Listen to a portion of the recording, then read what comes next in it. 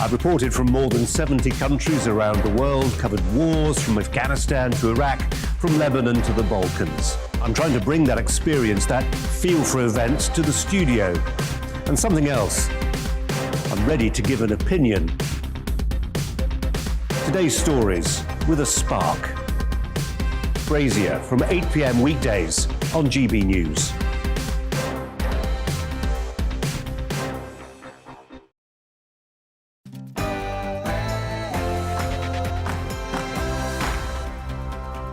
Good morning. It's 6 o'clock. You're waking up to the Great British Breakfast here on GB News with Paul Hawkins and with me, Isabel Webster. These are the stories that matter this Saturday, the 20th of November. Yeah, very good morning to you. After a fourth wave of infections, Austria will become the first European country to make its citizens get the COVID vaccine. Could other countries do the same thing? There's a little bit more positivity this morning over the ongoing talks between the EU and the UK about changes to the Northern Ireland Protocol, which is, of course, part of the Brexit withdrawal agreement. However, the UK's Brexit negotiator, Lord Frost, has warned that significant gaps remain across most issues. There's a show of solidarity later today with the 9 jailed members of Insulate Britain outside the Royal Courts of Justice in London. As the government vows to take more of the activists to court, we'll be joined by someone from Insulate Britain to find out what's next for the group. And we're finding out how businesses in the Welsh town of Abergele are benefiting from I'm a Celebrity, Get Me Out of Here, which is filming there and starts tomorrow.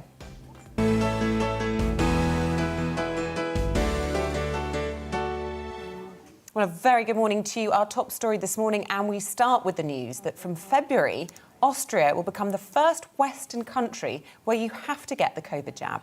Yeah, around 2 million people who are not fully vaccinated have already been told to stay at home, while from Monday, the country will go into lockdown as it tries to stop a fourth wave of COVID cases. This is despite the fact you have to wear face masks on public transport and in shops and museums.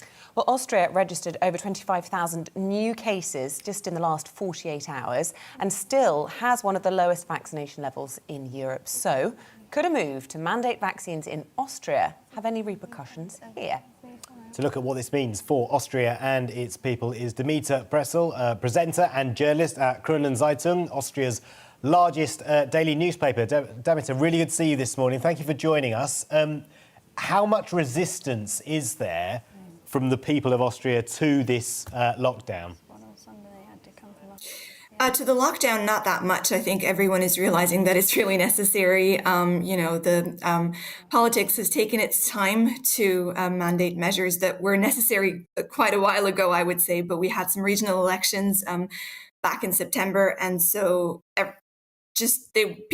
politicians were really slow to act when I think they knew they had to, and now we're at a point where, we have 15,000 new infections a day. ICUs are overflowing. Children are having their surgeries moved because they need to keep ICUs open for mostly unvaccinated COVID patients. So I think everyone understands at this point that we do need another lockdown, as annoying as it may be. So interesting you say that there's this sort of widespread acceptance then that another lockdown is necessary, but there isn't widespread acceptance that vaccination is the best route out of this and a sure way to try and avoid a lockdown. Of course, taking this drastic action of making vaccinations mandatory from February, is that being well received there? I assume that's going to be more contentious, but 80%, we do have one of the lowest vaccination rates in Europe, but 80% of the people who can get vaccinated are, a little bit less, around 77. So I'm sure that a minority is going to have its issues with that. But again, there's also a large part of the population that are saying we had this coming. And if people, we've had information campaigns and we've had, we've tried to provide all the information for people to go get vaccinated on their own. And that doesn't seem to be working because ICUs are still overflowing, right? So I think a lot of people do also understand that this is the next step. So just to be clear, Demeter, over there in Austria, there is a high level of resistance then to getting the vaccine. That is why vaccination rates are so low, or is it to do with the way the government's rolled it out? I think it's both. I think historically we've been a country that's that's quite skeptic in a lot of ways of science, different things. We're very skeptical of nuclear energy. Homeopathy is very popular. So there's that element to that. There's that societal element. But then also critics are saying that the government never actually had a planned and properly constructed vaccination campaign. It would have had to be probably multilingual. It would have had to target different demographics, and that never happened in that way. So I think it's a mix of both, really. That's really interesting because certainly here there is quite a big division between, anti-vaxxers and those who, as you say, support science. And it seems as though perhaps in Austria then, as you described, there is a bit more of a blurred line between the two, and perhaps it's more of a vaccine hesitancy than perhaps vaccine anti-vax. As a result, though, where does Austria go from this? I mean, the eyes of the world are going to be watching this, the success of it. And of course, here in the UK, we recoil, vast swathes of the population recoil at the suggestion of having to show papers to prove that you've had vaccination. And of course, with Austria's history as well, what's the attitude to that there? Like I said, I think a lot of people understand. I think, as you said, there are people who are just hesitant still and who just need to, be provided more information. And of course, there's going to be a small minority that is actually anti-vax in that way. Honestly, though, I think, we've seen the headlines, and of course, we're the first Western country to mandate a vaccine against COVID. But what you have to remember is that vaccine mandates aren't new, right? Italy, France, Hungary have mandates for a bunch of, ranging from diphtheria to, measles. There are vaccine mandates in the Western world now. There's mandates, when you want to travel to Asia or South America, there's mandates for vaccines against yellow fever. So the concept of a vaccine mandate isn't new per se. For a lot of countries, we've never had one in Austria. I can't say how people are going to react to it. But it's not a completely new concept. Really good to talk to you this morning. Thank you so much for giving us sort of the lowdown on what's happening in Austria. That's Daminter Pressel from Kronen Zeitung there, speaking to us on the Great British Breakfast. Interesting she was drawing that comparison as well with the compulsory vaccine rollouts of other kinds of vaccines in other countries in Europe, because I guess people are less sceptical about those vaccines because they weren't made in record time. Absolutely, and there's a long-term record of the implications. And I actually just very recently met some Germans living on the border with Austria who described themselves as being vaccine hesitant, and it was exactly that. They weren't opposed to the concept of vaccines, they just wanted to wait and see the impact of them on a longer scale. Look, we want to know your thoughts this morning. Could compulsory jabs eventually be even introduced here? I suspect not.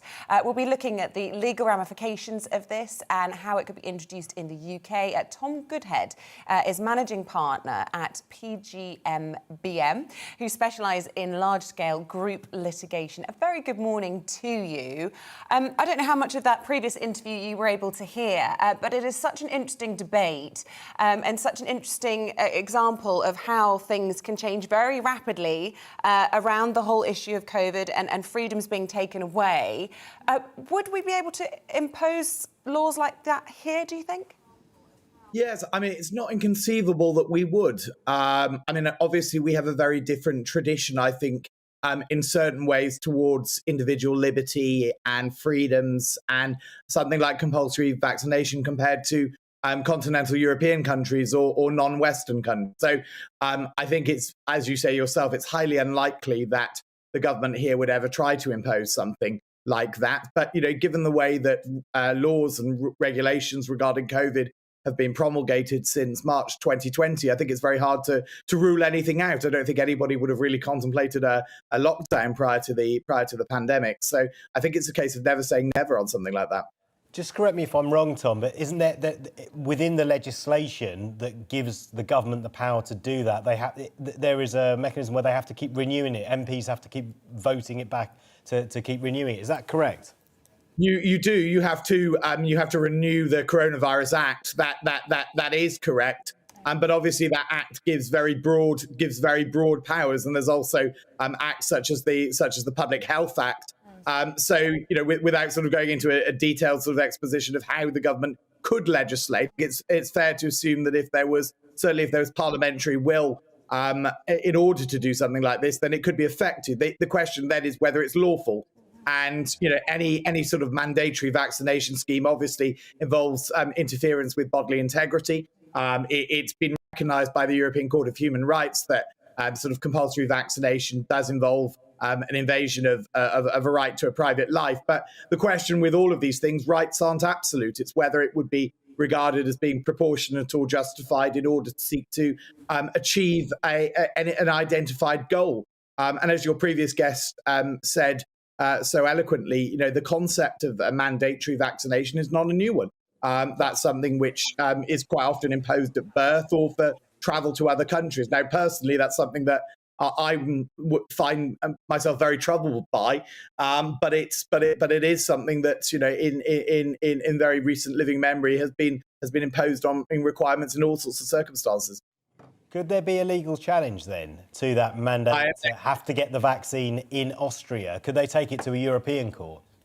They could. I mean, they would have to seek to take it. Probably, I think domestically, it would go to the Austrian sort of constitutional court first, but then it could go to the European Court of Human Rights. But I have to say, I mean, this is an area where sort of European human rights law is relatively tolerant and is quite deferential towards sort of government decisions in relation to whether something like this sort of vaccine mandate would be necessary. So I have to say, I think I would struggle to see that they would succeed in challenging something like this in the ECHR. The English courts, I think it's a little bit different. This may actually be one of those circumstances where sort of the old sort of common law individual rights prove a little bit more relevant or sort of an avenue for success for people if they were ever to be legally challenging this than European human rights law, which is derived from the European Convention on Human Rights. It's so interesting bringing in the ECHR there, because, of course, we're in a unique situation within the continent of Europe, aren't we now, having left the European Union, no longer under the jurisdiction of that court. So would we have that jurisdiction to challenge the law if it was changed in this country? Presumably not.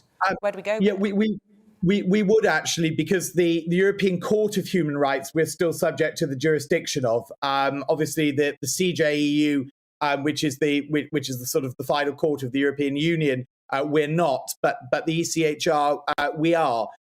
So we would still have that route or avenue. But I think increasingly now the Supreme Court of the United Kingdom is going to be the final arbiter of these types of disputes. But I mean, I think as you rightly said before introducing me, I think it's highly unlikely that we would see the UK government go this far. It just doesn't really sit with sort of British traditions of public policy, really. Yeah, really good to talk to you, Tom. Really appreciate your time this morning. That is Tom Coodhead from legal firm PGMBM speaking to us on the Great British Breakfast. Really interesting legal insight there. Really interesting, on so many levels. Let us know your thoughts this morning. Elsewhere in Europe and overnight in Rotterdam, there have been violent protests against new COVID restrictions. Dutch police fired warning shots, injuring protesters at a demonstration opposing government plans to impose restrictions on unvaccinated people. Crowds of rioters torched cars and threw rocks at police who fought back with riot gear and water cannon. There are unconfirmed reports that football hooligans have largely been blamed for the violence. Yeah, we're asking you today, what is your opinion on compulsory COVID-19 vaccines? Austria going to introduce this from February the 1st.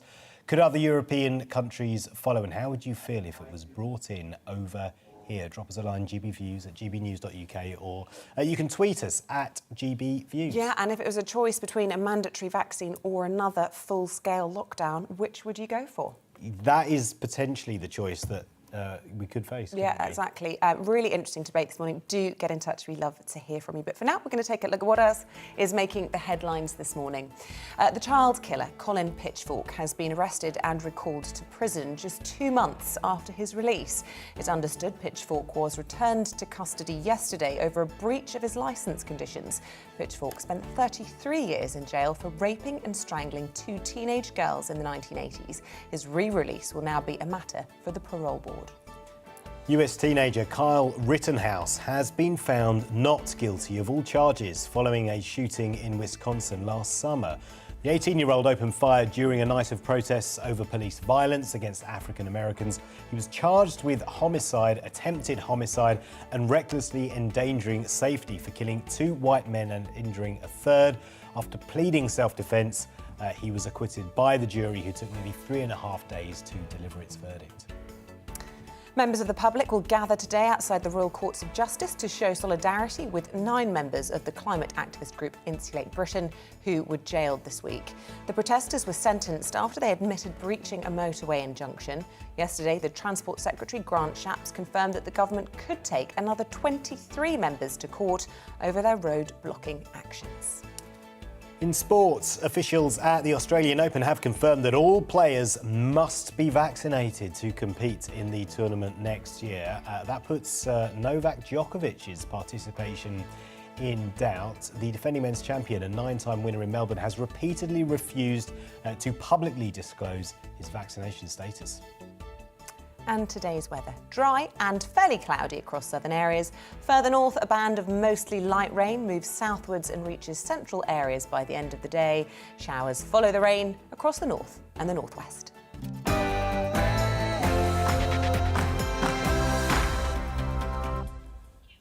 Right, let's get more now on the ongoing negotiations between the UK and the EU over changes to the Northern Ireland Protocol. That is a part of the Brexit withdrawal agreement. I should say it means at the moment there are customs checks and paperwork on some goods moving from Great Britain to Northern Ireland. Well, the UK's Brexit negotiator, Lord Frost, says some progress has been made, but significant gaps remain after meeting with the EU yesterday. Meanwhile, his cabinet colleague Michael Gove has rolled back on threats to trigger Article 16, which would suspend the agreement. Well, GBNews' Northern Ireland reporter Doogie Beattie is live from Banbridge in County Down for us this morning. Doogie, very good morning to you. Thank you for joining us. First of all, these discussions, a little bit of positivity, but still no breakthrough. Well, no breakthrough at all. They're trying to use every single word in the dictionary to explain what they actually haven't done. Their pharmaceuticals, we reported on it, 3 weeks ago, and they're still trying to negotiate that domestic agreement over generic drugs, and that is vitally, vitally important for the people of Northern Ireland because they are, of course, inside the National Health Service. A lot of that is done through central procurement, and if we can't buy the same drugs as the rest of the National Health, well, we are in for a few problems. But I'm coming to you from Banbridge in County Down. Now, this is a border town, a market town, very close to the border, about 15 miles up the road there. Behind me is the Republic of Ireland, or Europe as it now is. And when the currencies climb and fall as they do against one another, it's places like this that are really, really hit the hardest. So if sterling's very strong, people here would have went across the border to buy their shopping, buy their fuel, and vice versa. And no matter what happens with the protocol at that stage, this is still going to be the case. And it's I suppose the protocol needs to also look at how it protects places like this economically and socially. And no matter what has happened in these talks over the last week, it has seemed to have gone absolutely nowhere. Yeah, the main sticking point appears to be the European Court of Justice, its jurisdiction over the agreement. And that seems to be the main sticking point. The EU will not budge on that, but the UK want it scrapped. Well, that's because of divergence. So if we start... if Northern Ireland, which is part of the UK, and the UK starts to diverge away from rules and regulations relating to food products, animal sources, etc., we are still stuck inside the European regulations, and the European Court of Justice wants the right to say, no, Northern Ireland has to stay with us. Well, that can cause all sorts of problems when you get the equivalent of the single farm payment, which used to come to us through the EU, will now be sort of separated between us in the UK across parts of Yorkshire, Lancashire, and indeed this part of the UK. Well, if we then have to start following rules of the EU and our farming and production of food becomes much more expensive, the ECJ will step in and completely keep us inside that, and we will be economically at a disadvantage. So people here saying the European Courts of Justice cannot stay. It just is impossible to do that. And Lord Frost saying, well, exactly the opposite of that. And there doesn't seem to be any meeting of minds in that. Dick, it's interesting, you know, as you say, almost every word in the dictionary has been used to describe almost no progress. However, you know, we were at the point a couple of weeks ago where the finger was hovering over the buzzer of triggering Article 16 in the European Union, threatening to ramp up some sort of trade war with us. It's been dialed down. I mean, we must acknowledge that at least and appreciate that there is a change in tone. And at least for now, it seems as though there doesn't need to be a total renegotiation of the existing agreement, that Article 16 isn't about to be triggered. Well, I think the finger has stopped hovering over the button for other reasons outside Northern Ireland. Number one of that, of course, would be what's going on in Poland. We've seen yesterday British troops being sent out to enforce a European border, to strengthen a European border, and politicians here in the unionist community saying the irony of that is that the EU are trying to annex this part of the UK. On the other side of that, of course, we also have what's going on in Westminster. Now, Boris Johnson, I suppose, would not like, he's fighting on one front, he wouldn't like to be fighting on another. I think if he triggers Article 16, he's leaving himself open for Labour, saying, I thought you had Brexit done, and of course it's obviously not done because this part of the UK is still in those negotiations. And the rhetoric really has been dialed back because of what was happening on the streets in loyalist areas of Belfast and how it was actually playing into cross-community. I mean, one community was actually starting to fight with the other one at one stage in West Belfast. So I think all the politicians had to stop, think of what their language was doing and how inflammatory it actually was.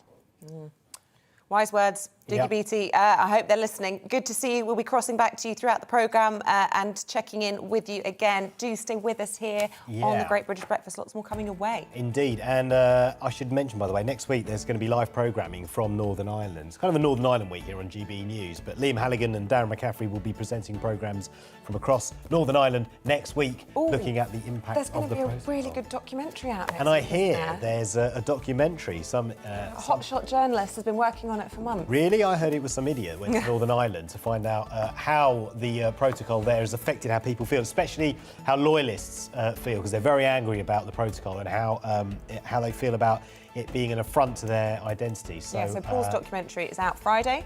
Yes, Friday. Sort of summary of a brilliant week broadcasting from us from Northern Ireland. But back to today. We're going to be taking a quick break now, and after that, Claire Muldoon will be here taking us through the papers. See you in a sec. It's time to remind ourselves there's always another winter. Canary Islands sponsors the weather. Hello, a very good morning to you. Change is on the way. This time tomorrow we'll all see very different weather. After a mild start today, a spell of rain in the north. It then turns colder but also brighter as this weather front topples south across the UK.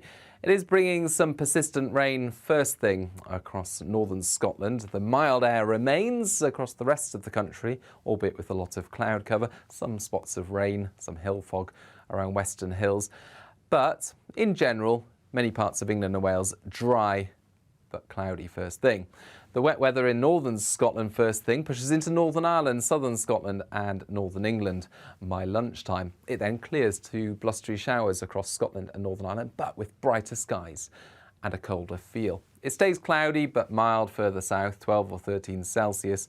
However, the change in the north is pushing south as the cold front clears, and it's going to bring some outbreaks of rain across England and Wales, primarily during this evening and the early hours of tomorrow morning. Once it clears, as you can see during the night time, well, we're all into that colder but clearer air that follows from the north. So a touch of frost possible tomorrow morning across parts of Wales, the Midlands, northwards in any sheltered spots. There'll be plenty of bright weather, however, some sunny spells. Areas of cloud will sink south, I think, so not entirely sunny, but it will be a brighter day and there will be some decent sunshine out towards southwest Scotland, northwest England, North Wales, for example. Showers will affect northern and eastern coasts, West Wales, southwest England, Northern Ireland at times, and those showers falling as snow over the Scottish mountains because it will be a lot colder. It will feel colder, but temperatures only back to around average. Those brighter skies remain on Monday after a frosty start, plenty of sunshine. Tuesday brings with it more cloud, but by the end of next week, well, it's looking much colder. Canary Islands sponsors the weather.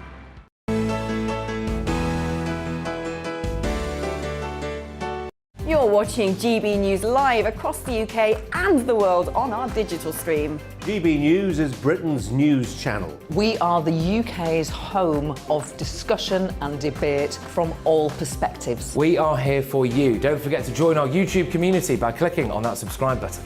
And if you want the GB News app, you can click and catch up on programmes anytime. We love to hear from you, so email us. gbviews@gbnews.uk. Thanks for being part of the GB News family.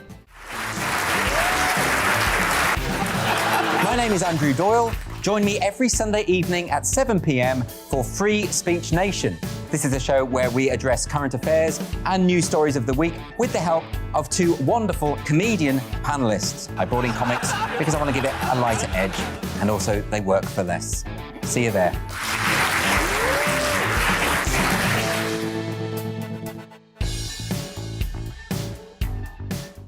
Join my show Farage, 7 p.m. till 8 p.m. Monday through Thursday, and there you will get opinion, analysis, debate, and I'll cover stories that nobody else dares to touch.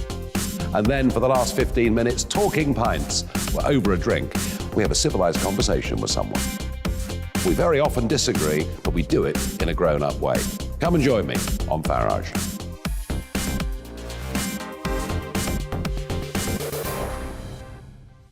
I'm Colin Brazier. I've reported from more than 70 countries around the world, covered wars from Afghanistan to Iraq, from Lebanon to the Balkans. I'm trying to bring that experience, that feel for events, to the studio. And something else. I'm ready to give an opinion. Today's stories with a spark. Brazier from 8 p.m. weekdays on GB News.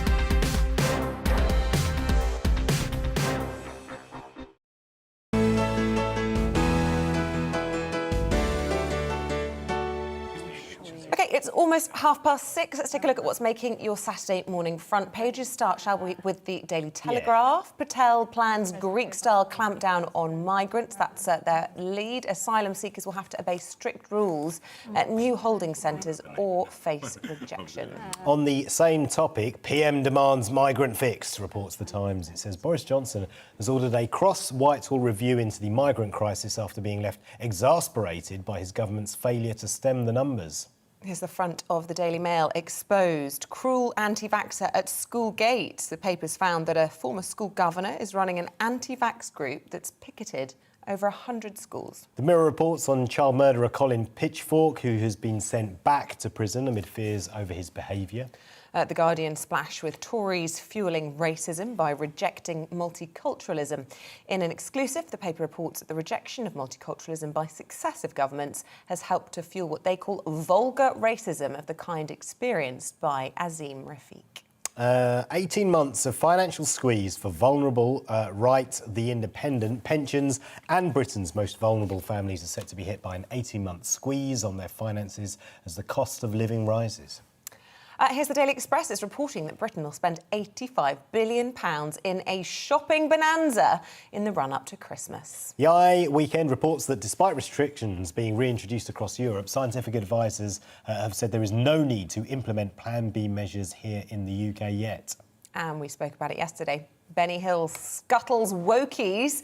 This is the news that the comics show have been put back onto the telly. Benny Hill ruffling feathers all these years later. And indeed, yesterday we did have quite a few emails who approve of that return of Benny Hill. So do let us know what you think about that. gbviews@gbnews.uk. Now, we are joined at Saturday morning by, of course, the broadcaster and journalist Claire Muldoon. She's in the studio with us, taking us through the stories that have caught your eye this Saturday morning. What's got you going? Well, there's quite a lot that have got me going, actually. I mean, I was quite interested to see that Michael Gove has said that the Brexit resolve in Northern Ireland ought to be done by Christmas, and then listening to your wonderful reporter. There's lots of news around. We've got I'm a Celebrity starting tomorrow. We've got Black Friday next weekend. And as the Express front page was, like, Christmas bonanza, we're back in the high street, guys. Everything is going to be OK. However, when we delve a bit deeper, we find as well that there's good news, actually, because MPs are backing the raising of the marriage age in this country of girls and boys from 16 to 18. Now, you would think that would be in place in any event, but obviously we have child brides of both sexes in this country, and this is something that is incredibly cruel, and it's a form of child abuse. And hopefully with the increase in the legalisation of the age to 18, this will help underpin the safety and protect the children that are most at risk. And there is cross-party support for that. Huge cross-party support. No one's going to vote against it? Well, I hope not. Yeah. And of course, this is only to do with England and Wales, not Scotland. But Karma Nirvana is a charity that deals with a lot of the fallout from the effects of child marriage, of which they are quite brutal. The new law will see a cut-through from the legal marriage right through to the religious marriage, because we find that in certain faiths, like Muslims or Hindus, they have the marriage ceremony, which is religious, and then they have the legal service.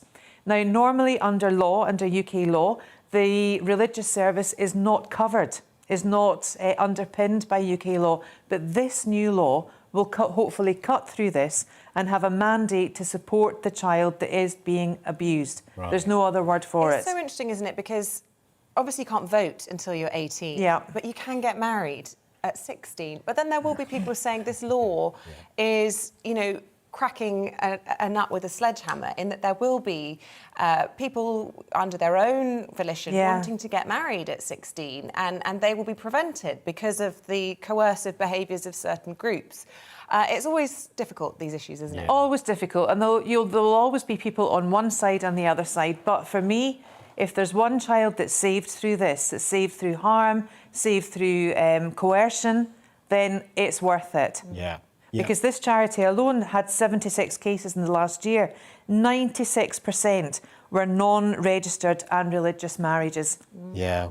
Yeah, it sounds like... It just protects. It's a good piece of legislation. It's a very good piece of legislation. Yeah. And positive to hear. Speaking about good pieces of legislation, changes to the HS2 rail line announced this week. Lots of people think this is a great decision. It was a huge waste of money. Other people saying we're cutting off the north. And we're, you know, underpinning our huge structural issues in this country. Well, of which we know, we've had discussions on and off air in the past 10 weeks about how ironic it was cheaper to fly to Scotland than take the train. Even when COP26 was based in Glasgow.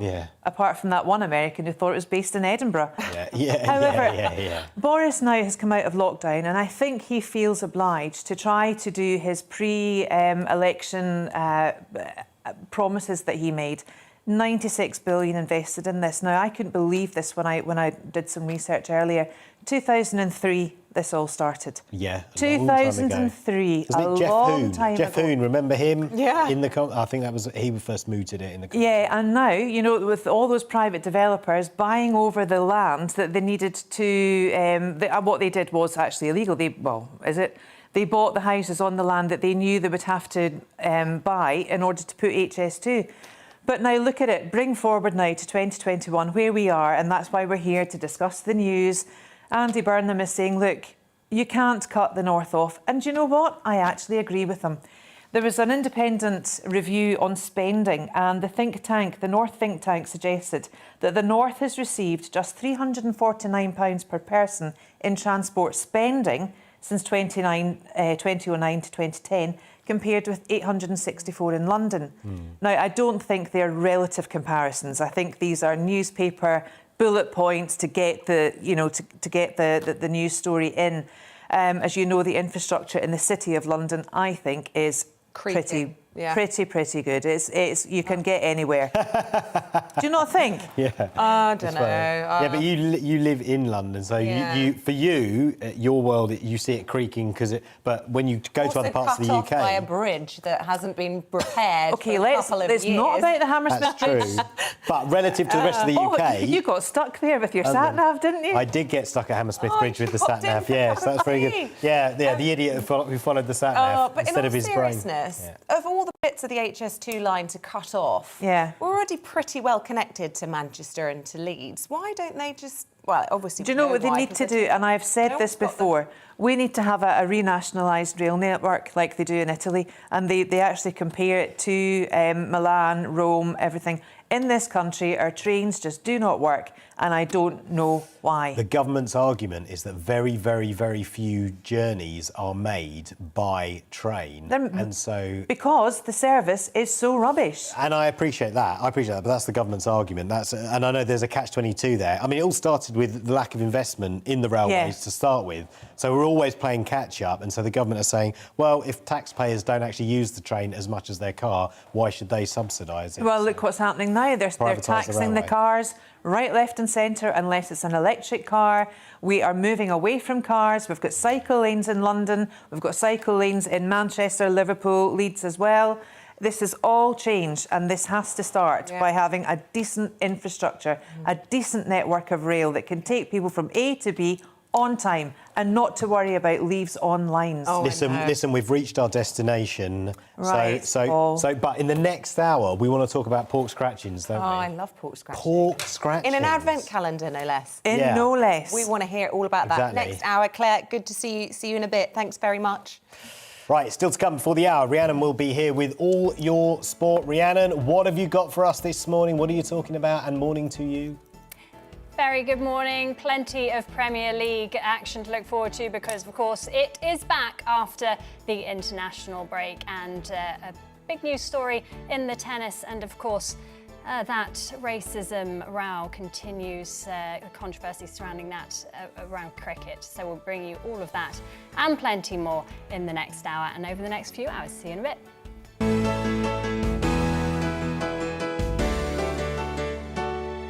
You're watching GB News live across the UK and the world on our digital stream. GB News is Britain's news channel. We are the UK's home of discussion and debate from all perspectives. We are here for you. Don't forget to join our YouTube community by clicking on that subscribe button.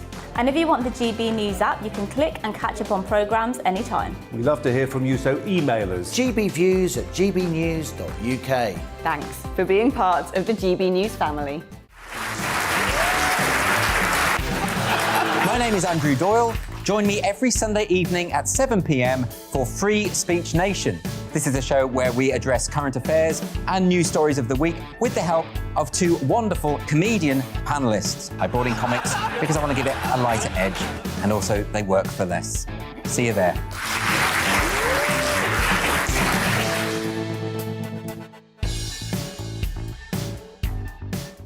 Join my show Farage, 7 p.m. till 8 p.m. Monday through Thursday, and there you will get opinion, analysis, debate, and I'll cover stories that nobody else dares to touch.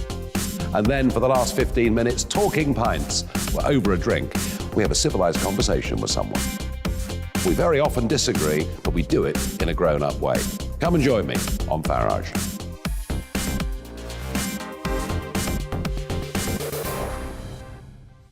I'm Colin Brazier. I've reported from more than 70 countries around the world, covered wars from Afghanistan to Iraq, from Lebanon to the Balkans. I'm trying to bring that experience, that feel for events, to the studio. And something else. I'm ready to give an opinion. Today's stories with a spark. Brazier from 8 p.m. weekdays on GB News.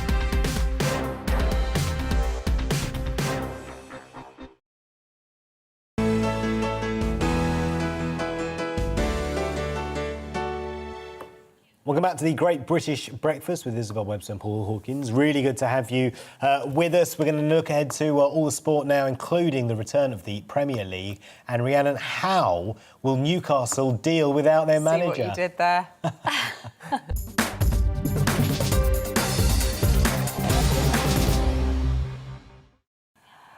Very good, Paul, very good. Well, not very well. Manager Eddie Howe will miss his first game in charge of Newcastle United when they host Brentford this afternoon after testing positive for COVID-19. Two other managers, though, will begin their tenures with their respective new clubs later. Steven Gerrard begins his Aston Villa career at home to Brighton, while his predecessor, Dean Smith, takes charge of Norwich at home to Southampton. Wednesday for the press conference, and then took our first training session yesterday, and I must say we've been really pleased, myself and Craig Shakespeare, with the quality of the facilities first of all, and the people at the training ground and the staff, but then the players. The attitude to training yesterday was excellent, and the quality as well. So you know, it hasn't disappointed, that's for sure. The results weren't happening, and the performances probably weren't getting the results that we wanted, but we all know what a tough league this is, the Premier League, to go and get points in, but from what I've seen early doors, certainly on the training ground, is that the quality is there to go and get enough points, and the players just need to have that belief now. And I'm fortunate in the fact that there's not many managers or head coaches that walk into a football club on their first day on the back of a win, and you know, this is what we've done. We beat Brentford in Daniel's last game, and we have to build on that now. Arsenal take on Liverpool at Anfield this evening, and victory could see them leapfrog Jurgen Klopp's side in the table. Arsenal were bottom without a point after 3 matches, while Liverpool, well, they were unbeaten until their previous league fixture. Klopp believes it shows why the Premier League is the best in the world. So when I was in Germany, people spoke about the best league in the world. Where is it? Maybe some people thought it would be Germany. No, it's not. It could be Spain. Maybe there were times when it was Italy. For a few years now, for sure, it's a Premier League. No doubt about that. And it's not a competition. It's just how it is. There's not a competition which is the strongest league. It's just how it is. With the amount of world-class players in this league is absolutely incredible.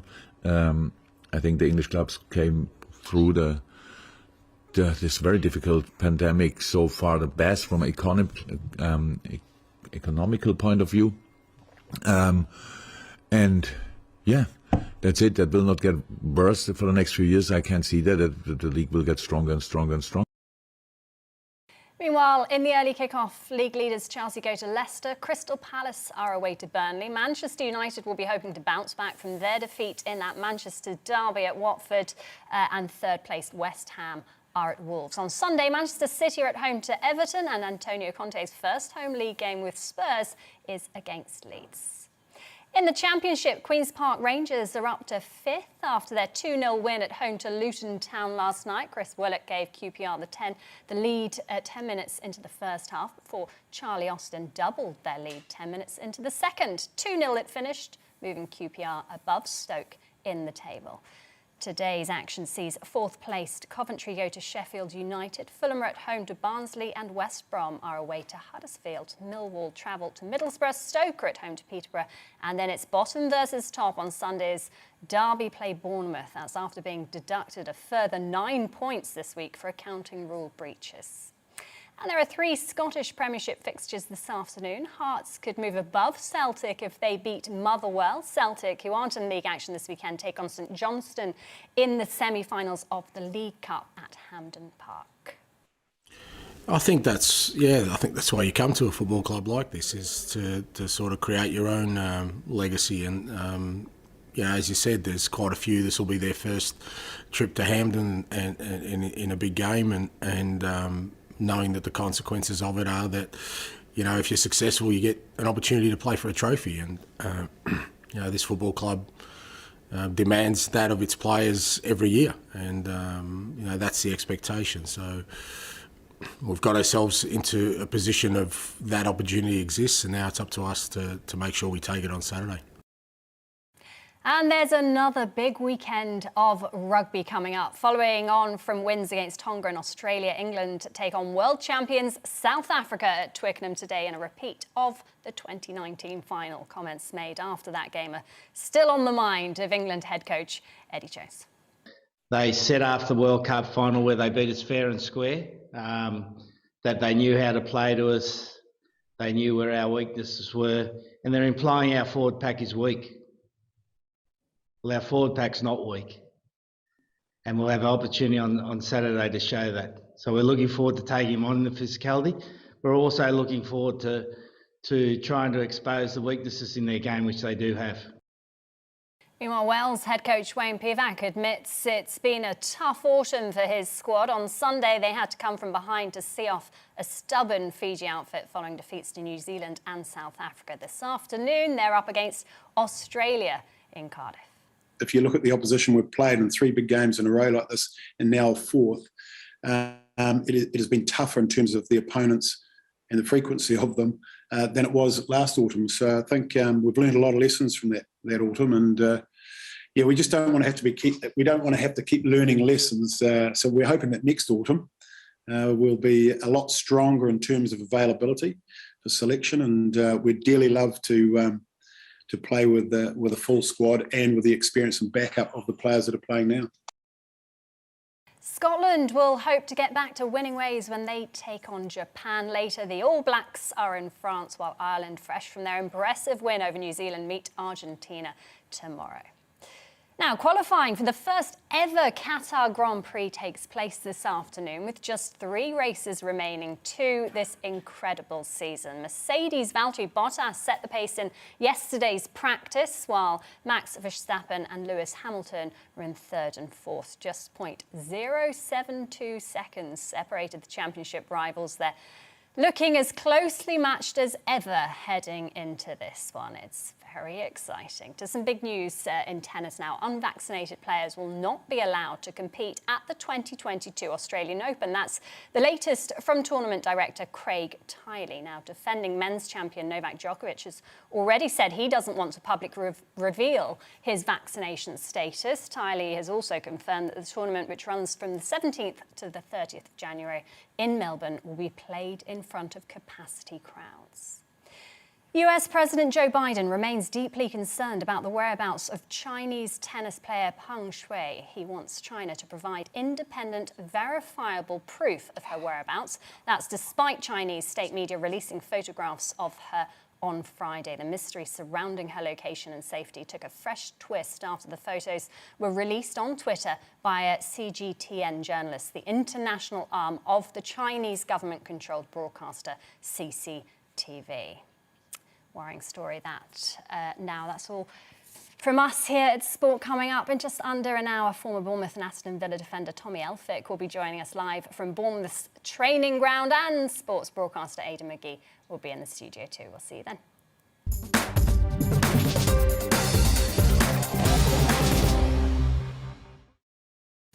Thanks very much, Rhiannon. Well, away from sports headlines, let's take a look at what's happening today in the news. And Austria will make it a legal requirement to get the COVID vaccinations from February next year. From Monday, the country's going into lockdown for 10 days to try and stop a 4th wave of infections.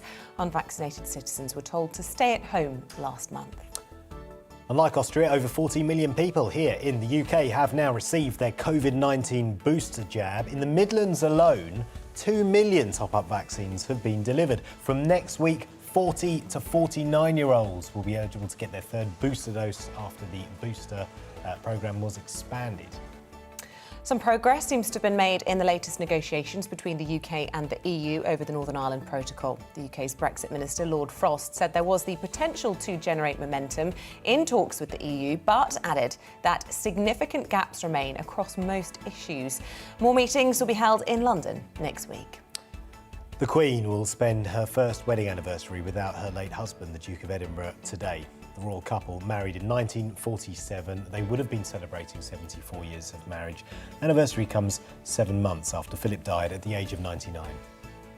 And in today's weather, it's going to be dry and fairly cloudy across southern areas. Further north, a band of mostly light rain moves southwards and reaches central areas by the end of the day. Showers will then follow the rain across north and northwest, falling as snow over the hills.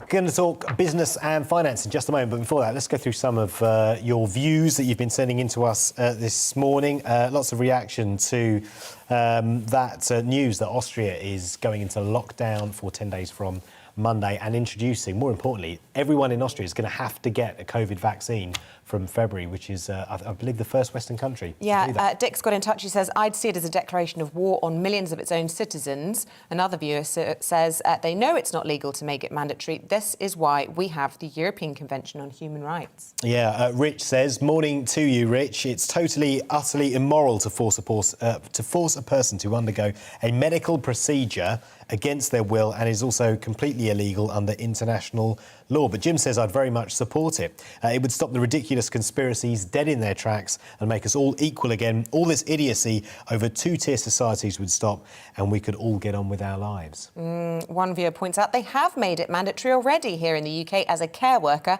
I had to have Good it. point. Another viewer says, not really bothered, as most of us are voluntarily jabbed right now.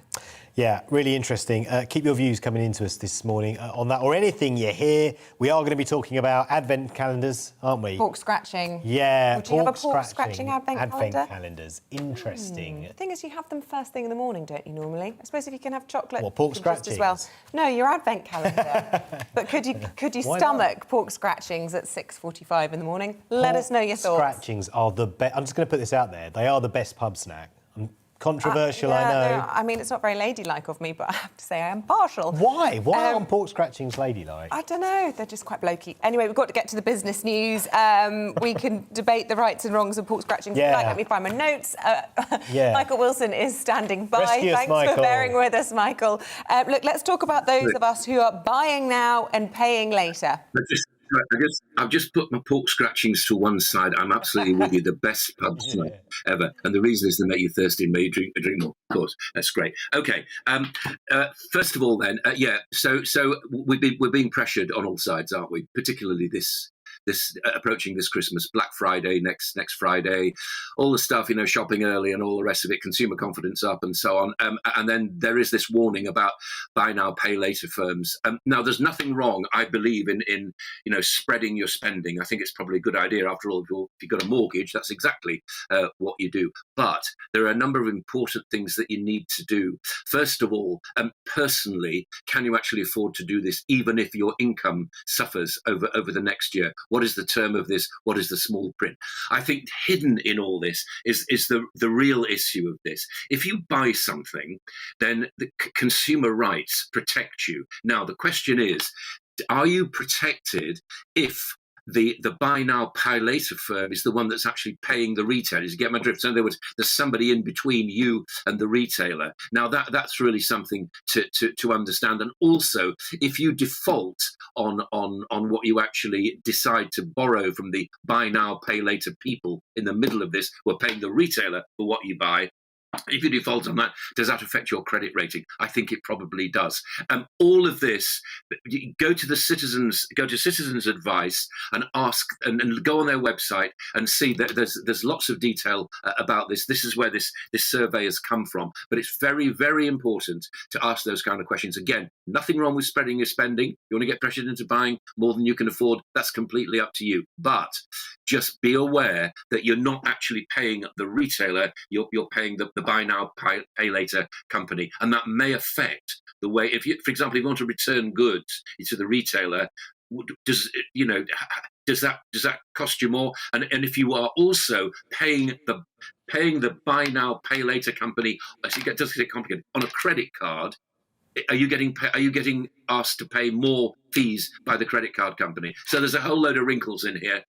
Please just have a look at the conditions as usual. If you can be bothered, read the small print. Yeah, that's a good tip, Yeah, Michael. totally. What's this about fuel retailers urged to cut petrol price by 6p a litre? Nice to ask them. Why would they do that? Well, indeed, this is the problem, isn't it? I mean, what the RAC is saying is simply this: that the wholesale price of oil in the barrel has fallen. It's fallen quite considerably. It's now about $78 a barrel. That's what it was when I last looked. It's been up to about 85. So it has fallen. Their argument is whatever the retailers actually say, they actually buy this stuff at the wholesale price on a regular basis, because the big four supermarkets provide 45% of the fuel that you actually put in your car. Therefore, they're clearly buying this quite regularly. So that what they pay is affected by where the wholesale price is. And the RAC feels this has actually fallen. If you look at the terrible way in which we go about selling fuel in this country, it's about 57 pence per litre in the litre. It may be more now. It's very difficult because the price goes all over the place, as we know. But a huge amount of that is tax, and then that tax, the actual product gets VAT attached to it, as does the duty itself. So you can see why the supermarkets say, well, we'd like to, but actually the majority of the payment that you actually make as a consumer is about tax, over which we have no control. All I would say to that is, I think the RAC has a marginal point here, saying that, the supermarkets do fill up and they are affected by the wholesale price. They always say about petrol prices, up like a rocket, down like a feather, don't they? That's because they seem to come down very, very slowly indeed. The thing is, always remember that these companies don't make a great deal of money out of selling petrol. What they want you to do is to go onto that forecourt and buy some food or that crappy bunch of flowers that ever you do out of the garage rather than the fuel, because they're making no money on it. I feel as though this is going to fall on deaf ears, but I hope I'm wrong. OK, and just briefly, because we're almost out of time, talking about taxpayers and taxpayers' money, there's talk about Greensill Capital being a big waste of money for taxpayers. So, right, terribly briefly, it's very, very complicated. The controversy over this continues. Brought in David Cameron, all the rest of it. You know this very well indeed. All I'd say about this is that this does reach into many people's lives through the threat over Liberty Steel right now, and the Gupta family, which is paid out of Greensill, as far as we know, completely legally, no problem there. But the debt started to pile up, and the Gupta family is still looking around for somebody to take care of British Liberty Steel and still maintain this view of being the saviour of British Steel. So these tentacles of this affair actually reach quite deeply into the economy. There you go. Complicated issue, beautifully explained. We appreciate you. Thank you very much, Michael. We'll see you again in an hour with some more business stories. But until then, lots more for you. We're with you all the way until 10 o'clock this morning. Yep, still to come. Could COVID vaccines be mandated across Europe? And has any movement been made on that Northern Ireland protocol? We're also going to be talking about weird advent calendars. We're going to do the paper review, and within that, we'll be talking about pork scratching advent calendars. I've heard about Pringle advent calendars as well. Let us know what your one is. First, though, here's your forecast.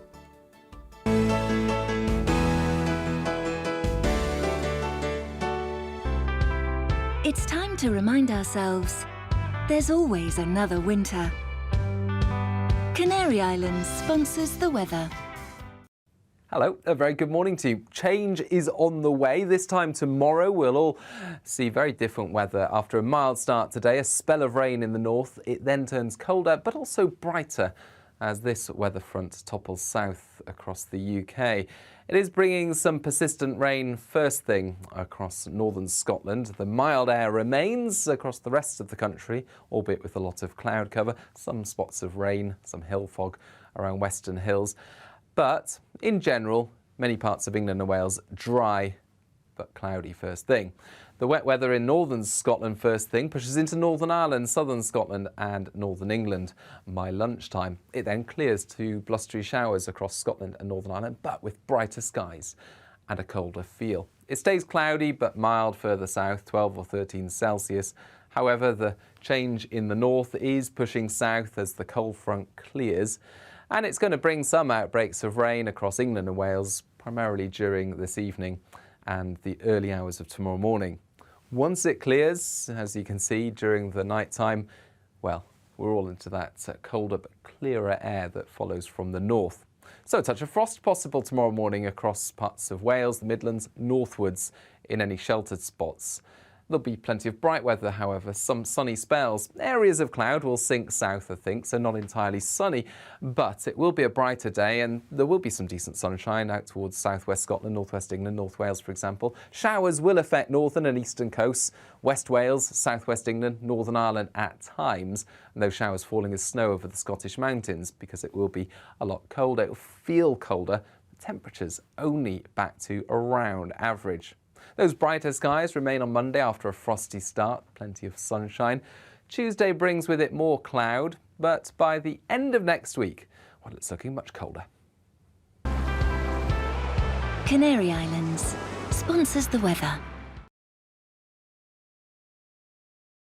You're watching GB News live across the UK and the world on our digital stream. GB News is Britain's news channel. We are the UK's home of discussion and debate from all perspectives. We are here for you. Don't forget to join our YouTube community by clicking on that subscribe button. And if you want the GB News app, you can click and catch up on programmes anytime. We love to hear from you, so email us. gbviews@gbnews.uk. Thanks for being part of the GB News family. My name is Andrew Doyle. Join me every Sunday evening at 7 p.m. for Free Speech Nation. This is a show where we address current affairs and news stories of the week with the help of two wonderful comedian panellists. I brought in comics because I want to give it a lighter edge, and also they work for less. See you there.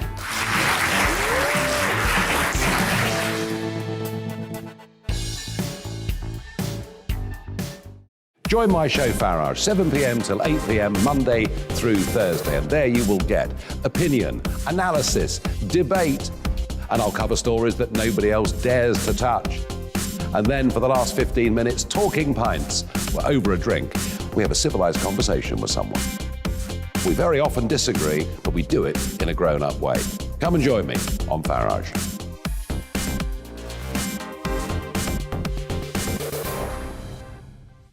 I'm Colin Brazier. I've reported from more than 70 countries around the world, covered wars from Afghanistan to Iraq, from Lebanon to the Balkans. I'm trying to bring that experience, that feel for events, to the studio. And something else. I'm ready to give an opinion. Today's stories with a spark. Brazier from 8 p.m. weekdays on GB News.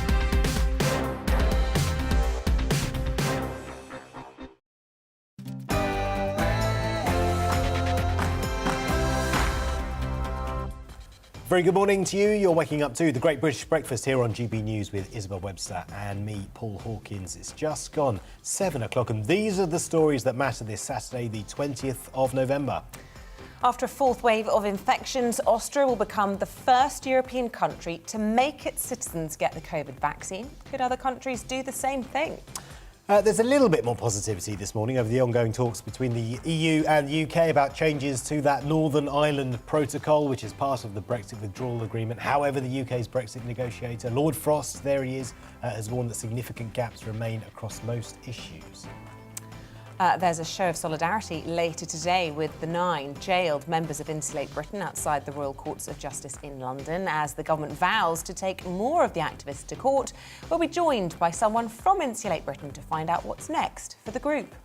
And today is the Queen's first wedding anniversary without her late husband, the Duke of Edinburgh. After almost 74 years of marriage, we'll reflect on a poignant and emotional day for Her Majesty.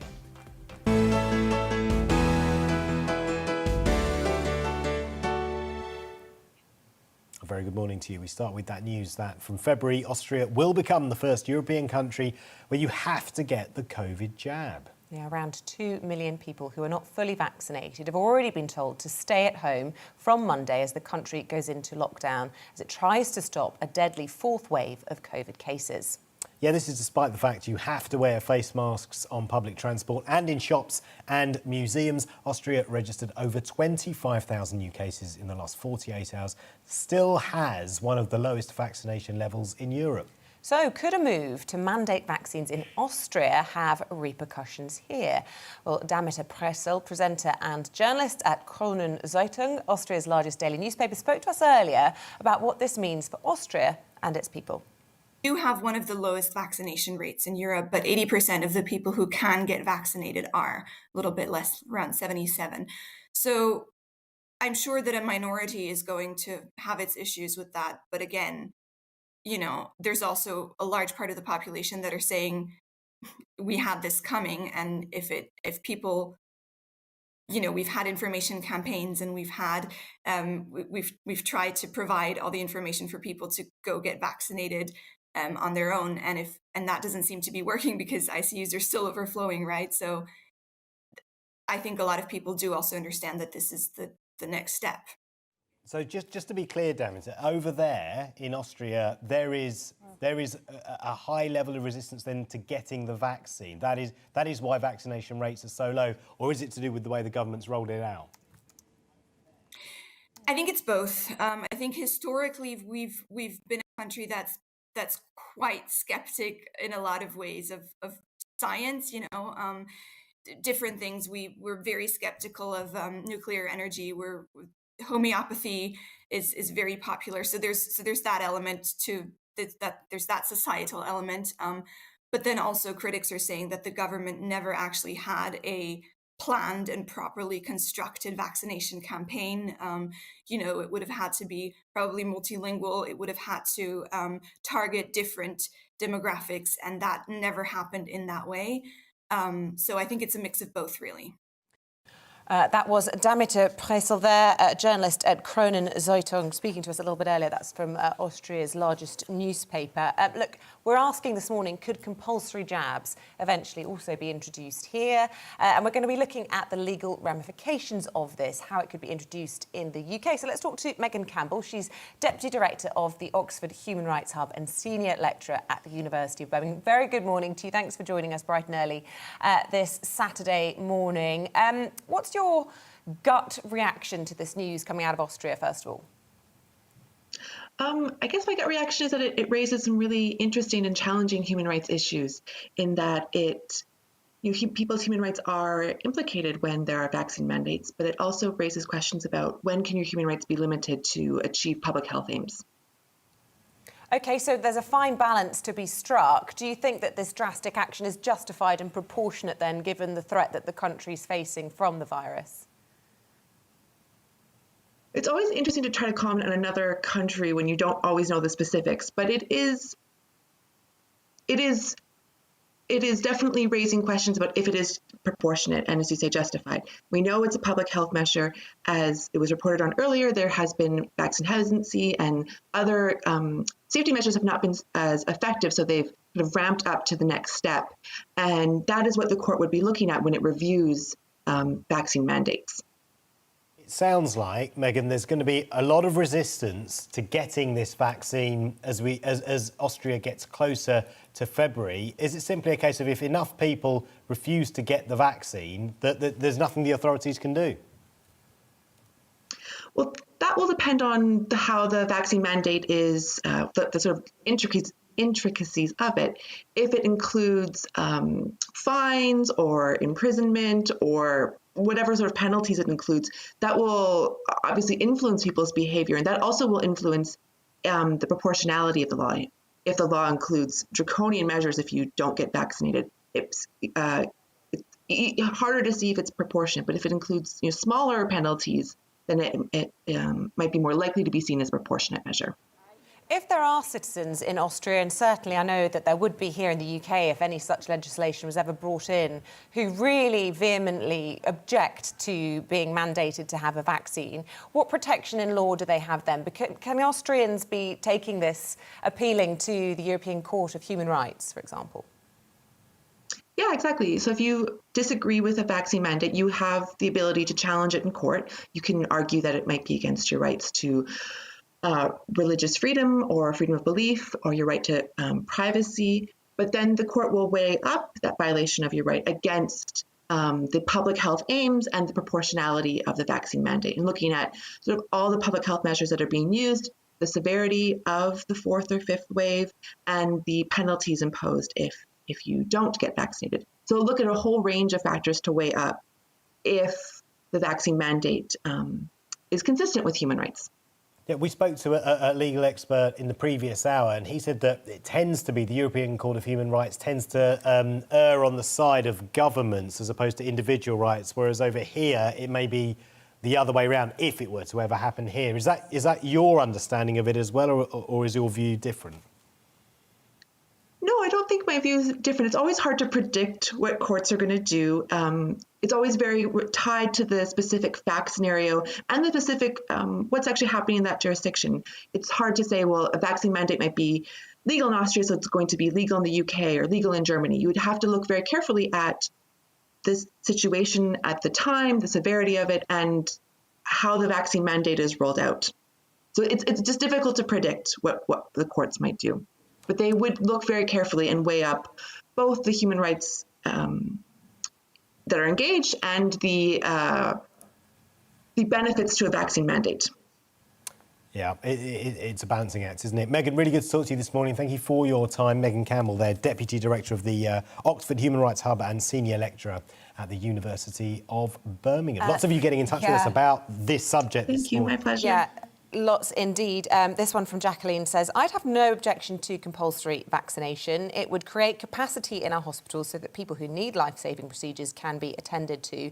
These anti-vax people are not considerate. They're also probably the people who risk us getting a new variant. Another viewer says, I'm treble vaccinated, 4 if you count the flu jab. That's my choice. But it is other people's choice not to be vaccinated. They must be prepared to accept the consequences, though. Some employment requires driving licence, qualifications, etc. Some, for example, healthcare, require mandatory jabs. Yeah, Jack says the people will remove the government. Tyrannical leadership is not what the British people voted for. 3 exclamation marks, Jack. That is... The government work for us, not the other way around, and the media should know this and be against anything that resembles this tyranny. So, Jack, very much not sitting on the fence there. Do you agree with him? What do you think this morning? GB Views at gbnews.uk, or you can tweet us at GBNews. Yeah, well, look, it's a tense picture across Europe. There have been protests overnight in Rotterdam, violent protests against new COVID restrictions. Dutch police fired warning shots, injuring some protesters at a demonstration opposing government plans to impose restrictions on unvaccinated people.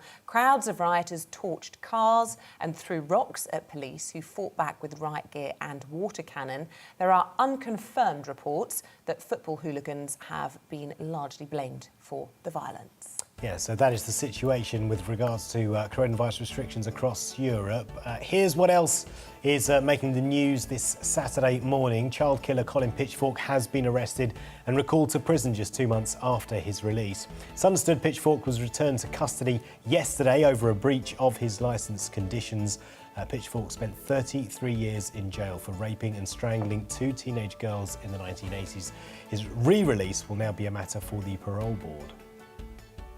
The US teenager Carl Rittenhouse has been found not guilty of all charges following a shooting in Wisconsin last summer. The 18-year-old opened fire during a night of protests over police violence against African Americans. He was charged with homicide, attempted homicide, and recklessly endangering safety for killing 2 white men and injuring a third. After pleading self-defence, Mr. Rittenhouse was acquitted by the jury, who took nearly 3.5 days to deliver their verdict.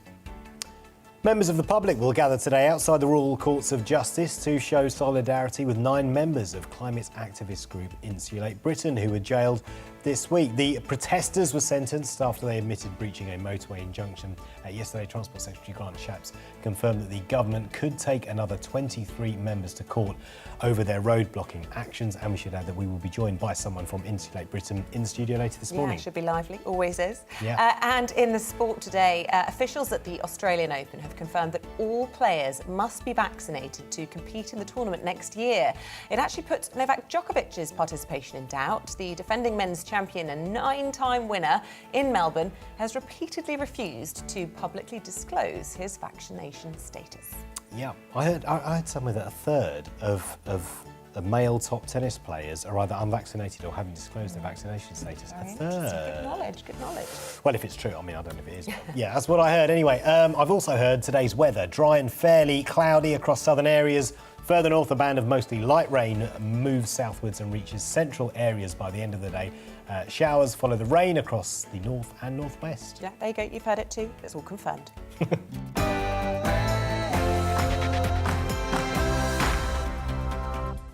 OK, should we talk about Northern Ireland again? It's Why the story not? that keeps Yeah. on giving. The UK Brexit negotiator Lord David Frost says some progress has been made in the latest EU negotiations, but warns that significant gaps remain. Yeah, his statement follows a meeting in Brussels with European Commission Vice President Maros Šefčovič on Friday. Lord Frost noting that the UK is determined to secure a solution based on consensus after his cabinet colleague Michael Gove earlier rolled back on threats to trigger Article 16, which would suspend the agreement. Well, the EU Commission Vice President, Maros Sefcovic, has welcomed the change in tone from the UK, but calls for joint, tangible solutions to be found within the framework of the protocol. The pair are due to meet again in London next week. Well, GB News' Northern Ireland reporter Doogie Beattie is live from Banbridge in County Down for us. Good morning again to you, Doogie. Look, this all sounds very positive, but the reality is we're still a long way from a resolution here. A very long way indeed, and most of that circles around the ECJ, the European Courts of Justice. The EU is insisting that they look after any divergence, any difference in laws, and that is not going down well at all with any of the unionists in Northern Ireland, because we are part of the UK, they would say that our laws are made inside the UK.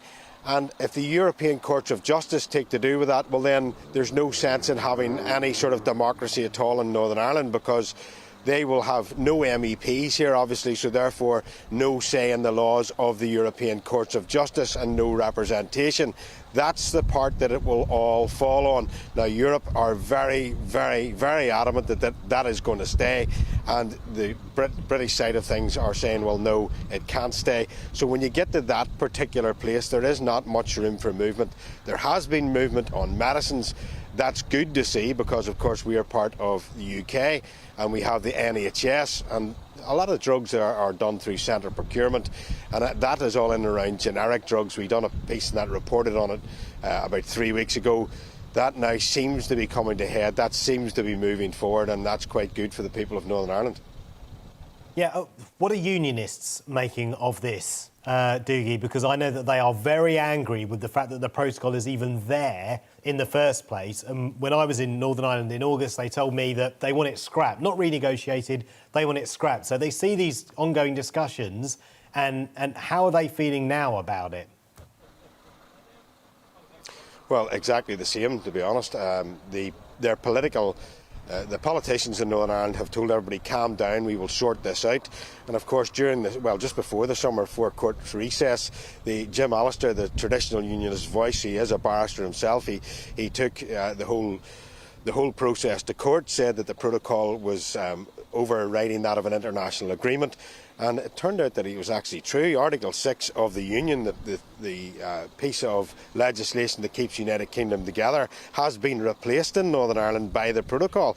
Now, that was something that Boris Johnson's government did and should never have done, because unionism now sees that as they have been sidelined, and there is no sense in sitting in a government that they have no control of the laws over. And that's why Jeffrey Donaldson, the leader of the DUP here, has said unless there is considerable movement on this, that they will pull down Stormont. That may look good to unionists, but of course Sinn Féin is the largest party in the Republic of Ireland's government, and they very much see that Stormont may be done, and they're looking now towards Dublin, and that will put them down the road to United Ireland. OK, Doogie. So, look, I can sense loud and clear that the frustration is very much tangible still in Northern Ireland. But all of that being said, we can't deny that significant progress has been made, in the sense that that finger that's been perilously hovering above the Article 16 button hasn't been pressed, and there has been a dialing down of the rhetoric. And it seems as though the threat from the European Union as well of some sort of trade war with us over all of this has subsided. Well, there's a few points to that. Number one, I suppose, is the fact that we've seen British troops sent out to reinforce a European border in Poland. Now, a lot of people here are saying, well, how can that be? How can we be sending troops out to enforce a European border when, of course, Europe is trying to annex Northern Ireland? A trade war on the other side of things. Germany's second biggest market in the world would be the UK. Germany's GDP is about $3 trillion a year. Britain's about $2.9 trillion per year. The Republic of Ireland is $388 billion per year, and it depends on about $65 billion from the United Kingdom in trade. That's about 3,000 jobs a week. Now, if there was to be a trade war in the morning, the ones that would lose the most out of that would be the Republic of Ireland. About 20% of its economy would be decimated. So, that's a big hit for them. The next thing in that, I suppose, is that everybody has decided to dial back on the rhetoric, because there was trouble in the streets of Belfast, and if anybody has any sense and they have any care about Northern Ireland, they will look at that and say, OK, let's dial this down, let's look at the social and economic problems inside Northern Ireland and inside those communities, and let's not talk tough. And of course the last point in that, of course, is the button is not being pressed at this moment. Boris Johnson has his own problems domestically. He is fighting on one front. He doesn't need to be fighting on another, because if he presses that Article 16 button, he leaves himself open to, I don't know, sort of criticism that he said that Brexit was done, and of course it wasn't done, because this part of the United Kingdom is not clear of it at all.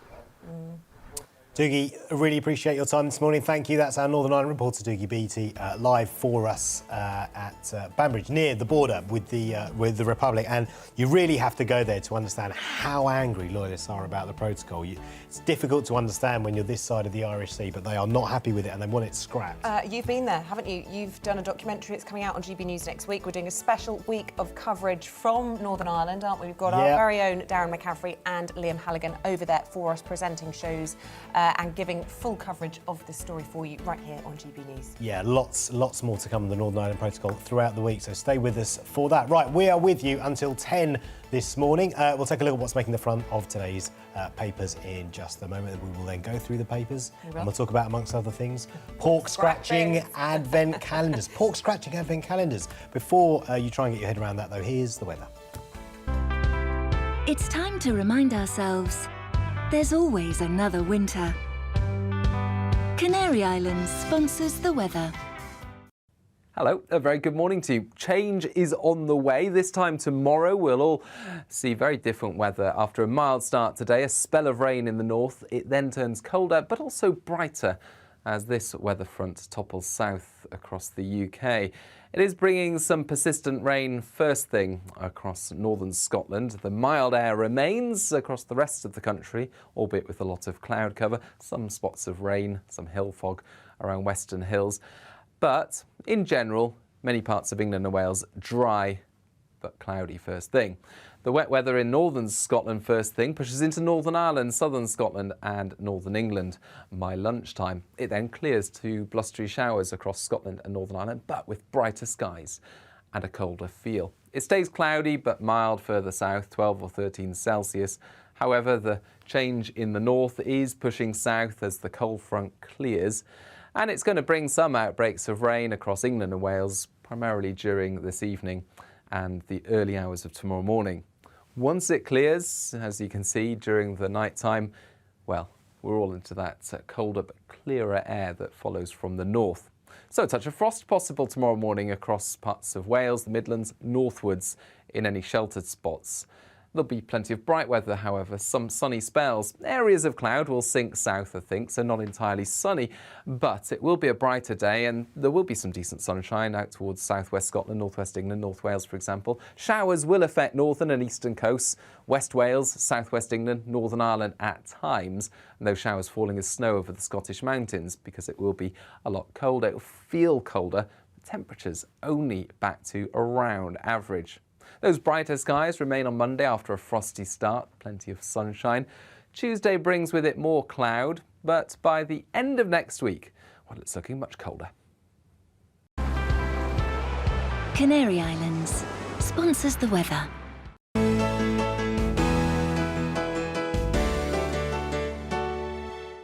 You're watching GB News live across the UK and the world on our digital stream. GB News is Britain's news channel. We are the UK's home of discussion and debate from all perspectives. We are here for you. Don't forget to join our YouTube community by clicking on that subscribe button.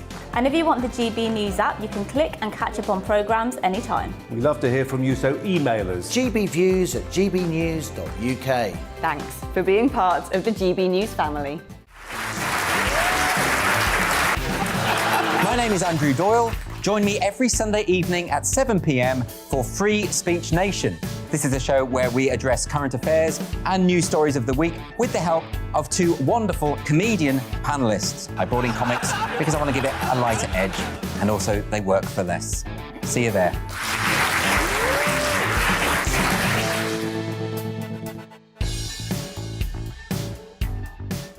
Join my show Farage, 7 p.m. till 8 p.m. Monday through Thursday, and there you will get opinion, analysis, debate, and I'll cover stories that nobody else dares to touch. And then for the last 15 minutes, talking pints. We're over a drink. We have a civilised conversation with someone. We very often disagree, but we do it in a grown-up way. Come and join me on Farage.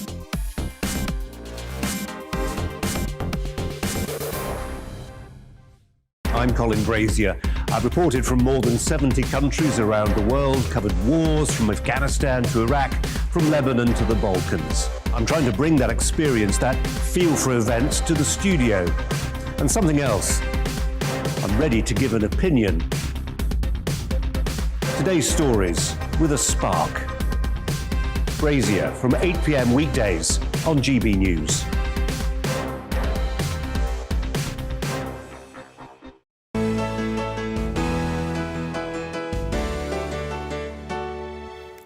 Welcome back to the Great British Breakfast on GB News. Really good to have you with us this morning. And we'll go through what's in the papers in just a moment. But before that, let's have a look at the front pages, starting with the Telegraph.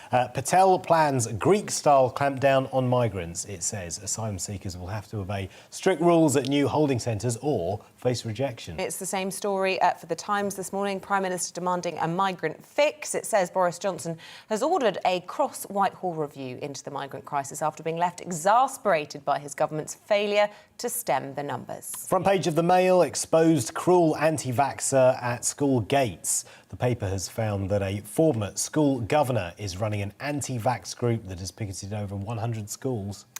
Here's the Mirror. It reports on the child murderer Colin Pitchfork, who's been sent back to prison amid fears over his behaviour.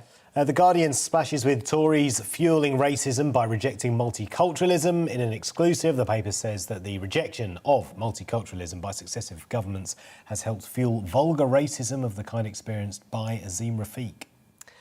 18 months of financial squeeze for the vulnerable, writes The Independent. Pensions in Britain's most vulnerable families are set to be hit by an 18-month squeeze on their finances as the cost of living rises. The Daily Express reports that Britain will spend 85 billion quid in a shopping bonanza in the run-up to Christmas. The iWeekend is reporting that despite restrictions being reintroduced across Europe, scientific advisors have said that there's no need to implement Plan B measures in the UK yet. And we spoke about it yesterday. Benny Hill scuttles wokies. That news on the front of the Star that Benny Hill is being put back on the TV.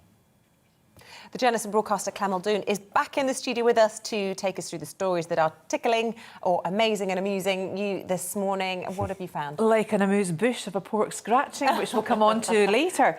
Look, we've got all of that happening in the news, but we don't want to listen about that. We don't want to talk about that. We want to listen to some really beautiful stories, don't we? Oh. David Walliams books, you know, the children books. We're coming up to Christmas. What do we get people? Yeah. You know, well, now publishers are actually looking to fund and publish audiobooks read by computers. They are going. Artificial intelligence apparently can nuance, can articulate, can, you know, recognise sarcasm, profanity if that was written in the book, punctuation. I think this is no, Isabel. Honestly, this how book does that? market, How would that sound? Wouldn't it sound like a robot voice? Well, it would, wouldn't it? Yeah. Do you want to try it? Yeah. Well, this is my retirement plan. I would love to read audiobooks when I'm older. Why do it when you're older? You could well, do I'm it busy. now, couldn't I've you? got kids, I've got a job, but one day. But I just don't believe that computers can replicate the human voice and emotion. No.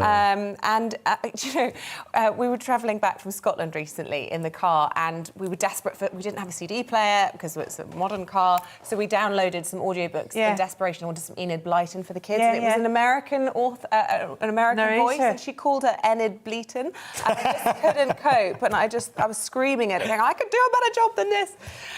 So, I mean, it's like reading an Do you know what? I'm actually not going to laugh too much though, because I did call up someone once. I called an office and asked for Ciabarn. What's that? Well, I then went back to my boss. I haven't got it. I then went back to my boss and said, "There's no one at this company called Ciabarn," and they said, "It's Siobhan." So I'm not going to criticise computers, right? But you're not not a computer, you're a human. I know, and I still read it exactly like Enid Blitten. Or what was it? Enid Blitten. My voice is my recognition. You know, when you go onto call centres and it's just become, it's too much. And I think it really has to stop because there's plenty of talent out there that can do this. And it's going to affect a market that is really needing funding, that needs to be told, the stories need to be told properly with passion. Yeah, and the rich, gravelly and emotion. voices. People like Dame Judi Dench or whoever it might be. They've got those really beautiful, crispy voices. Yeah, like Jackanory. Yeah. Oh, another, someone who... Tom Hardy? Yeah. Did the Jackanory, and everybody, all the mums absolutely loved it. Yeah. It just shows... For his voice.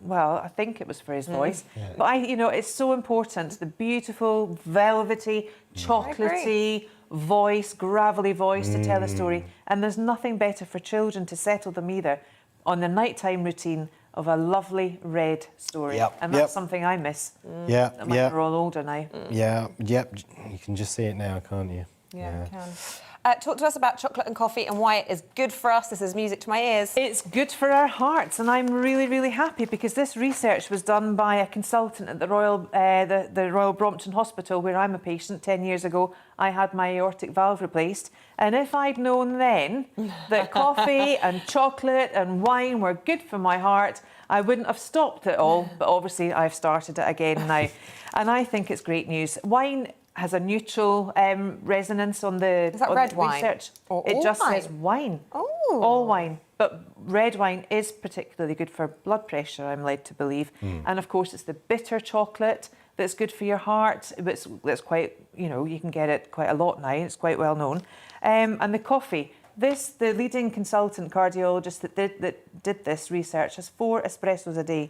And we need to look at the Mediterranean diet, the Italians, the French who love the coffee. They seem to be a lot fitter than us Brits. I think go for it. Enjoy your coffee, up for it, and enjoy a bit of chocolate with it too. Live without coffee. Nor can I. I have had to tone it down though.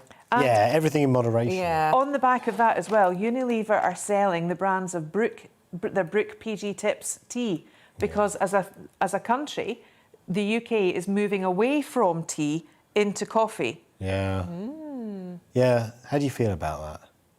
I'm actually going back to tea now, really, funnily enough. Standard tea or fancy tea? Or... Builder's tea and a bit of Earl Grey. And a bit, Earl Grey. Earl Grey. Yeah. Well, I'm just back from Dubai where tea is still the thing. Everyone drinks tea, you meet for tea and chats, and it's reminded me of my love for tea because I've just become a coffee fiend, but that's just through being a mum and having a job. Well, it's the coffee shop people that the people that go into various coffee shops, high street, well-known branded ones, and they have got a menu that sounds as if it's come from outer space. I know, that's so right. It's ridiculous. But we've got to get onto this next subject because I really don't want us to run out of time, and we've been trailing it all morning, which is, drum roll. Talking of things we love to eat, pork scratchings. And things that are really bad for your heart, a pork scratching advent calendar. I love that idea. I think it's a great idea. Paul, no.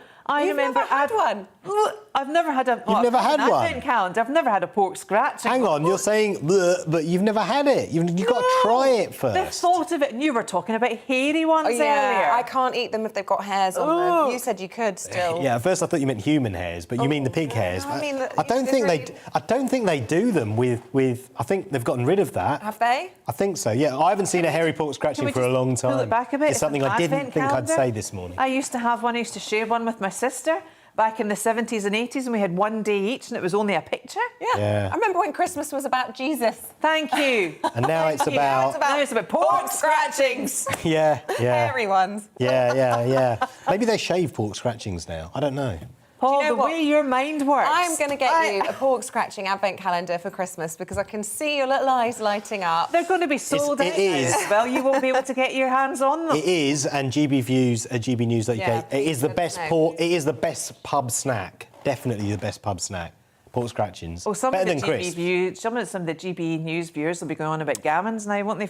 Completely the wrong. Please. Well, that's the wrong topic. But yeah, the humble pork scratching is it's Well, we salute it on this show. Well, do you know what? There's all sorts of different advent calendars that you can get now. I saw recently a friend of mine has a Pringles advent calendar, so going to eat different flavoured Pringles every day of Christmas. I know that last year you had, was it a makeup one? An Amazon one. That beautiful lip gloss A that you're makeup wearing one? is from your Amazon. And one of my daughters got with me like a a Yankee little candle one with this like a year. little mini Ooh, very lipstick in nice. it each morning, or mini mascara. No, or there's full-size products in them. Right. Okay. Right, so we want to hear from you. What advent calendar have you bought? What do your children want? What are the worst, most offensive ones? Should it just be about little pictures of mangers and Angel Gabriels?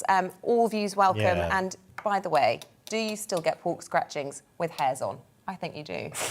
I'm sure you no don't. expert, but I I'm think sure you don't. do. There's I think you are an expert. I think it was the law. They made it the law. You had to have hair-free pork scratchings. Did they? Yeah. That's official.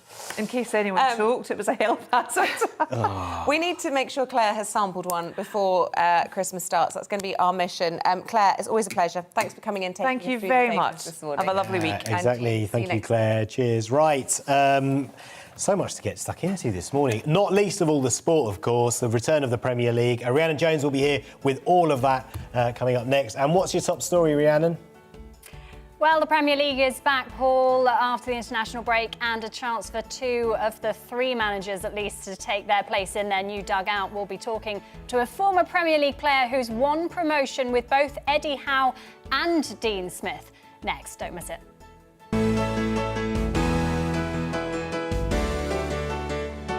You're watching GB News live across the UK and the world on our digital stream. GB News is Britain's news channel. We are the UK's home of discussion and debate from all perspectives. We are here for you. Don't forget to join our YouTube community by clicking on that subscribe button. And if you want the GB News app, you can click and catch up on programmes anytime. We love to hear from you, so email us. gbviews@gbnews.uk. Thanks for being part of the GB News family. My name is Andrew Doyle. Join me every Sunday evening at 7 p.m. for Free Speech Nation. This is a show where we address current affairs and news stories of the week with the help of 2 wonderful comedian panellists. I brought in comics because I want to give it a lighter edge, and also they work for less. See you there.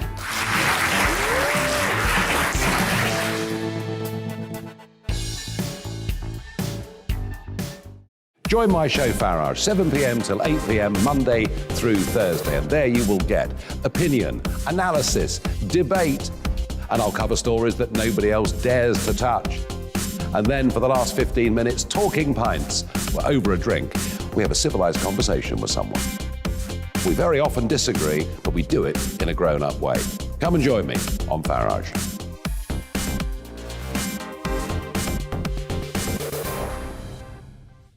I'm Colin Brazier.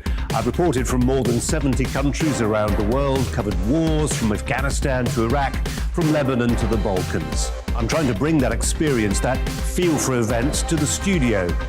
And something else. I'm ready to give an opinion. Today's stories with a spark. Brazier from 8 p.m. weekdays on GB News.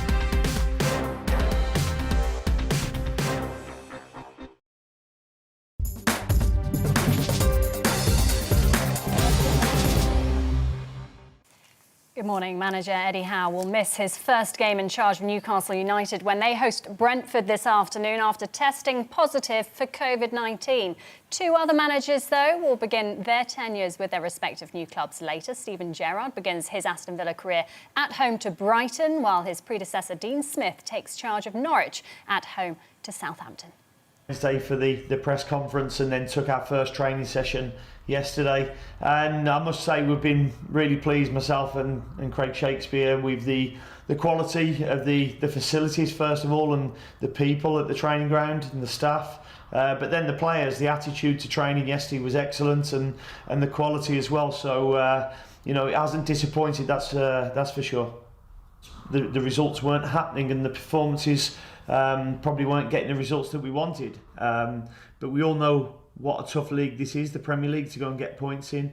But from what I've seen early doors, certainly on the training ground, is that the quality is there to go and get enough points, and the players just need to have that belief now.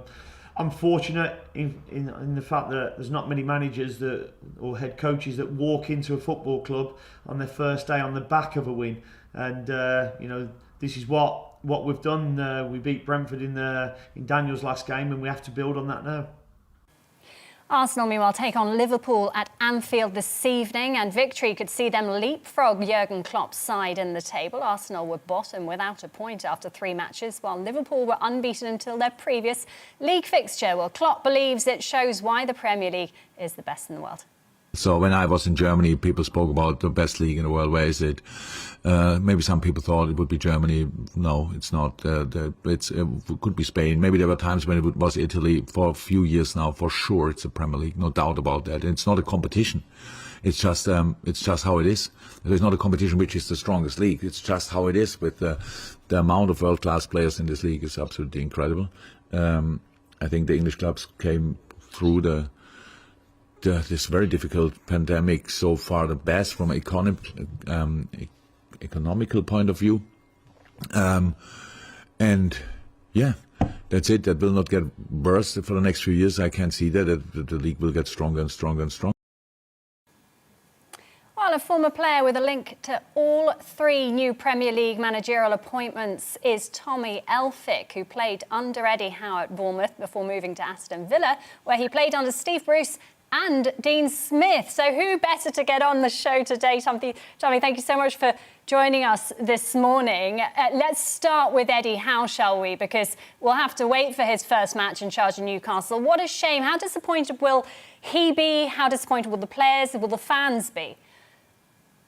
Yeah, he'll be gutted. There'll be a lot of good work that's gone in for the last 10 days now. And he's a man that really immerses himself in it. And yeah, he's in there in the thick of it with you. I'm sure he'll have a keen eye on it. He'll be communicating with his staff somehow. And yeah, as I say, there won't be too much that he misses, but it'll be a tough one for the fans not seeing their new manager and for him as well to get that connection with them straight away. So a little bit frustrating, but I'm sure all the good work's been done so far. Yeah, frustrating is certainly the word. Now, you won promotion with Howe at Bournemouth. You made no less than 135 appearances under him. What's he like, or rather, just how tough are his training sessions? Because there's plenty of talk about these training sessions going on at the moment. They're pretty tough, aren't they? Yeah, very tough, very intense, and he leads them from the front.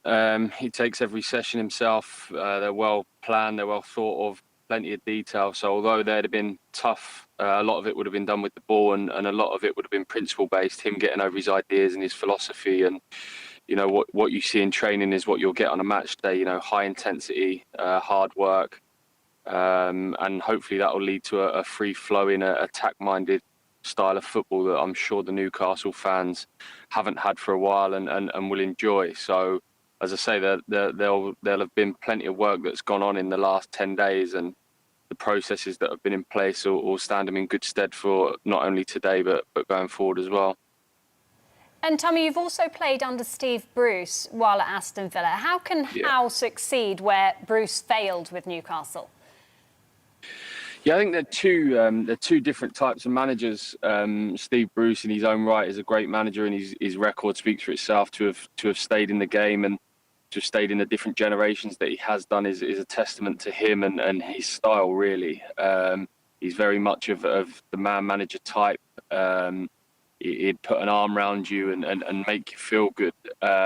Whereas Eddie's is a lot more based on getting his style over, as I said, getting a philosophy, a lot more coaching. So I think going from one style, which was Steve Bruce, into the next one will certainly have a bounce effect. I think the players at Newcastle would have almost been craving that coaching, and that's not to say that Steve Bruce's style is wrong, but he's very good at bringing a group together. So he would have laid some good foundations himself. There'll be a group that's in waiting and together and pushing in the right direction, and now Eddie can come in and put his start on it. I think it's a good progression from Steve onto Eddie. Now, you're clearly a lucky charm because you also helped win promotion at Aston Villa with Dean Smith. Were you surprised to see him let go? And do you think, like Sam Allardyce said last weekend, that he's made the move a bit too quickly to Norwich? Only he will know that. Again, like he's been through so much at Aston Villa. The time he come in, no one really expected us to go up from where we was in the league, and went on a 10-game winning streak, incredible run to get us into the playoffs and get us promoted, and done an amazing job. There was a huge turnover of players at the club the first season in the Premier League, and he done an amazing job to keep them in and progressed on that last year. And I think I feel for him in the sense that there's been such a huge turnover again in the summer. They've lost their star man in Jack Grealish, losing coaches like Rich O'Kelly and John Terry. There's not only been a big change on the pitch, but off the pitch as well. They're making huge strides with the training ground and the academy also. So there has been a lot of change at the club, and I felt if he was given time, he would have steadied it again and moved it on. But with investment comes pressure, and obviously moving on to Steven Gerrard, who's a born winner, and again is another manager that brings huge energy and a willingness to win. Yeah, it'll be interesting to see how that one pans out. And going into Norwich too quickly, I'm not sure. Only he knows that. I know he had a little bit of time away. He went to America to see his son.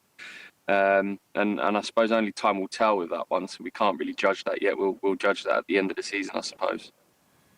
We will indeed. Tommy, you're clearly en route somewhere, no doubt under 21s training with Bournemouth, so I'll let you go. I don't want you to miss that. Thank you very much, Tommy. Now, time to look at the morning's back pages with the help of sports writer and broadcaster Aidan McGee. Aidan, thank you for coming in. Now, let's preview Liverpool v Arsenal, because I think that's fair to say that it's the match of the weekend. Mikel Arteta's plan finally seems to be coming together. That said, their toughest match so far this season. Oh, without doubt. I mean, they've not won there since 2012. I believe Mikel Arteta was actually in the last team to win there back 9 years ago. So that's the scale of the task in front of them. Liverpool, a much improved side from that period as well. I remember at the end of the transfer window, we were looking at Arsenal's business and we were saying it had an awful start to the season, just lost 5-0 at Manchester City. Paul Merson, no less, an ex-Arsenal player, was saying that it's going to be a big period now between here, the end of August, and the next international break at the start of October. He's not just got through that, he's got through the second one, just had another international break. 9 matches, 7 wins, 2 draws in all competitions. I don't think anybody saw that coming at the end of August. They beat Tottenham in that period as well. They went to Leicester and won 2-0. It's an impressive side. A few players there have really come good for them. Aaron Ramsdale, but this is a different test today. However, because they've been so good for the last 2 months, they could probably afford a defeat today, and they're not going to see the fans on their back. So he's bought himself some credit, but I don't think anyone saw this coming at the end of August. I think you have to give him huge credit for that. He did say, Mikel Arteta, be patient, it'll come, and to be fair to him, it has come. Absolutely.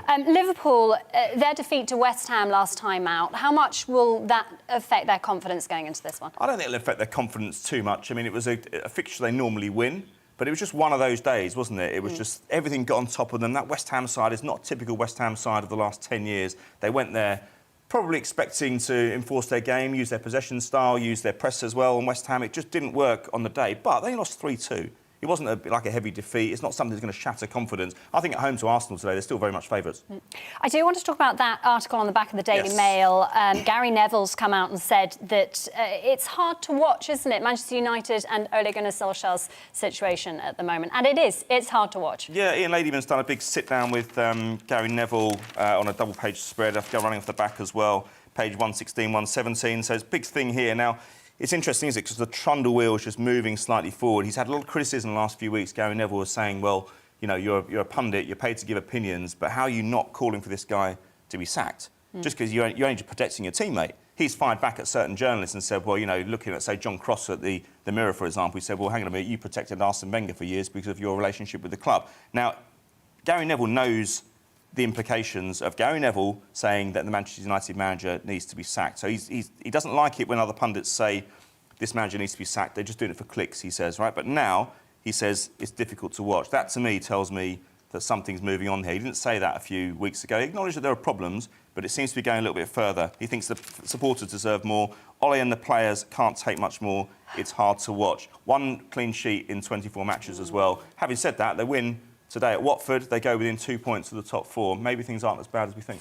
Oh, another important game for Ole later on. Thank you very much, Aidan. That's all from the sport. Coming up in just under an hour, we discuss an eventful and difficult week for cricket in both England and Australia with Monty Panesar. See you then.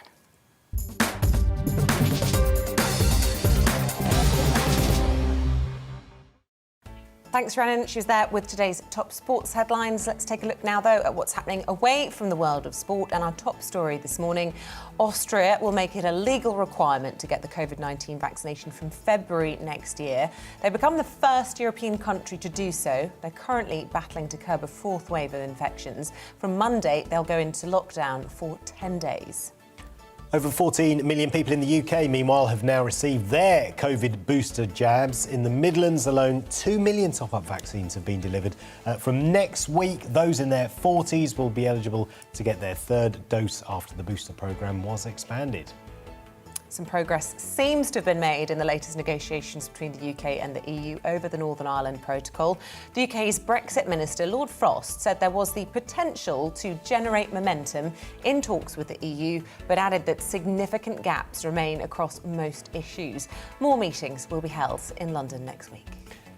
The Queen will spend her first wedding anniversary without her late husband, the Duke of Edinburgh, today. The royal couple married in 1947 and would have been celebrating 74 years of marriage. The anniversary comes 7 months after Philip died at the age of 99. And in your Saturday morning weather, dry and fairly cloudy across southern areas. Further north, a band of mostly light rain moves southwards and reaches central areas by the end of the day. Showers follow the rain across north and the northwest. A full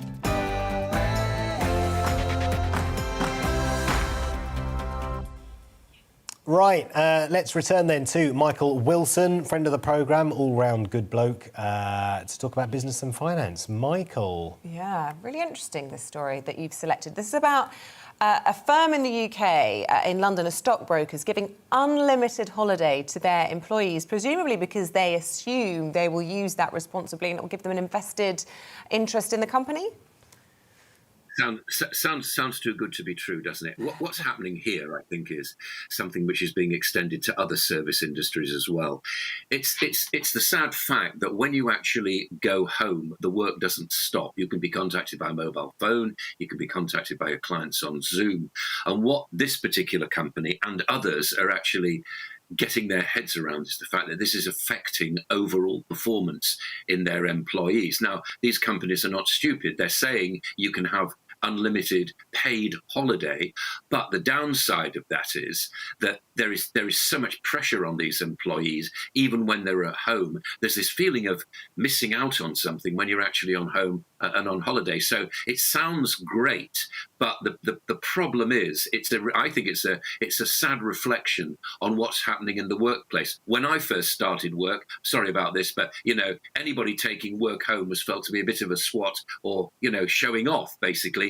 Out of the office, finished, to the pub, home. That's what we used to do. It's not like that anymore. You're on all the time, 24/7, and so this paid holiday leave, unlimited paid holiday leave, sounds quite good. I prefer not to have it. I prefer not to be working for a company where I'm on call 24 hours, 7 days a week. But that, unfortunately, is the world in which we live in right now, precisely because of stuff like this.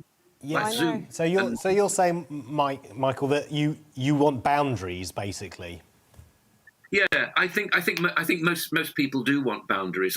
I think that if you, particularly if you've got a family and you're going home and things have shifted now, haven't they, with things like childcare and so on in this country massively because of the pandemic and people being at home. You do need to spend time with your family. You do need to spend time with the kids, and you don't. Oh, I'll just be back in a second. I've just got this Zoom call to take. I mean, that's not about family life, is it? Family life is around the table, put away all the computers and all the rest of it. Now let's talk about what we want to talk about. That's what family life's about. Yeah, but you know what? The introduction of unlimited holiday, as you say, will just see the bleeding of work into holiday time happening more, I think. I've just been on holiday. My husband was on annual leave. He worked every single day that we were away, even though his out of office was on. It's just the world we live in, unfortunately. Moving on, blocking the Cambo oil field in the North Sea would risk leaving the UK at the mercy of global shortages, says a report. Global shortages of what? Okay, so number one, it's not a new oil field; it's an extension of an existing one, and this is what the UK government stance on this is at the moment. I was talking to some energy analysts yesterday, coincidentally, and there are a number of truths that we need to get our heads around at the moment. First of all, there is no shortage of oil or gas; it can be shifted around. There's no shortage of storage. If you really want to talk about gas storage in this country, then don't take this from me, take it from the analysts, and they actually say, have a look and see what tax relief there is for having gas storage and so on. You'll find that most of the companies complaining about this get a load of money from the UK government by having enough gas storage and also complaining about having to build more. Number three, what we're seeing here is what's called transition. In other words, this is going to take years. Remember COP26, if you can think back a couple of weeks, you've got India saying by 2070, they're thinking of zero balance as far as coal consumption is concerned. China, I think, was talking about 2050. The UK, actually, if you look at a league table, is actually quite high up in this transitional stage of fossil fuels to carbon neutral energy. So what's happening here is, this is a useful kind of thing. But the echo of Cambo and the offshore gas producers saying that you mustn't stop this because it'll affect gas production and affect our overall supply. It's fine. It's just a bit like OPEC saying, we'll turn the taps off, but until we actually transition to zero carbon emissions or net zero carbon emissions, you'll still be requiring oil to fuel fossil fuels to fuel people's development. That's where we're going with this. So there's a much bigger story here than this suggests. Yes, there have been protests about this, but the facts of life are very different from just about Cambo and Greenpeace, I'm sorry to say. Good stuff, Michael. It's such an interesting debate. Thank you very much for taking us through today's business stories. We've run out of time there. We do want to just quickly squeeze in a few of the views that you guys have been sending in this morning. As usual, they're coming in thick and fast. We've been asking you about whether or not you think that mandatory vaccines in Austria are a good thing. You can guess what the majority of our viewers are saying. Noel got in touch. 2 words, anti-vax and pro-science. I find these terms most offensive. First of all, just because someone does not want the vaccine does not mean they are anti-vax. I am pro-choice and believe it should be down to the individual to have control over their bodily autonomy and decide what goes into their body. Yeah, he's written a lot there. Thank you, Noel, for that. Gary says, my body, my decision, no more vaccines, no more lockdowns. At time the British public stood up and held the government to account. Someone else says this cannot even be legal. If we lose control over our bodies for this, the government will be able to do anything. I would rather die trying to stop this than take the vaccine.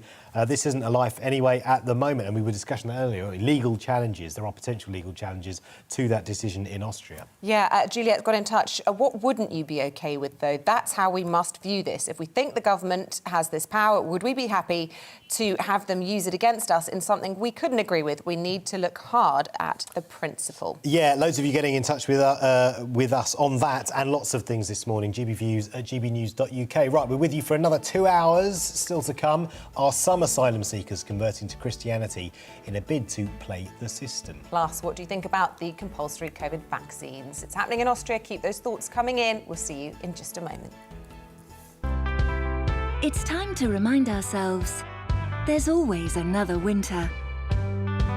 Canary Islands sponsors the weather. Hello, a very good morning to you. Change is on the way. This time tomorrow we'll all see very different weather. After a mild start today, a spell of rain in the north. It then turns colder but also brighter as this weather front topples south across the UK. It is bringing some persistent rain first thing across northern Scotland. The mild air remains across the rest of the country, albeit with a lot of cloud cover, some spots of rain, some hill fog around Western Hills. But in general, many parts of England and Wales dry but cloudy first thing. The wet weather in northern Scotland first thing pushes into Northern Ireland, southern Scotland and northern England by lunchtime. It then clears to blustery showers across Scotland and Northern Ireland, but with brighter skies and a colder feel. It stays cloudy but mild further south, 12 or 13 Celsius. However, the change in the north is pushing south as the cold front clears, and it's going to bring some outbreaks of rain across England and Wales, primarily during this evening and the early hours of tomorrow morning. Once it clears, as you can see, during the night time, well, we're all into that colder but clearer air that follows from the north. So a touch of frost possible tomorrow morning across parts of Wales, the Midlands, northwards in any sheltered spots. There'll be plenty of bright weather, however, some sunny spells. Areas of cloud will sink south, I think, so not entirely sunny, but it will be a brighter day and there will be some decent sunshine out towards southwest Scotland, northwest England, North Wales, for example. Showers will affect northern and eastern coasts, West Wales, southwest England, Northern Ireland at times, and those showers falling as snow over the Scottish mountains because it will be a lot colder. It will feel colder, but temperatures only back to around average. Those brighter skies remain on Monday after a frosty start, plenty of sunshine. Tuesday brings with it more cloud, but by the end of next week, well, it's looking much colder. Canary Islands sponsors the weather.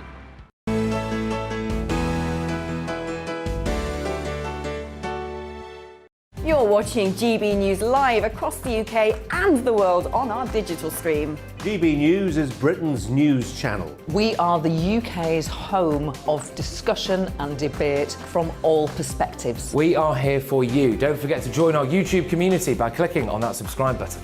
And if you want the GB News app, you can click and catch up on programmes anytime. We love to hear from you, so email us. gbviews@gbnews.uk. Thanks for being part of the GB News family. My name is Andrew Doyle. Join me every Sunday evening at 7 p.m. for Free Speech Nation. This is a show where we address current affairs and news stories of the week with the help of two wonderful comedian panellists. I brought in comics because I want to give it a lighter edge, and also they work for less. See you there.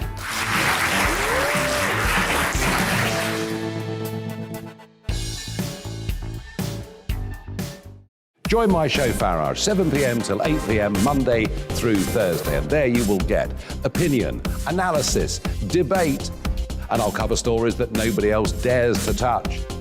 And then for the last 15 minutes, talking pints. We're over a drink. We have a civilised conversation with someone. We very often disagree, but we do it in a grown-up way. Come and join me on Farage.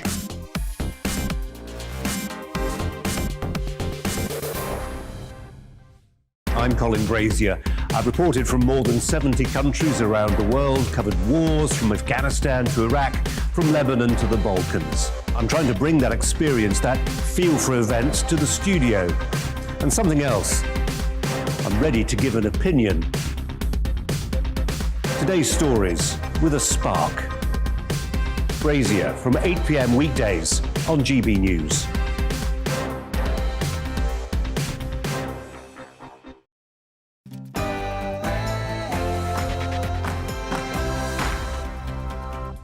A very good morning to you. It's 8 o'clock. You're waking up to the Great British Breakfast here on GB News with Paul Hawkins and with me, Isabel Webster. These are the stories that matter this Saturday, the 20th of November. Yeah, very good morning to you. After a fourth wave of infections, Austria will become the first European country to make its citizens get the COVID vaccine. Could other countries do the same thing? There's a little bit more positivity this morning over the ongoing talks between the EU and the UK about changes to the Northern Ireland Protocol, which is, of course, part of the Brexit withdrawal agreement. However, the UK's Brexit negotiator, Lord Frost, has warned that significant gaps remain across most issues. Some asylum seekers converting to Christianity to try and get asylum in the UK. The Home Office says it's true as questions are raised over attempts to game the asylum system. And today is the Queen's first wedding anniversary without her late husband, the Duke of Edinburgh. After almost 74 years of marriage, we'll reflect on a poignant and, I'm sure, emotional day for Her Majesty.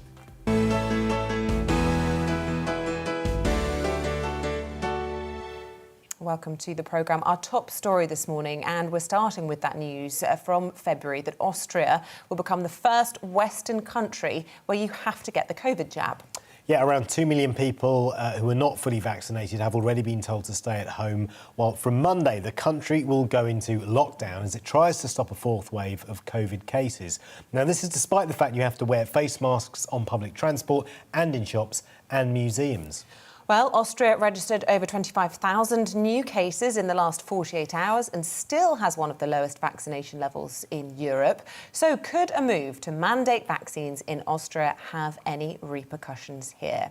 Yeah, Demeter Pressel, presenter and journalist at Kronen Zeitung, Austria's largest daily newspaper, spoke to us earlier about what this means for the country and its people.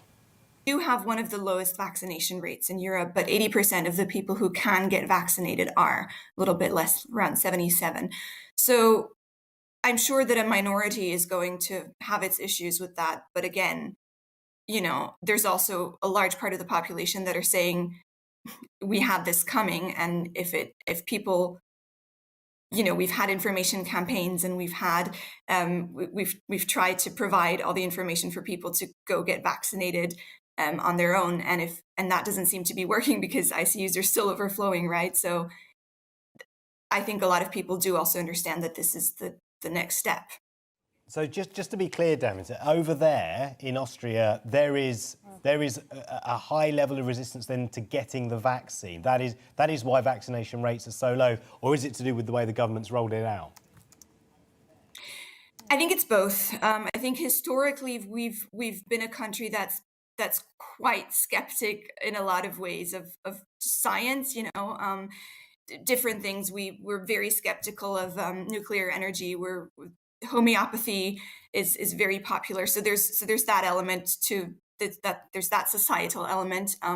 But then also critics are saying that the government never actually had a planned and properly constructed vaccination campaign.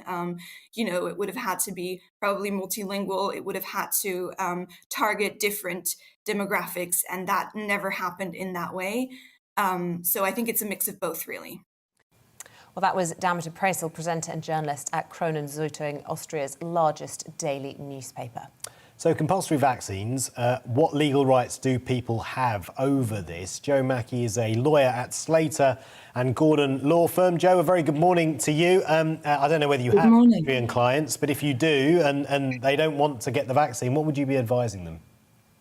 I do, actually, and that's on the rise.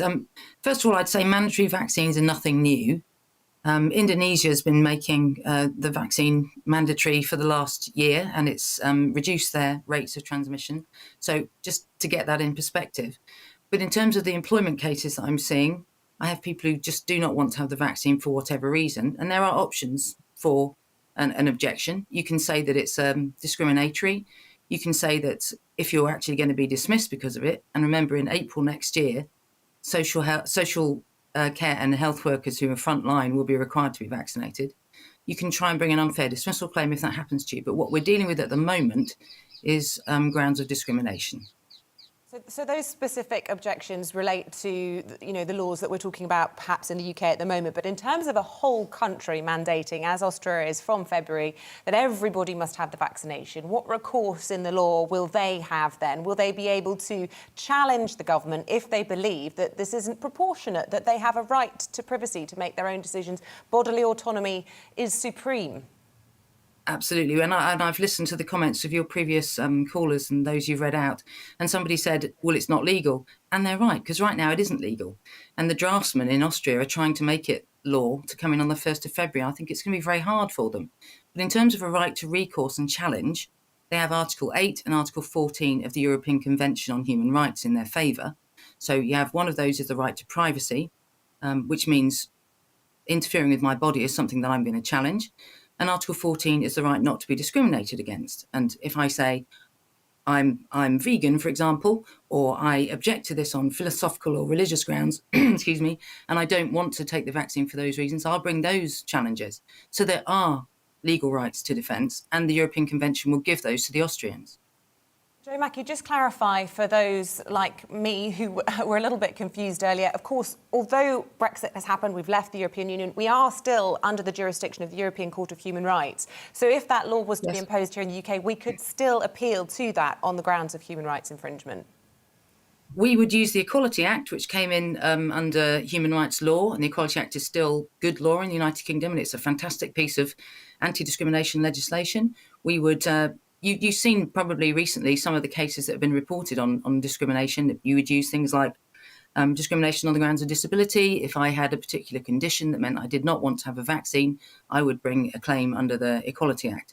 And we do those claims at Slater and Gordon all the time and defend employees who have something happen to them that they don't think is fair because of one of the grounds in the Equality Act. So we have legislation in place.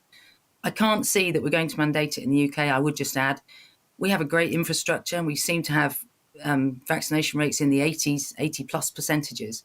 We're not seeing the same issues here than we're seeing in Austria, who's actually got higher vaccination rates than in Germany, France, who I think might well follow suit. If Austria get this right, I think Germany, France, maybe the Netherlands will follow them. So are you saying then that before this mandatory vaccination comes in at the start of February, there will be a raft of legal challenges and that this actually won't actually happen? Well, I think that it's for the Austrian government and the Austrian people to put in their challenges now. I think there's Chancellor Schellenberg's in a very difficult position. He's got a massive rate of increase. He's got the fourth wave. He's got people dying. What else is he going to do? Because only 60% of people in his country have taken up the vaccine. And while he's got that going on, he's got to do something. So it's up to the Austrian people to challenge it now.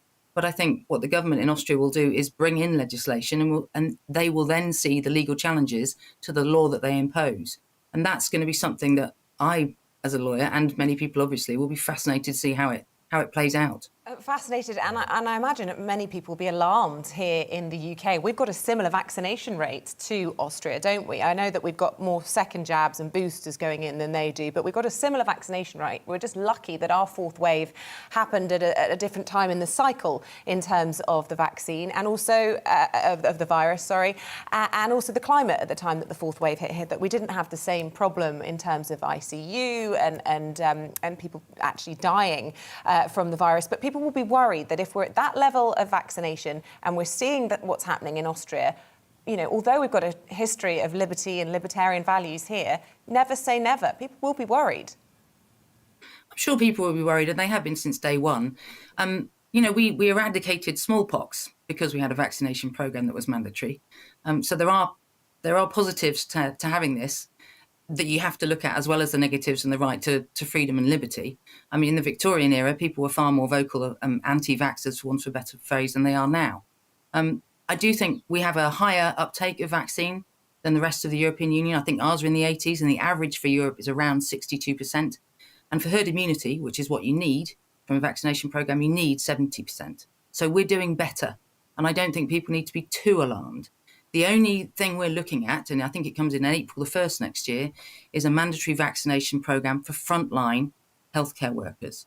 Now, we already have that for people who do invasive care, like a surgeon or a dentist who has to be vaccinated against hepatitis B. And I think you can take some comfort from the idea that if you're, for example, my elderly grandma or my mother-in-law goes into hospital, I would like to know that those people looking after her have been vaccinated and are therefore going to be protecting her from getting something that will kill her. And let's remember that COVID-19 kills people. Yeah. So actually, on that note, then, Joe, are you expecting legal challenges then to the government's, decision to mandate health workers? We're already seeing those come in, yes, and we've seen those come in from people who work in care homes saying, "I do not want a vaccine," and the grounds they're going to challenge it are on religious and philosophical beliefs. It's against their religion, or it's against their belief.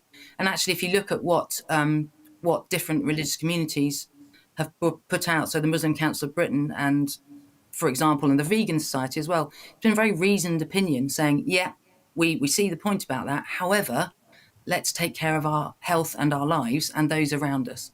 So there's a reasonable argument going on, and it's going to be interesting to see what the tribunals and the courts decide in those cases, which will happen in the next few months, I imagine. But only on you can only challenge it on religious and philosophical grounds. Is that right? Because that's because if that is right, philosophical that could be quite a broad term. No, you can challenge it on other grounds too. Excuse me. Disability discrimination, for example, would be one of them. Okay. There would be other ways to challenge it. You could say age discrimination, saying, I don't need it, I don't want it, I'm 17 years old, 18 years old, and the likelihood of me becoming very ill is very small. But what we are challenging it on is disability grounds, disability discrimination. We have some clients, and obviously I wouldn't go into details, but who are having chemotherapy, who have had chemotherapy, have had cancer in the past, they don't want a vaccine. So we may not even get to April then, and it coming in then. It may get struck off. I think it will come. It will certainly, I think, come in. But the point being, I think we'll have to look at ways to manage people who don't want to do that work frontline. And of course, depends people who do. It's those who don't. Yeah, and many of these arguments, of course, can be supplanted over to Austria as well. It'll be interesting to see how that all plays out. Joe Mackey from Slater and Gordon, really good to talk to you this morning. Really interesting. And look, loads of you have been getting in touch on this subject, really getting people going. Do please keep those thoughts coming. gbviews@gbnews.co.uk. So many. Sorry, not don't. It's just I've messed up the email. gbviews@gbnews.uk. Paul has got in touch. Why is everyone who's not had a vaccine called an anti-vaxxer? A huge amount of people have a fear of needles. The government are not spending a penny on offering alternatives, so these people just can't get the vaccine. The technology's already there, but they just don't care about mental health. I completely... It sounds a bit weird, but I do agree with you, Paul, because, just because you don't want to get the vaccine doesn't make you an anti-vaxxer. Richard on email has just written one word. He must be in a rush this morning, Richard. Good to hear from you. Just says, resist. Joanne says riots would break out. Nobody would accept this. Steve says he'd be down Downing Street protesting and with the help of others bring the country to a standstill. Isn't the government supposed to represent the people, not act against them? Dave says, for goodness sake, people get the jab. Very few can't have it, and this is not just about you. Keep your thoughts coming in. Yeah. In the meantime, 13 minutes past 8. Really good to have you with us this Saturday morning. Let's find out what else is making the news. Child killer Colin Pitchfork has been arrested and recalled to prison just 2 months after his release. It's understood Pitchfork was returned to custody yesterday over a breach of his licence conditions. Pitchfork spent 33 years in jail for raping and strangling 2 teenage girls in the 1980s. His re-release will now be a matter for the parole board. The US teenager Carl Rittenhouse has been found not guilty of all charges following a shooting in Wisconsin last summer. The 18-year-old opened fire during a night of protests over police violence against African Americans. He was charged with homicide, attempted homicide, and recklessly endangering safety for killing 2 white men and injuring a third. Well, after pleading self-defense, Mr. Rittenhouse was acquitted by the jury, who took nearly 3.5 days to deliver their verdict. Members of the public will gather today outside the Royal Courts of Justice to show solidarity with 9 members of climate activist group Insulate Britain who were jailed this week. The protesters were sentenced after they admitted breaching a motorway injunction. Yesterday, Transport Secretary Grant Shapps confirmed that the government could take another 23 members of the group to court over their road blocking actions, and we will be speaking to Insulate Britain later on in the programme.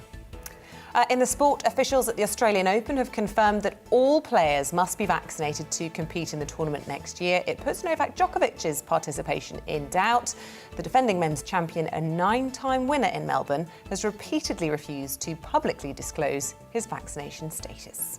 Really interesting story. And today's weather, dry and fairly cloudy across southern areas. Further north, a band of mostly light rain moves southwards and reaches central areas by the end of the day. Showers follow the rain. Showers follow the rain? That's just more rain, isn't it? Showers follow the rain across the north and northwest.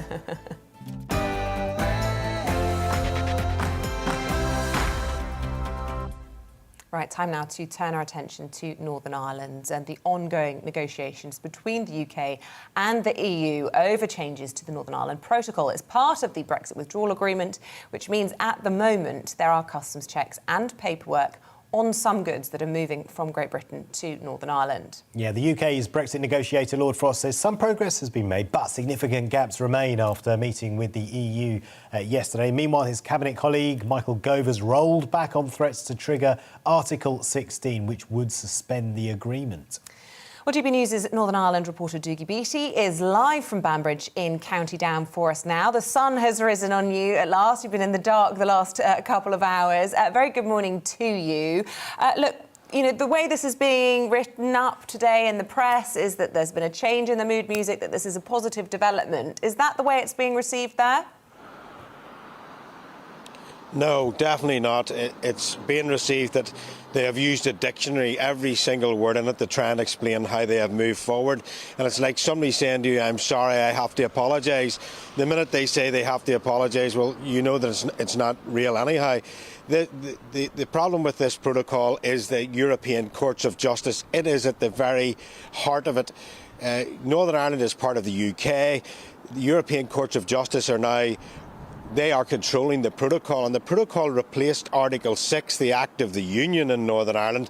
And basically, any divergence from UK law as we grow apart from Europe will be decided by the European Courts of Justice in Northern Ireland. Now, if you're a politician in Northern Ireland and you set your laws and you're elected to Westminster to set your laws, well, politicians here saying, what is the sense in being elected if you cannot make your own laws? So those in the UK will be able to make their laws and stay by them. Those in Northern Ireland will not, and they don't have any MEPs because they're no longer part of Europe. So laws in Northern Ireland will be made in Brussels and Strasbourg, and Northern Ireland will have to be a law taker, not a lawmaker, and that is causing real problems here. If these negotiations don't come up with the result and we just keep the status quo as it is at the moment, I know, having spoken to unionists, that their patience is wearing thin. Could we see a flare-up of the violence that happened in the spring? Well, the first thing that will happen here is that the Democratic Unionist Party, the largest party in Stormont, will pull the institutions down. That could be seen as a very bad move for unionism because Sinn Féin, the main nationalist party, is the largest party in the Republic of Ireland at the moment, and they're the second largest party in Stormont here. Now, if unionists do not agree to go back into devolved government because of the lack of lawmaking and accountability, well, then you will see, well, the possibility, I suppose, of violence on the streets. The politicians here, and this is the urgency on this, the unionist politicians here have told Europe that they need an answer quickly.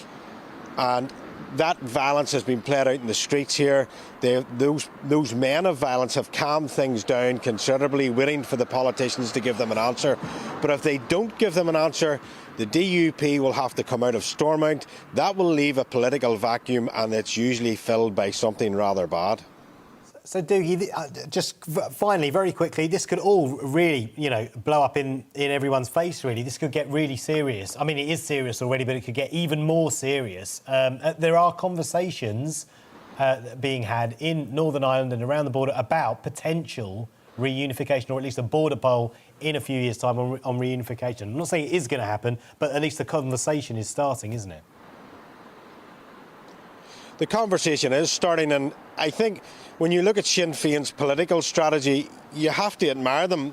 They have played a fantastic game. They have managed to come from the least nationalist party, and they now are the most commanding nationalist party, north and south. And they are looking for a border poll. The problem with that is that there comes to a point where they have to tell their people the reality of the situation. And that situation is that Northern Ireland is part of the 5th largest economy in the world. It has a national health service.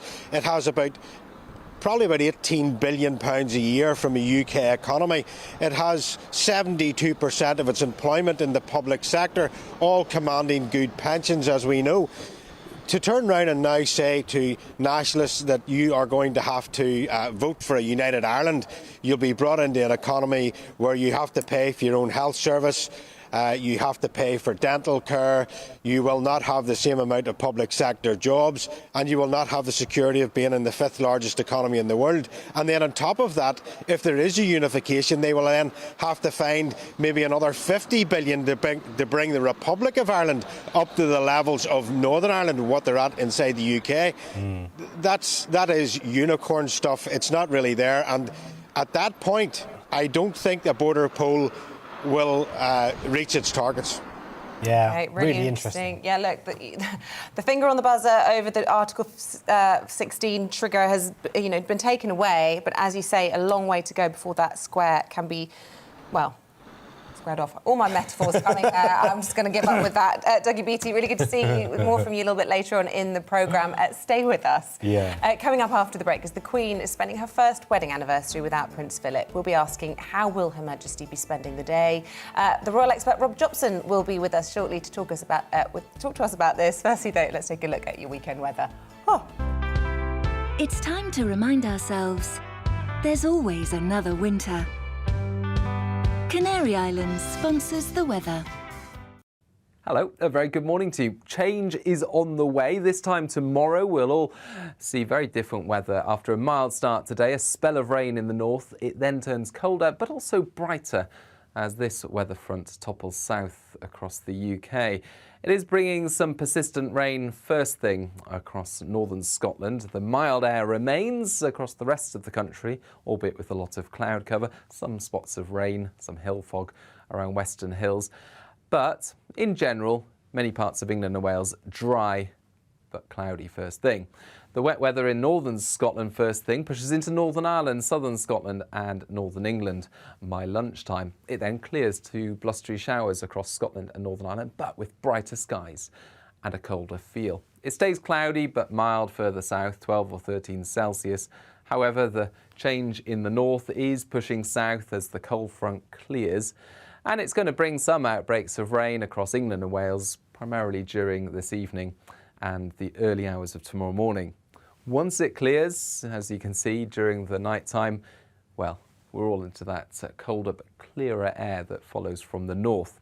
So a touch of frost possible tomorrow morning across parts of Wales, the Midlands, northwards in any sheltered spots. There'll be plenty of bright weather, however, some sunny spells. Areas of cloud will sink south, I think, so not entirely sunny, but it will be a brighter day and there will be some decent sunshine out towards southwest Scotland, northwest England, North Wales, for example. Showers will affect northern and eastern coasts, West Wales, southwest England, Northern Ireland at times, and those showers falling as snow over the Scottish mountains because it will be a lot colder. It will feel colder, temperatures only back to around average. Those brighter skies remain on Monday after a frosty start, plenty of sunshine. Tuesday brings with it more cloud, but by the end of next week, well, it's looking much colder. Canary Islands sponsors the weather.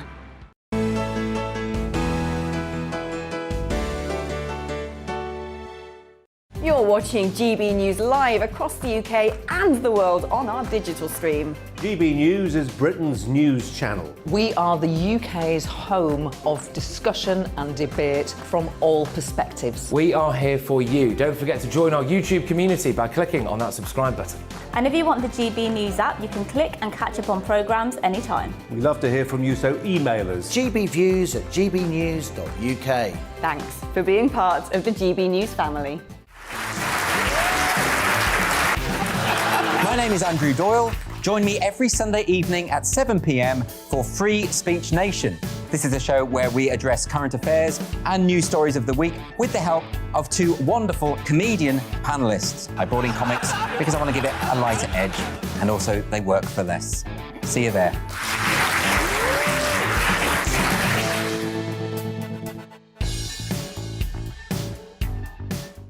Join my show Farage, 7 p.m. till 8 p.m. Monday through Thursday, and there you will get opinion, analysis, debate, and I'll cover stories that nobody else dares to touch.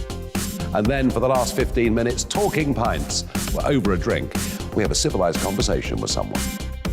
We very often disagree, but we do it in a grown-up way. Come and join me on Farage.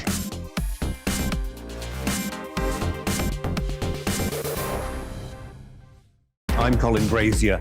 I've reported from more than 70 countries around the world, covered wars from Afghanistan to Iraq, from Lebanon to the Balkans. I'm trying to bring that experience, that feel for events, to the studio. And something else. I'm ready to give an opinion. Today's stories with a spark. Brazier from 8 p.m. weekdays on GB News.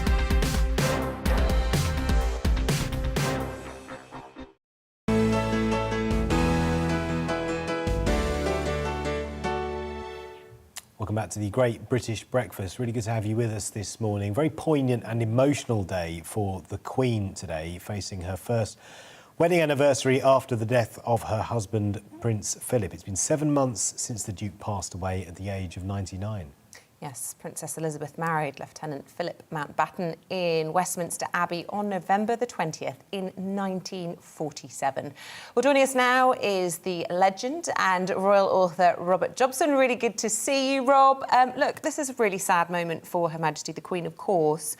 She would normally have been celebrating this with her beloved Prince Philip by her side, but her first one on her own. Yes, but I'm sure the members of the royal family will rally around her today. The Prince of Wales just returned from a very successful trip of Jordan and Egypt. I'm sure that he'll pop in and see her and other members of the royal family too. They've all been rallying around Her Majesty since the death of the great man. And I think that it must be sad, but the very fact that she is a very devout lady and would have celebrated the fact that she was fortunate to spend it was 73 years married to him, which is a remarkable achievement and a remarkable marriage. Look, when the Duke of Edinburgh passed away, much reflection was made over the love story between the two of them. And it really is a moment, isn't it, to reflect on that. I mean, it was an incredibly long marriage, but Her Majesty the Queen was giddy about Prince Philip when she married him, wasn't she? And what a strong marriage they had. Well, she was. I mean, she obviously first met him as a teenager, and he was a pretty dashing catch as well. I mean, he had an extraordinary life. Though he was royalty by blood, he was pretty penniless actually, and she made it clear that he was the man that she wanted, and what a great choice. I think the King said that taking on that role of consort to the Queen and supporting the Queen was really, in many ways, more difficult than the job itself. And he made such a great fist of it, really, in terms of what he achieved through all the things he did in his life, from campaigning for the environment and wildlife, and also the Duke of Edinburgh's award scheme, as well as supporting the Queen. But he also independently went round the world as a fantastic person in terms of being a very successful Royal Naval officer. So, it was a marriage match of them. But he is, of course, I remember somebody asking what was the secret of their long marriage. He said to have different interests and spend a long time apart. Very wise words. Very wise words. Rob, what do we know about the health of the Queen at the moment? Because I do wonder whether the loss of Prince Philip in any way contributes towards her general health. What are you hearing? Because she obviously missed Remembrance Sunday due to a sprained back, apparently.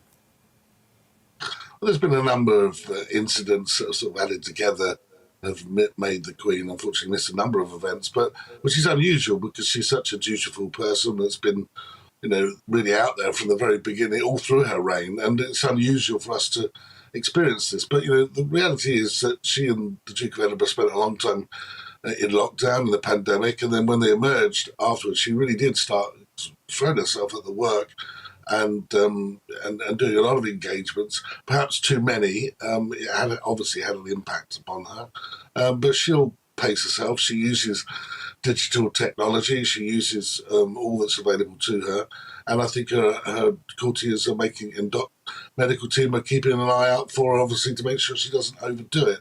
The family really will rally around the Queen now. The Duke, as I said, the Prince of Wales was just out in Jordan and Egypt on effectively a state visit, which was very successful with the Duchess of Cornwall.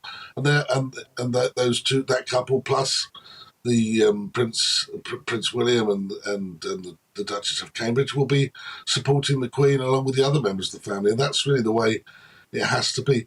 We can't really guess on the Queen's health.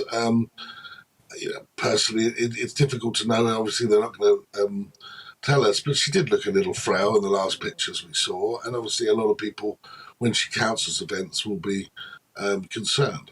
Yeah, you're not worried about her potentially not being able to address the nation on Christmas Day, in just over a month's time. I don't think that's a problem. I think she's able to, as she did for COP26, give an address which is effectively pre-recorded, and I'm sure she'll do that very well. And I'm sure is looking forward to Christmas like most of us, and inviting a family to Sandringham. But I think that, we've got to remember, as the Prince of Wales said, that, when he's 73 now, and he was, when asked about his mother, was said, well, at 95, it takes its toll. She is an older lady, and I think that we've just got to expect that she won't be carrying out engagements and doing the things we've seen her do. Even in her early 90s, I think that we should expect there to be occasions when other members of the royal family will step in and support her in the way that they are there to do. Yeah, and one of those members who won't be stepping in, who may well be rallying around her at Christmas and today on her wedding anniversary, but won't be stepping into any of her royal duties, will, of course, be Prince Andrew. And it is this weekend that marks 2 years since that car crash Newsnight interview with Emily Maitlis about those allegations of sexual assault by Virginia Giffray.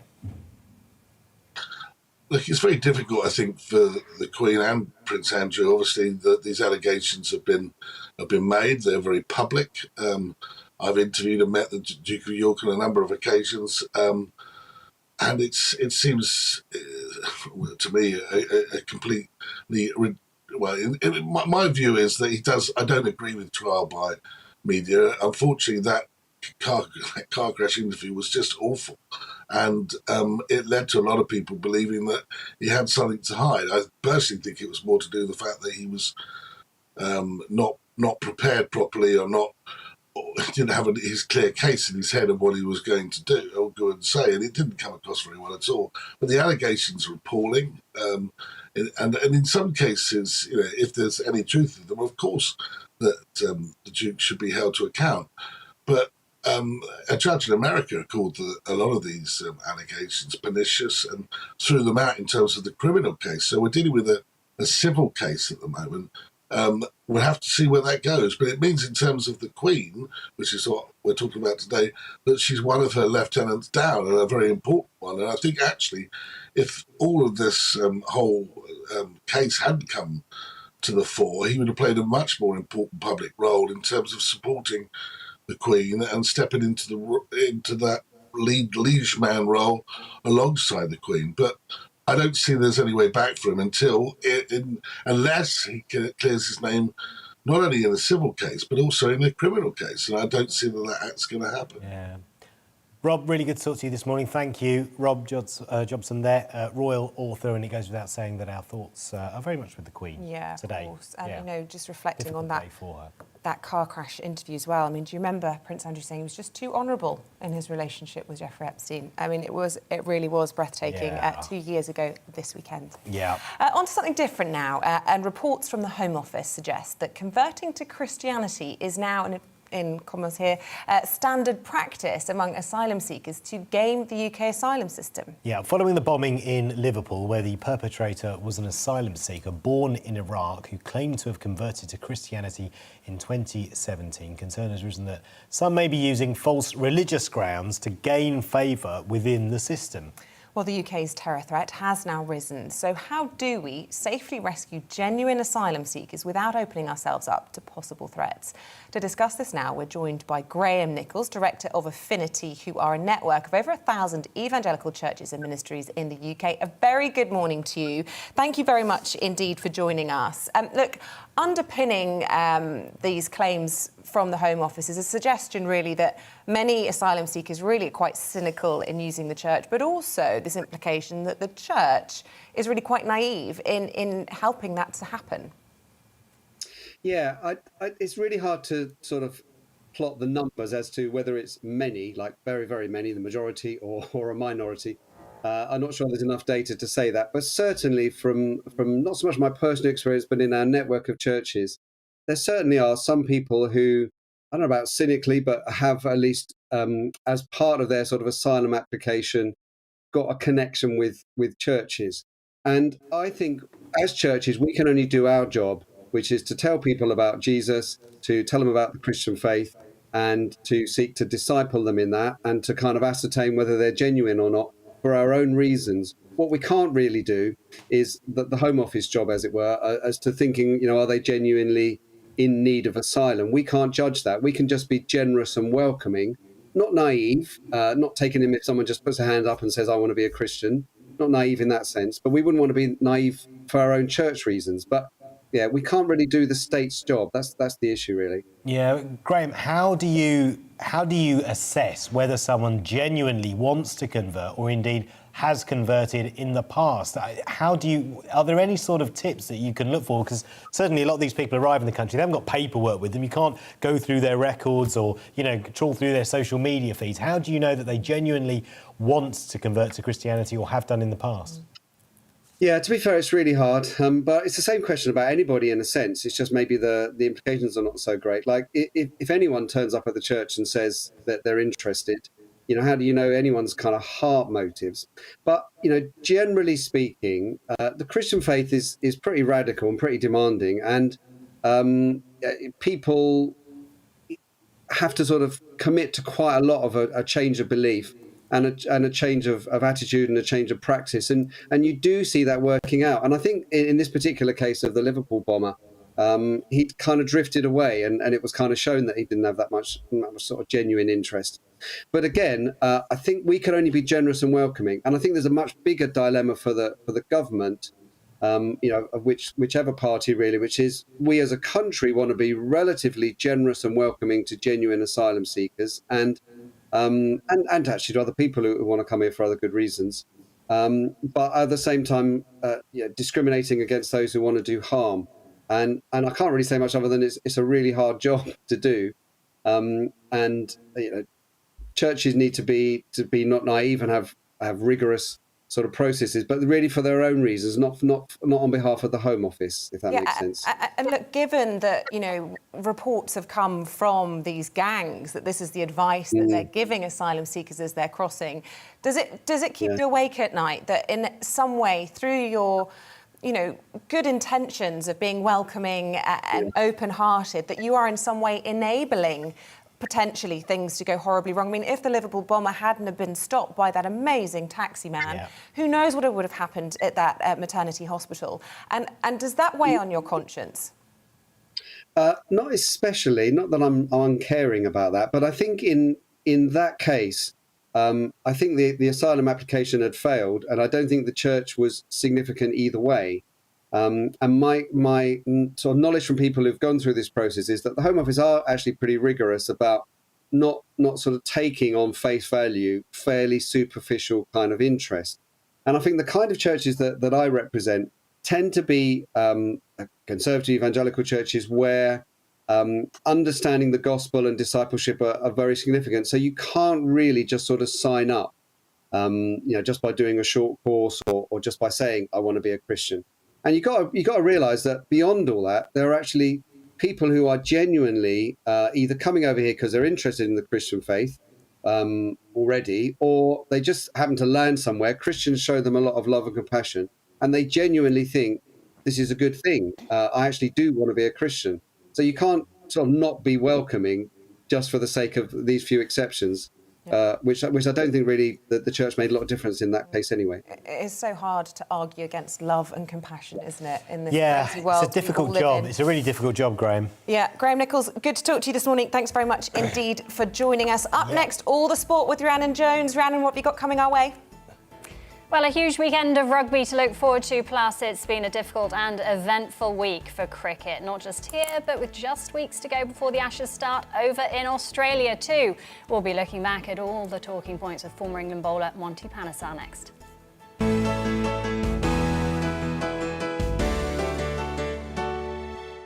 You're watching GB News live across the UK and the world on our digital stream. GB News is Britain's news channel. We are the UK's home of discussion and debate from all perspectives. We are here for you. Don't forget to join our YouTube community by clicking on that subscribe button.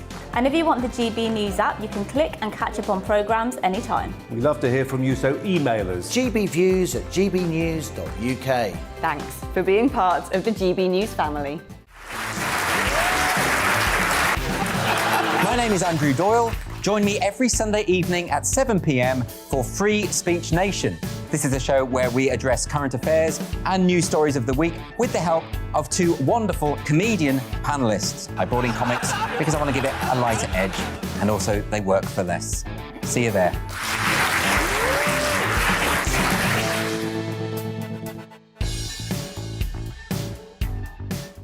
Join my show Farage, 7 p.m. till 8 p.m. Monday through Thursday, and there you will get opinion, analysis, debate, and I'll cover stories that nobody else dares to touch.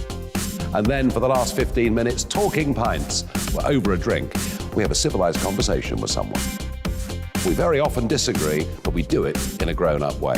Come and join me on Farage.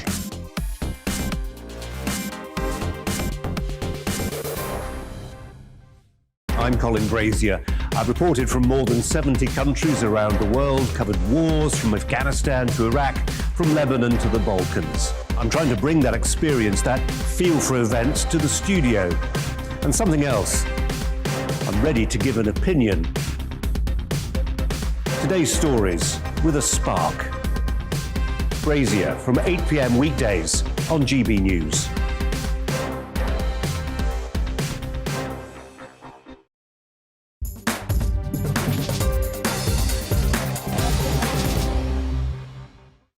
Well, another big weekend of rugby to look forward to as the Autumn Nations series concludes this weekend. Following on from wins against Tonga and Australia, England take on world champions South Africa at Twickenham today in a repeat of the 2019 final. Comments made after that game are still on the mind of England head coach Eddie Jones. They said after the World Cup final, where they beat us fair and square, that they knew how to play to us. They knew where our weaknesses were, and they're implying our forward pack is weak. Well, our forward pack's not weak, and we'll have an opportunity on Saturday to show that. So we're looking forward to taking him on the physicality. We're also looking forward to trying to expose the weaknesses in their game, which they do have.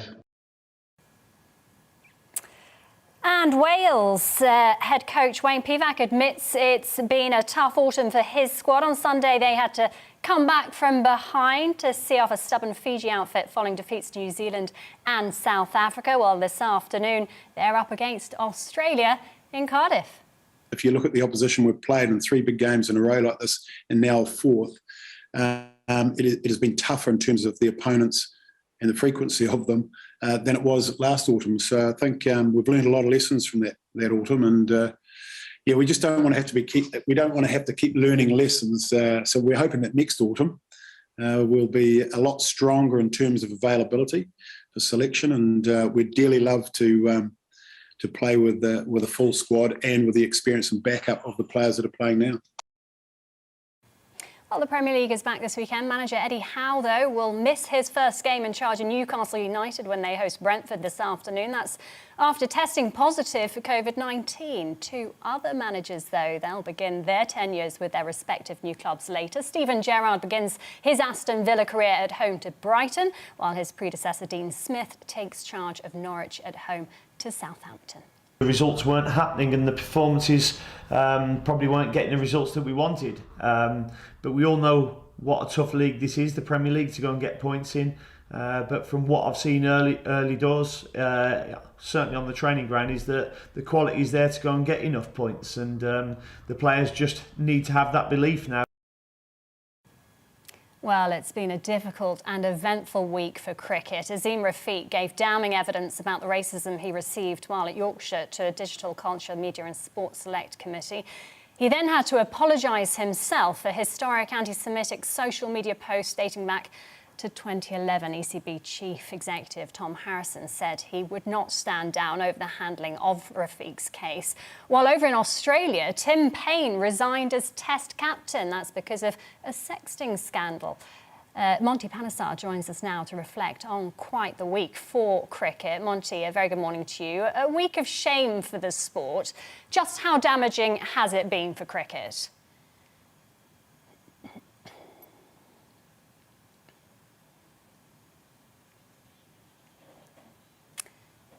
And thank you for having me on the show. And well, I think it's been a huge, eye-opening account of like the things that have happened, throughout cricket, where I think the common theme that we're seeing from, Azim Rafiq, Alex Sell, and even Ollie Robinson, is that at the younger age, as teenagers, they probably need a bit more education, on what's offensive language, what isn't, and maybe a bit more understanding on, microaggression. So that's an area where possibly the ECB and the PCA, could work upon. But I think ECB have also outlined a 12-point plan, and they've talked about, in particular, to review the dressing room culture. And that area, I really want to sort of highlight that, once the dressing room place isn't a place where cricket are seen as bullies or, that's how it comes across at the moment.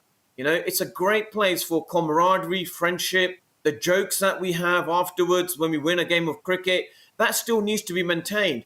And it's great for your mental health, when you're having so much fun with your friends. So that banter still needs to be maintained, but maybe a bit more education on what could be offensive and what could be a racial term. Indeed. And Rafiq's emotional testimony earlier in the week undoubtedly was a watershed moment. But what do you make of his anti-Semitic comments from when he was 19? He says he hopes it doesn't derail anti-racism and its cause. Does it affect it at all, in your opinion? Well, I think he did say he wants to be the voice for the voiceless, and he wanted to be like an anti-racist campaigner. And that maybe, I think, could be watered down a little bit. Some people are saying, this hypocrisy that he's obviously saying his racism, damaged his career. But then as a 19-year-old, the things that he came out with, which was completely unacceptable. So, this is, I think, an area, like I said before, when you're an academy player, 16, 17-year-old, you're going to be a young player coming through the system. You may not know what's, right or wrong. And I think that sort of formal education or some sort of seminar, a racial program before they, sign a contract, do a questionnaire just to pass the test, just to show that they've got a better understanding about cultural and diversity, could be a step forward for the PCA and the ECB to establish. Well, Monty, thank you very much for talking to us this morning. It has been a tough week for cricket. Well, that's all the sport. More coming up in the next hour. We preview a big weekend of rugby with former England international Lee Mears. See you then.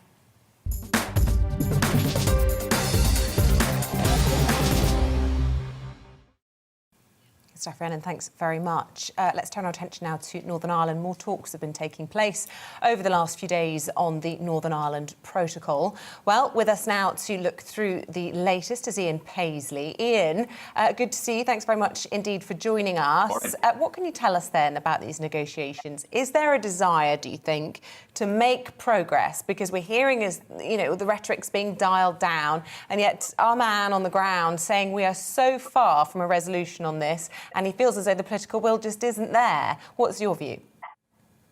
Well, thank you for having me this morning.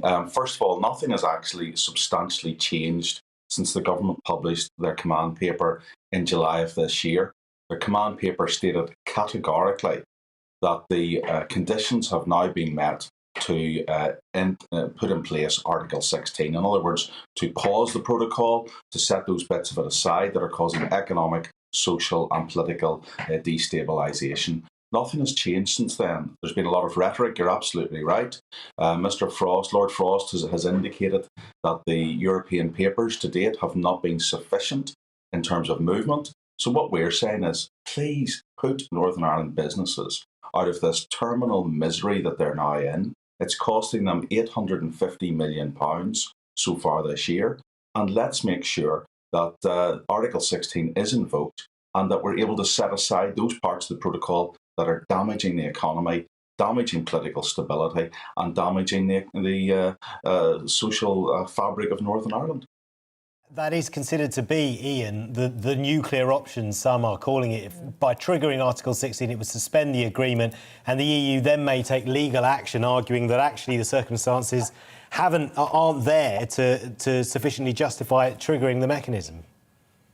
Well, let's just unpack that, because I think you're absolutely right. We had a situation way back in January of this year where the leader of the opposition told Boris Johnson that he, the leader of the opposition, if he was Prime Minister, would not have put in place a border within the United Kingdom and a border down the Irish Sea.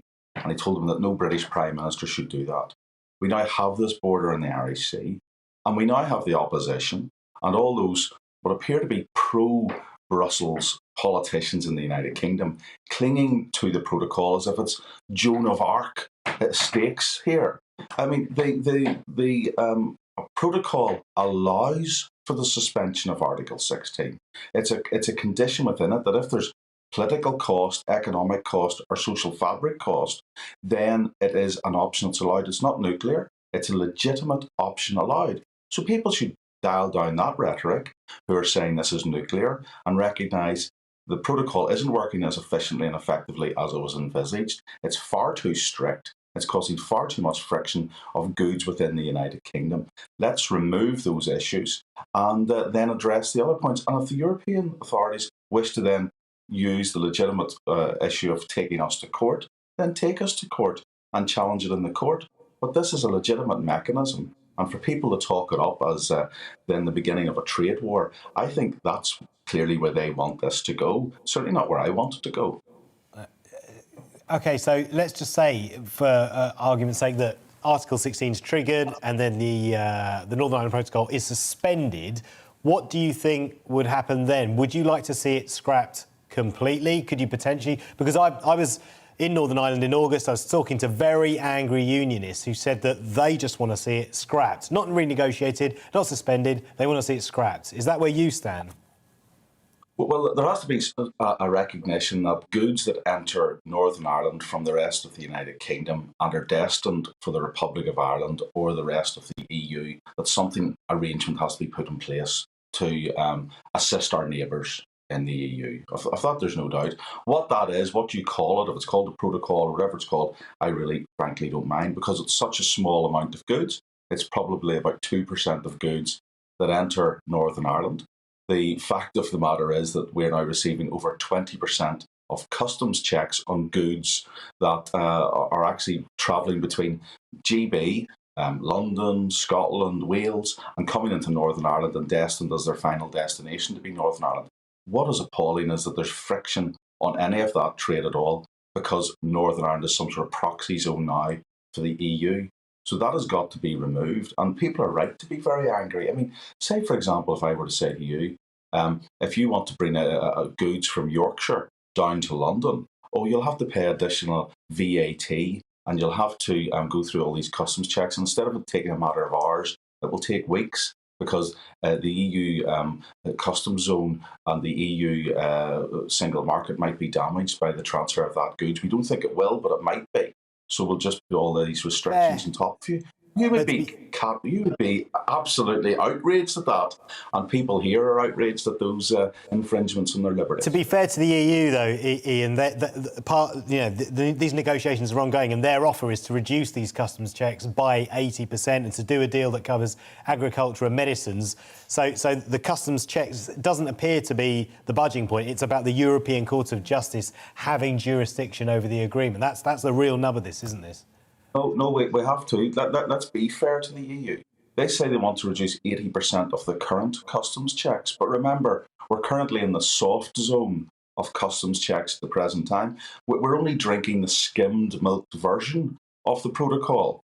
Come January of next year, just a matter of 6 weeks away, we then have the full fat version, and that will mean even more customs checks. So what they're offering is a small reduction in what is currently taking place.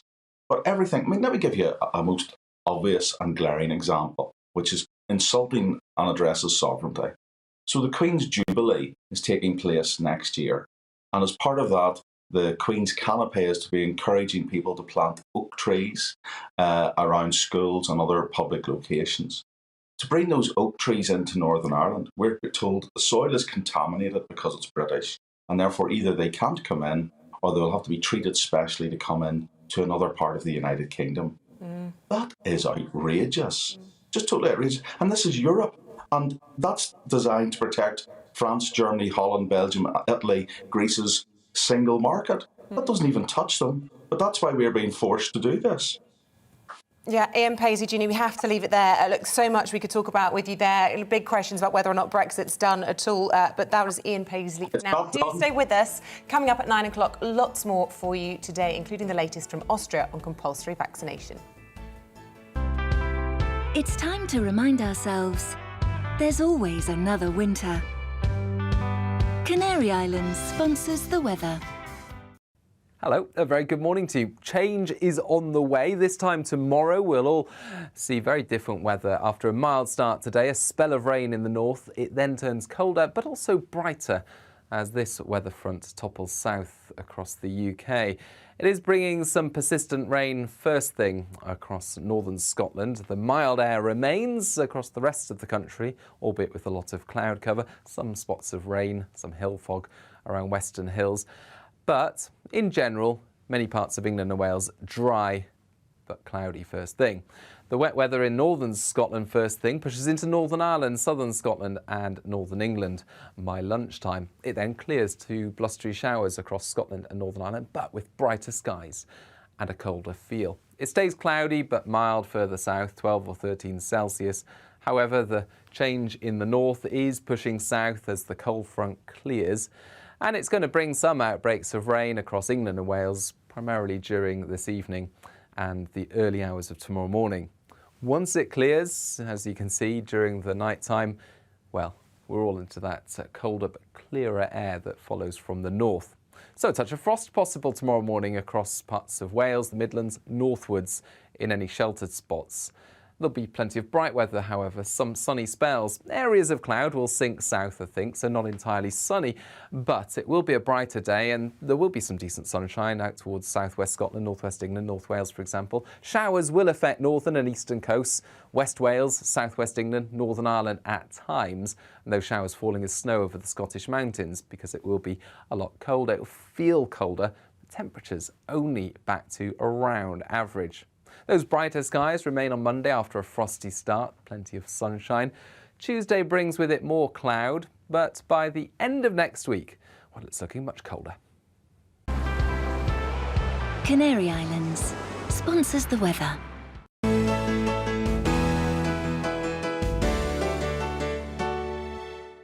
You're watching GB News live across the UK and the world on our digital stream. GB News is Britain's news channel. We are the UK's home of discussion and debate from all perspectives. We are here for you. Don't forget to join our YouTube community by clicking on that subscribe button. And if you want the GB News app, you can click and catch up on programmes anytime. We love to hear from you, so email us. gbviews@gbnews.uk. Thanks for being part of the GB News family. My name is Andrew Doyle. Join me every Sunday evening at 7 p.m. for Free Speech Nation. This is a show where we address current affairs and news stories of the week with the help of two wonderful comedian panellists. I brought in comics because I want to give it a lighter edge, and also they work for less. See you there.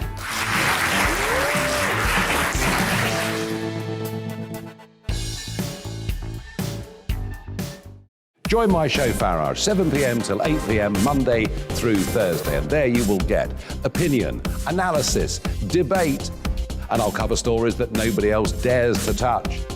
And then for the last 15 minutes, talking pints. We're over a drink. We have a civilised conversation with someone.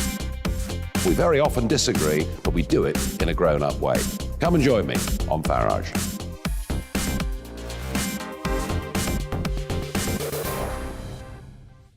I'm Colin Brazier.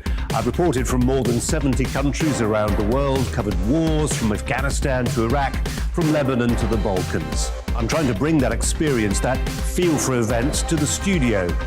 And something else. I'm ready to give an opinion. Today's stories with a spark. Brazier from 8 p.m. weekdays on GB News.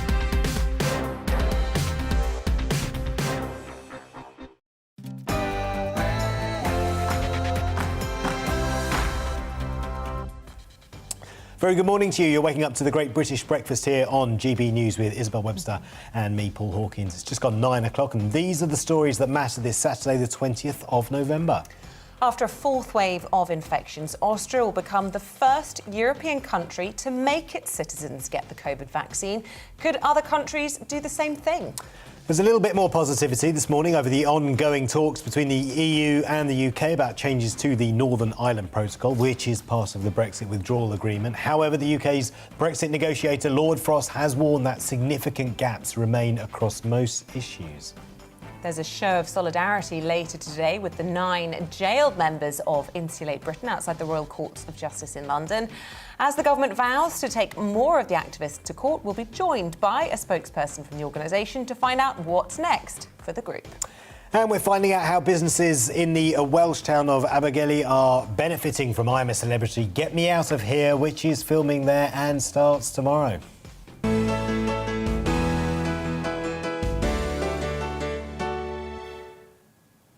Very good morning to you. We start with that news that from February, Austria will become the first Western country where you have to get the COVID jab. Around 2 million people who are not fully vaccinated have already been told to stay at home, while from Monday the country goes into lockdown as it tries to stop a fourth wave of COVID cases. This is despite the fact that you have to wear face masks on public transport and in shops and museums. Austria registered over 25,000 new cases in the last 48 hours and still has one of the lowest vaccination levels in Europe. So could a move to mandate vaccines in Austria have any repercussions over here? Well, joining us now from Austria is virologist Norbert Nowotny. Norbert, really good to have you on the programme. Thanks very much indeed for joining us. Really interesting then for us to be looking at what's happening with this fourth wave in Austria. Many of us will be very pleased that we've already experienced our fourth wave, but just explain to us from a virologist's point of view exactly why the situation is different there, given we've got relatively similar levels of vaccination. So first of all, hello from Vienna, and many thanks for inviting me. Well, the situation of this fourth wave is now in Austria very dramatically, and probably it will be the same in several other countries of continental Europe soon. So our politicians finally decided for 3 weeks, actually 20 days, lockdown for everyone, for both vaccinated and unvaccinated ones, but for a limited time of 20 days. What we already had implemented was the so-called lockdown for unvaccinated, and before that, the so-called 2G, which means that unvaccinated are not allowed to go to any leisure activities, essentially. So there was some pressure already on the unvaccinated to increase the vaccination rate, which indeed is in Austria pretty low. It is now close to 65% fully vaccinated ones, because these two measures, these lockdown for unvaccinated and this 2G, to exclude them for all kinds of fun activities, that worked. But in order to have a long-term effect, now it was also announced that starting with 1st of February next year, there will be a mandatory SARS-CoV-2 vaccination. Yeah, Norbert, as I understand it, vaccine uptake in the UK quite high, vaccine uptake in fully vaccinated, that is uptake in Austria, not quite so high, because we were talking to a journalist earlier and she said that Austrian people are generally more sceptical, more cynical about the science. Now, if that's true, that must be very frustrating for someone like you. Absolutely. It is totally frustrating for researchers working in the area, and because we try to explain scientifically the advances of vaccination technology and that vaccines are safe and everything. Yeah, I fully agree. It's absolutely frustrating for us. In addition, we have one opposition party which strongly opposes all actions done by the government, and they also oppose vaccination. So that is probably one thing, and you are right that in the population there are some, let me say, research and science critical people, And yeah, that brought us to this situation in which we are now.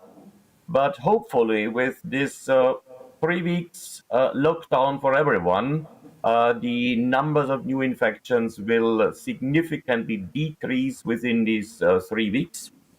And still, because there were the arguments when you have now the lockdown for everyone, vaccinated and unvaccinated ones, that might reduce the number of people going for the first shot. But I think that's not the case, because everyone knows that after the 3 weeks of solidarity of the vaccinated ones with the unvaccinated ones, then these 2G, as I explained, and also this lockdown for unvaccinated will continue.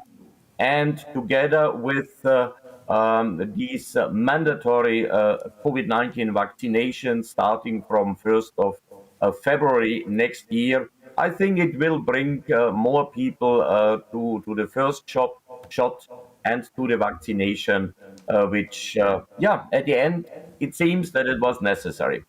Honestly, my personal view always was we need mandatory vaccination for medical professions.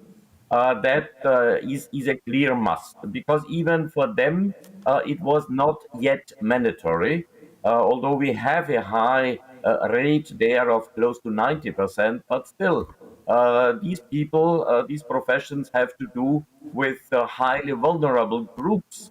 And if they get infected, then the disease is likely to be quite serious in them. Yeah. So I think probably it was at the end a good move, but there will still be lots of discussions until February. Yeah. But on the other hand, people also asked, why did you not do this mandatory vaccination immediately? Austria does not have a history of mandatory vaccination. In Austria, it was only the pox virus vaccination. That was the only one ever in history which was mandatory. And all other vaccinations were voluntary, and nonetheless, the people did it. So therefore, it needs now until February still lots of discussions that everyone, all groups having scientific arguments, can bring up their arguments. And so I hope that until that time, people will be satisfied, will accept this mandatory vaccination policy. OK, and just finally, and very briefly, if you wouldn't mind, Norbert Nowotny, here in the UK, the Royal Colleges of Doctors are very publicly anti-mandatory vaccinations, but privately, if you speak to many of them, they don't have a problem with it. Now, you just expressed as a virologist you don't have a problem with health workers having the vaccination. What's your personal view, though, on everybody being mandated from February? I think it will help on the one hand side. On the long term, we all hope there will be no fifth and sixth wave, but we cannot exclude it. So on the long term, this mandatory vaccination will help. My personal view is still vaccination for healthcare workers is an absolute must. For the others, for other professions like teachers, policemen, having to do with a lot of other people, that would have been another option. The obligatory vaccination policy for the entire population, well, it still needs some discussion, no doubt. Really good to have your view this morning, Norbert. Thanks for joining us on the Great British Breakfast. Norbert Nowotny there, a Austrian virologist. And we were talking about legal challenges in Austria, potentially to this mandatory need to get the vaccine. Tom's tweeted me. Good morning to you, Tom. Nuremberg Code Article 6, Section 3, he cites. No government can mandate or force medical treatment without individual consent. This relates to experiments rather than vaccines. But what are these vaccines if not experiments? It's about freedom to choose. And a really interesting point I really want to clarify as well, coming out of that interview, is levels of vaccination here in the UK versus other countries. The latest figures are that here in Britain, we fully immunised 68% of the population compared to the same number in Germany and just 65%. So only a small difference between Austria and the UK, which Austria has at the moment the joint lowest coverage in Western Europe alongside Switzerland. But the absolutely key and really important difference between the two countries is that the first is that the UK UK has administered 20.4 booster doses for every 100,000 people. That was as of Wednesday. That is twice the level in Austria. So that's absolutely key then, isn't it, that topping up the vaccine seemed to be the big distinction between our vaccination rates here in Austria. Yeah, so is indeed. So really interesting debate happening in Austria. And do let us know what you think. Lots of you getting in touch with us this morning. gbviews@gbnews.uk. Right, it's 11 minutes past 9. Good to have you with us this morning. Here's what else is making the headlines. Child killer Colin Pitchfork has been arrested and recalled to prison just 2 months after his release. It's understood Pitchfork was returned to custody yesterday over a breach of his licence conditions. He spent 33 years in jail for raping and strangling 2 teenage girls in the 1980s. His re-release will now be a matter for the parole board. The US teenager Carl Rittenhouse has been found not guilty of all charges following a shooting in Wisconsin last summer. The 18-year-old opened fire during a night of protests over police violence against African Americans. He was charged with homicide, attempted homicide, and recklessly endangering safety for killing 2 white men and injuring a third. Well, after pleading self-defense, Mr. Rittenhouse was acquitted by the jury, who took nearly 3.5 days to deliver its verdict. Members of the public will gather today outside the Royal Courts of Justice in London to show solidarity with 9 members of the climate activist group Insulate Britain who were jailed this week. The protesters were sentenced after they admitted breaching a motorway injunction. Yesterday, Transport Secretary Grant Shapps confirmed that the government could take another 23 members of the group to court over their road blocking actions. And coming up this hour, we will be speaking to someone from Insulate Britain. And a vaccine story in sport. Officials at the Australian Open have confirmed that all players must have been immunised to compete in the tournament next year. It puts Novak Djokovic's participation in doubt. The defending men's champion and 9-time winner in Melbourne has repeatedly refused to publicly disclose his vaccination status. Yeah, really interesting, that one. And today's weather, dry and fairly cloudy across southern areas. Further north, a band of mostly light rain moves southwards and reaches central areas by the end of the day. Lots more rain across north and northwest areas.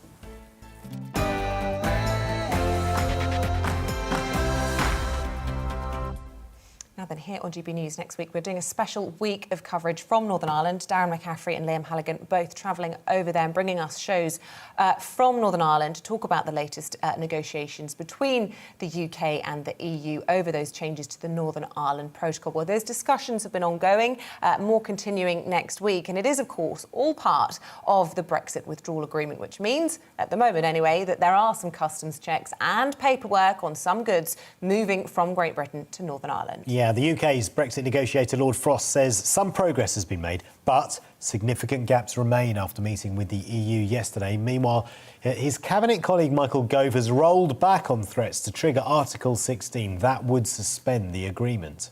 Well, Stephen Kelly is the CEO of Manufacturing Northern Ireland. He joins us now. A very good morning to you, Stephen. What has your reading been then of these negotiations? Because at least at the moment, it seems as though the mood music has significantly improved. It doesn't look as though Article 16 is going to be triggered anytime soon, and certainly not the nuclear option from the European perspective either. Yeah, good morning. The negotiations have started probably pretty slowly, but attentions have really been focused in probably the last 3 weeks. There's been a lot of engagement here in Northern Ireland, both from the EU and indeed the UK government. And what we're beginning to notice now is that, as you've said, Article 16 threat is greatly diminished. That's a good thing. The EU's potential retaliation threat has diminished. That's definitely a good thing. And as a result of all of that, we're beginning to actually get down to the proper discussions around what needs to happen to make the protocol work better and to make the protocol as seamless as possible for as many people in Northern Ireland as possible. And really, those issues haven't changed, have they? And, you know, just highlight for us, you know, what you need to see change and how hopeful you are that finally, now that that threat has seemingly been removed, that you've got the ear of those in authority. Well, the main thing is that there are controls in terms of paperwork, particularly between Great Britain and Northern Ireland for our manufacturing community, for small businesses and others. There's other issues around the supply of medicines and the checks on plants and goods of animal origin. And those are a great pain for many businesses and indeed some households in Northern Ireland. But what we've also got to understand is the protocol's there for a reason, and it's there to ensure that there's no border on the island of Ireland. And what the protocol has done is provided Northern Ireland's business community with access to both the UK market and the EU's market. And we're beginning to see, Isabel, that the benefit of that is really beginning to play out on the ground. Just last week, we had 1,000 new jobs announced in Northern Ireland. And yesterday, we had a $200 million investment from a new canning operation that is coming to Northern Ireland because it can access both of those marketplaces. Yeah. Stephen, when we met on the border in August, you were saying that you wanted to see a big reduction in checks on goods moving from Great Britain to Northern Ireland that don't go on to the Republic. And now the EU's offer on the table is we're going to reduce a lot of checks, we'll do a deal on agriculture and on medicines. The big sticking... So you must be pleased with that, I would have thought. But the big sticking point is the European Court of Justice having jurisdiction over the agreement. Do you have any view on that? And I guess if you don't, it must be quite frustrating for you that that's the big talking point that they can't get round. Well, the EU's made an offer, but it doesn't go far enough, Paul. The reality of the offer they've made is a 50% reduction in formalities. There's a world of a difference between half of firms doing no formalities and 100% of firms doing half the formalities. That still has problems and still has pain. And what we want is the EU to move a bit further along that route. In terms of the issue of the European Court of Justice, there isn't a single person in business in Northern Ireland that's concerned about the European Court of Justice. It's had one trade-related dispute in 30 years. What our view is that it provides us with access into that EU's market. We're beginning to really capitalise on that. Our sales with Ireland have grown by 60% this year already, at the same time as UK sales to the EU have declined by 16%. So we're seeing the benefit there of that. Where the potential landing ground is that the European Court of Justice can still have oversight in terms of the rules of the single market, but any major trade level dispute between the UK and the EU can be settled at a different level, separating out those two issues from the operational to the potential conflict that may exist between the UK and the EU. If Article 16 is triggered and the agreement is suspended, some people are saying it could trigger some kind of trade war. What kind of disruption would triggering Article 16 mean for businesses in Northern Ireland? Well, it's the worst possible outcome, frankly. All those businesses that struggle to send goods to Northern Ireland at the moment just simply won't start sending goods. Those businesses that have found a way to do that, they'll stop doing it because of the legal jeopardy. And those sales that we're making into the European Union, that extra £1 billion of goods that we've sold just across the border in Ireland, that's 60% growth in sales, that will be lost. So from a Northern Ireland perspective, it's very bad. From a UK-wide perspective, and we need the UK market to be really prosperous for us to be prosperous here in Northern Ireland. It means that there's likely a dispute between the UK and the EU. Even before it gets to a legal basis, the French customs officers may start going slow. That slows down the supply of goods into Britain, which then in turn slows down the supply of goods into Northern Ireland. So there's nothing good to be had from Article 16 from an economic perspective. And that's been made clear to Lord for us when we met with them over dinner just earlier on this week. Stephen, really good to talk to you this morning. Really appreciate your thoughts. Stephen Kelly there from Manufacturing Northern Ireland. Clearly in disagreement there with Ian Paisley from the Democratic Unionist Party, who is saying the government could trigger Article 16, they could suspend the agreement, but Stephen Kelly there saying, well, if you do that, then it's going to be bad for businesses in Northern Ireland. Yeah, well, Lord Frost has said yesterday that Britain wanted to secure a solution based on consensus. It is an ongoing story. You've got a documentary you've been working on coming out next featuring week on Stephen. Friday. Stephen's in it. I met him at the border. And as I said at the beginning, we've got a full week of coverage on that very subject, so don't go anywhere if that particular story interests you. Also coming up this morning, what are your views on Insulate Britain? Love them or loathe them? We'll be talking about the jailing of a number of their group this week. We'll be talking to their spokesperson after the break. But first, here's your weather. It's time to remind ourselves there's always another winter. Canary Islands sponsors the weather. Hello, a very good morning to you. Change is on the way. This time tomorrow, we'll all see very different weather. After a mild start today, a spell of rain in the north. It then turns colder, but also brighter as this weather front topples south across the UK. It is bringing some persistent rain first thing across northern Scotland. The mild air remains across the rest of the country, albeit with a lot of cloud cover, some spots of rain, some hill fog around Western Hills. But in general, many parts of England and Wales dry but cloudy first thing. The wet weather in northern Scotland first thing pushes into Northern Ireland, southern Scotland and northern England by lunchtime. It then clears to blustery showers across Scotland and Northern Ireland, but with brighter skies and a colder feel. It stays cloudy but mild further south, 12 or 13 Celsius. However, the change in the north is pushing south as the cold front clears, and it's going to bring some outbreaks of rain across England and Wales, primarily during this evening and the early hours of tomorrow morning. Once it clears, as you can see, during the night time, well, we're all into that colder but clearer air that follows from the north. So a touch of frost possible tomorrow morning across parts of Wales, the Midlands, northwards in any sheltered spots. There'll be plenty of bright weather, however, some sunny spells. Areas of cloud will sink south, I think, so not entirely sunny, but it will be a brighter day and there will be some decent sunshine out towards southwest Scotland, northwest England, North Wales, for example. Showers will affect northern and eastern coasts, West Wales, southwest England, Northern Ireland at times, and those showers falling as snow over the Scottish mountains because it will be a lot colder. It will feel colder, but temperatures only back to around average. Those brighter skies remain on Monday after a frosty start, plenty of sunshine.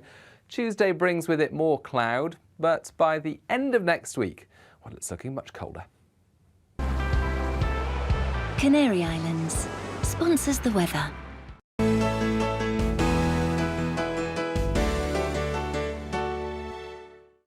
You're watching GB News live across the UK and the world on our digital stream. GB News is Britain's news channel. We are the UK's home of discussion and debate from all perspectives. We are here for you. Don't forget to join our YouTube community by clicking on that subscribe button.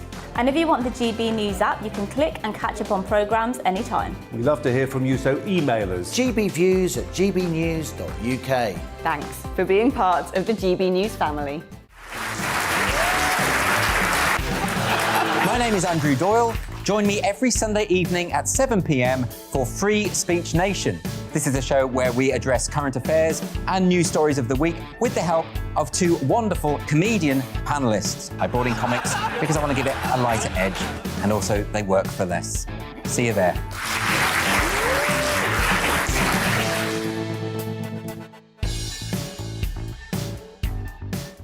Join my show Farage, 7 p.m. till 8 p.m. Monday through Thursday, and there you will get opinion, analysis, debate, and I'll cover stories that nobody else dares to touch. And then for the last 15 minutes, talking pints. We're over a drink. We have a civilised conversation with someone. We very often disagree, but we do it in a grown-up way. Come and join me on Farage.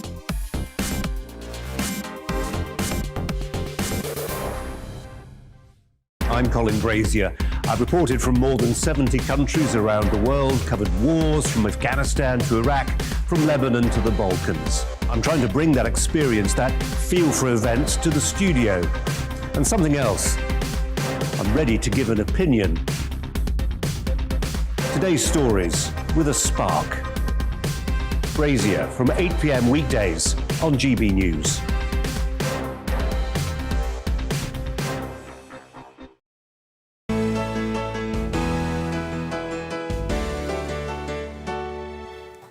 A very good morning to you. You're watching The Great British Breakfast. Good to have you with us. We're going to talk about Insulate Britain now, who will stand outside the Royal Courts of Justice in London today to show solidarity with their 9 members who were jailed earlier this week. The protesters were sentenced on Wednesday after they admitted breaching an injunction by taking part in a blockade at a junction of the M25 during the morning rush hour on October the 8th. But with more protests expected, will more arrests be made? Yeah, joining us in the studio now is Insulate Britain spokesperson Craig Scudder. Craig, really good to have you with us this morning. First of all, you're on your way, I imagine, to the Royal Courts of Justice after this to show solidarity with your other members. How are you feeling about their imprisonment? Well, firstly, thank you very much for having me on. Obviously, I'm deeply disturbed that our government has chosen to imprison some protesters who are just really trying to raise the alarm that the government aren't doing enough to insulate Britain's homes and save a person dying every 15 minutes this winter from fuel poverty. But can I just correct you on one thing today? What one of the guys said in the High Court on Wednesday, which is proven to be quite prescient, is that if he's arrested, 10 people will stand up to take his place. And if the government imprisons those 10 people, another 100 will come forward. What we're experiencing today is not an Insulate Britain thing outside the High Court. It's an organic thing that has been... I'm not even sure which other environmental group came up with the idea. From where I live, there's 3 people coming down, one of whom is a member of Christian Climate Action, another is a member of Friends of the Earth, a third is a member of Extinction Rebellion. Now, I'm not saying that people from Insulate Britain won't be there today, but this isn't our gig. This is, I think, going to be a show of ordinary people from a variety of different environmental groups and backgrounds just coming to push back and rebel. You're saying there's broader government's policy. You're saying there's broader support. That's what you're saying. But and that's grown massively since Wednesday. And I think some people would say, OK, you know, your cause is valid, but why go about it in that way? That's what people are upset about. Yeah, because democracy is letting us down. You know, this government was voted in by 43% of the people, and they're stopping a policy that's got over 70% of support from going through. Now, I don't know what politics lie behind this, whether it's ties to industry, which is, you know, quite often the accusation levelled. But if democracy fails, as it is doing in this case, then, you know, it's our right to rebel. It's our duty to rebel. And, you know, the 200 people that have been involved in Insulate Britain over the last 2 months are just ordinary people with ordinary jobs who are taking time off, losing income, putting their futures at risk by unlimited fines, 2 years in prison for breaching a highways injunction that the government have manufactured because they weren't happy with the law that would have limited our fines to £1,000. You know, why don't they just get on and do the job? It would save money in the long run. We are happy to sit down with Boris, with an economist who will explain to him how he can issue a 30-year bond, how it will pay for all 29 million homes to be insulated and put money into the exchequer. Yeah. Look, Craig, I have to pull you up on something because, you know, you say the government are putting people in jail. We live in a country where the legislature and the judiciary are separate entities. There's no suggestion that Boris Johnson, sitting at number 10 Downing Street, interfering in the judicial process, OK? They are breaking laws that are there in their own right, that have been through Parliament, that have been justifiably put there.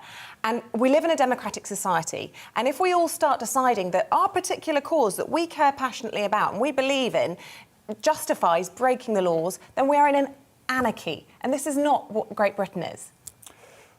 Well, let me first say that we have broken a law, but it's been enacted specifically to deal with us. Normally, blocking a highway is something that's dealt with in the courts and the maximum penalty is £1,000 fine. You say there's no government interference, but there was in this case. Priti Patel encouraged the Highways Agency to issue this injunction to deal with us in this manner. Royal Courts of Justice have ultimate say over that. Priti Patel. They have the jurisdiction and it's in their hands. When it comes to them, they do. But the injunction was the idea of the government to deal with us specifically. But the government, and let me say, this isn't just an ordinary issue. Like Sir David King, the last government scientific advisor, has said, we have 3 or 4 years that are going to dictate the future of humanity. In COP26, we've signed on to a pledge to try and keep emissions to a certain point by cutting them by 45% by 2030 to limit temperature rise to below 1.5 degrees. We don't have any policies that are going to enable us to do that. So it is our right as citizens to call the government to account because other people aren't doing it. If the media were on our page here, think about it. 43% voted for Boris, 72% of people want all our homes insulated. You should be on the side of the people here. Regardless of political affiliations, this is just plain wrong. We need to get on and do this. We should not have 7 million people living in fuel poverty in the 6th richest nation on the planet. But we're not arguing with the cause. We're still arguing about the methodology. That's the point. And the government has a duty to keep the country running. And if you're lying in the road, the country can't run. If I had £1 for everyone who said to me, we're not arguing about the cause, just the methodology. Well, maybe Come on, you then. should change your methodology. Come on, then. Give me one. What should I do? We've been told to go outside Parliament. We've done that numerous times. We've been told to micro-target politicians and government departments. We've done that numerous times. It isn't newsworthy. We're trying to move public opinion here. The only way we can do that and the only way we can get the headlines is by being disruptive. We know it works. It's worked on various things across the centuries. You know, whether it's the suffrage movement here, the Gilets jaunes movement in France a few years ago, the civil rights movements in America. It works. The best thing we can do is all come together on that. We've had hundreds of people join us this week since Wednesday. If thousands more join, this will be over by Christmas. Boris could do a U-turn. I know he doesn't like doing U-turns, apart from the 18 he's already done in the last 2 years, but he could do one on this. We will explain the science to him. We will explain the economics to him. He understands science. He doesn't know, because he isn't getting it. Craig. Our lives are in danger here. I don't want to spend my twilight years fighting over a loaf of bread in Sainsbury's. I hear what you're saying. We import our food. Guess what? Lots of people believe in a lot of things. I personally believe that COVID vaccinations save lives, and we're in the middle of a pandemic. But I'm not going to lie in the road and stop people visiting their loved ones as they're dying because people aren't doing what I want to do, which is for them to have a vaccine in their arm. We have a process, OK? We live in a civilised society, and people have to follow the law of the land. OK, so the process has failed, or we wouldn't be at this point. And, you know, we've been accused... Hold on a second, let me finish. We've been accused of stopping ambulances. We haven't stopped a single ambulance, right? We've been accused of various hypothetical things that could happen.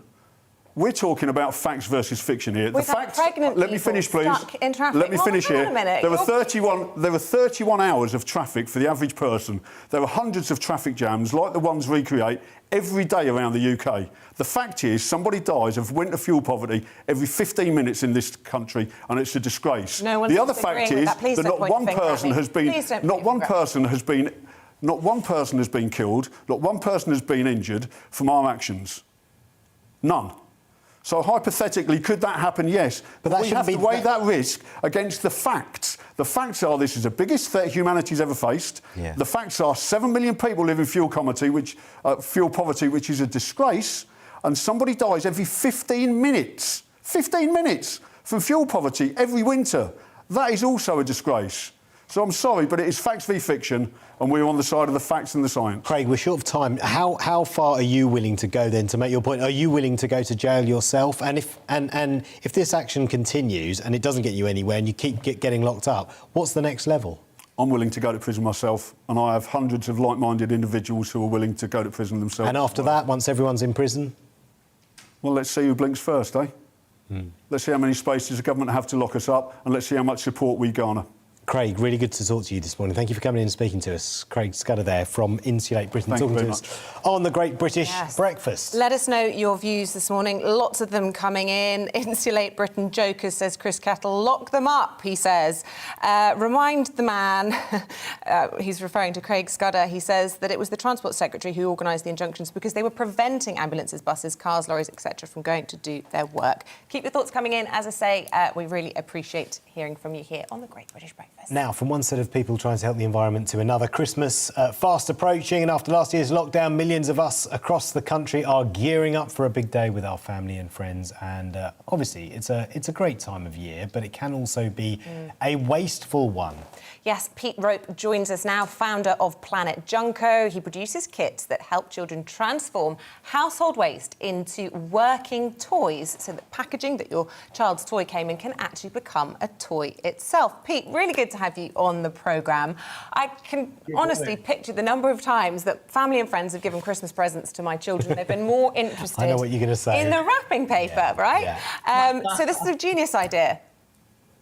Yeah, well, thank you, very kind. Thanks for having us on. Yeah, I mean, it started when I was sort of making a junk model with my kids, and we didn't have anything to make the wheels with.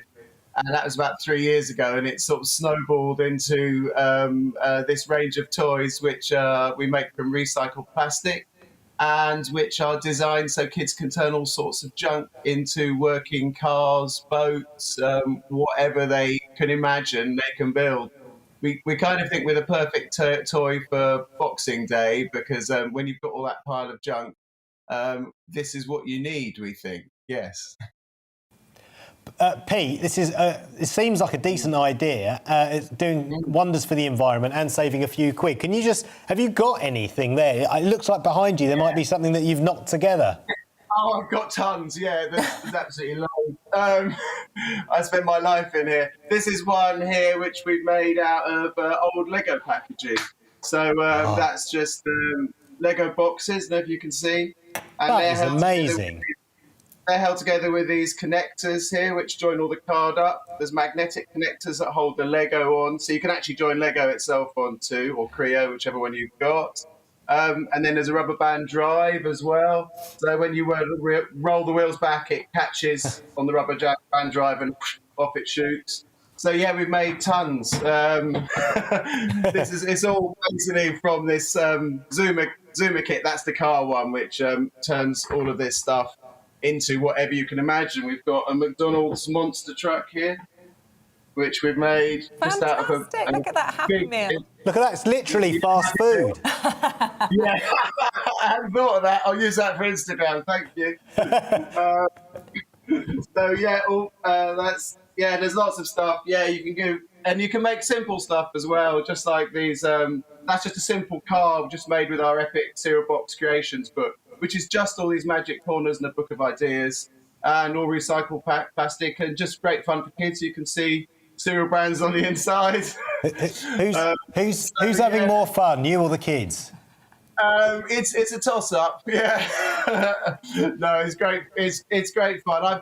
We find a lot of granddads and dads get a bit competitive about it, because you can make some quite cool stuff. So we made a Batmobile and things like that. So yeah, you can just keep going, really. You know what, Pete, it's such a great thing, because we've just done an interview with somebody who's got, right-minded ambitions, which is, to try and save the planet.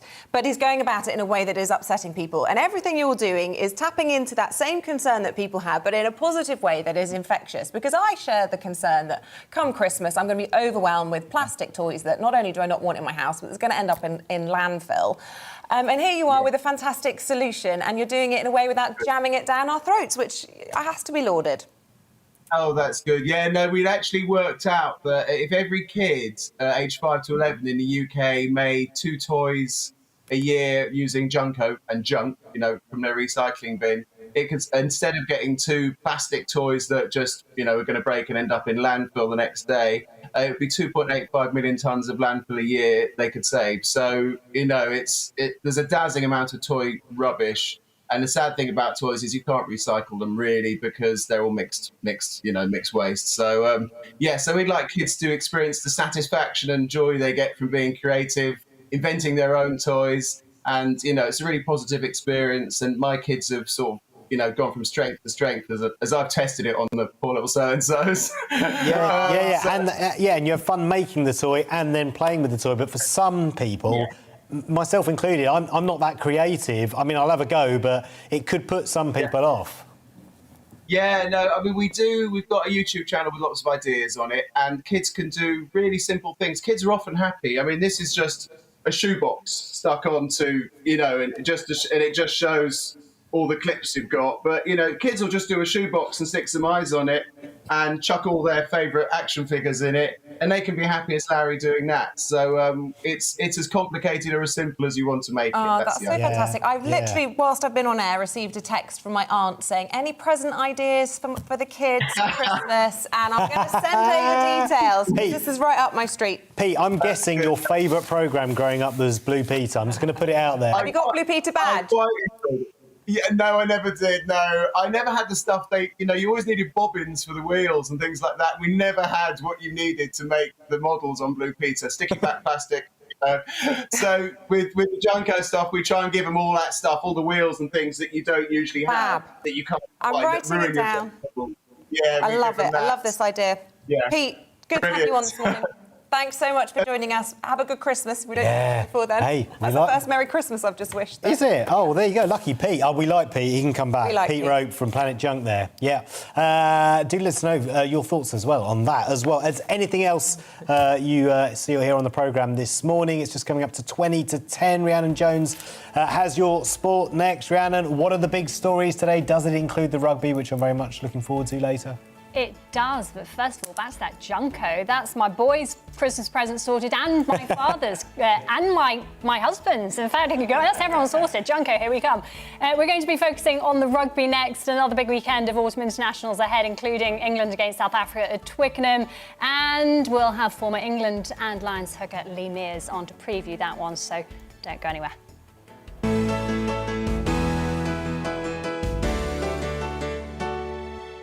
You're watching GB News live across the UK and the world on our digital stream. GB News is Britain's news channel. We are the UK's home of discussion and debate from all perspectives. We are here for you. Don't forget to join our YouTube community by clicking on that subscribe button. And if you want the GB News app, you can click and catch up on programmes anytime. We love to hear from you, so email us. gbviews@gbnews.uk. Thanks for being part of the GB News family. My name is Andrew Doyle. Join me every Sunday evening at 7 p.m. for Free Speech Nation. This is a show where we address current affairs and news stories of the week with the help of two wonderful comedian panellists. I brought in comics because I want to give it a lighter edge, and also they work for less. See you there.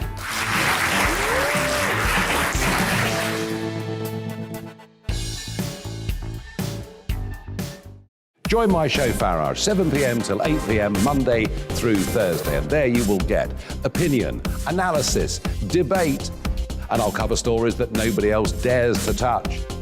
And then for the last 15 minutes, talking pints. We're over a drink. We have a civilized conversation with someone. We very often disagree, but we do it in a grown-up way. Come and join me on Farage.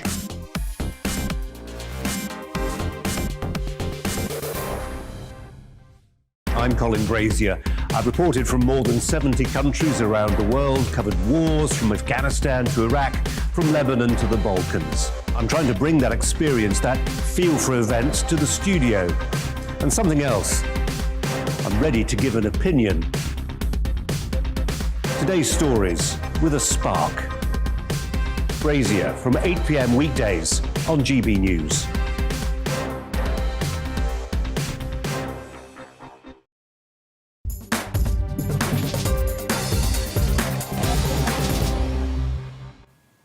We start with the Autumn Nations series, another big weekend of rugby to look forward to, with England taking on world champion South Africa at Twickenham later in a repeat of the 2019 final.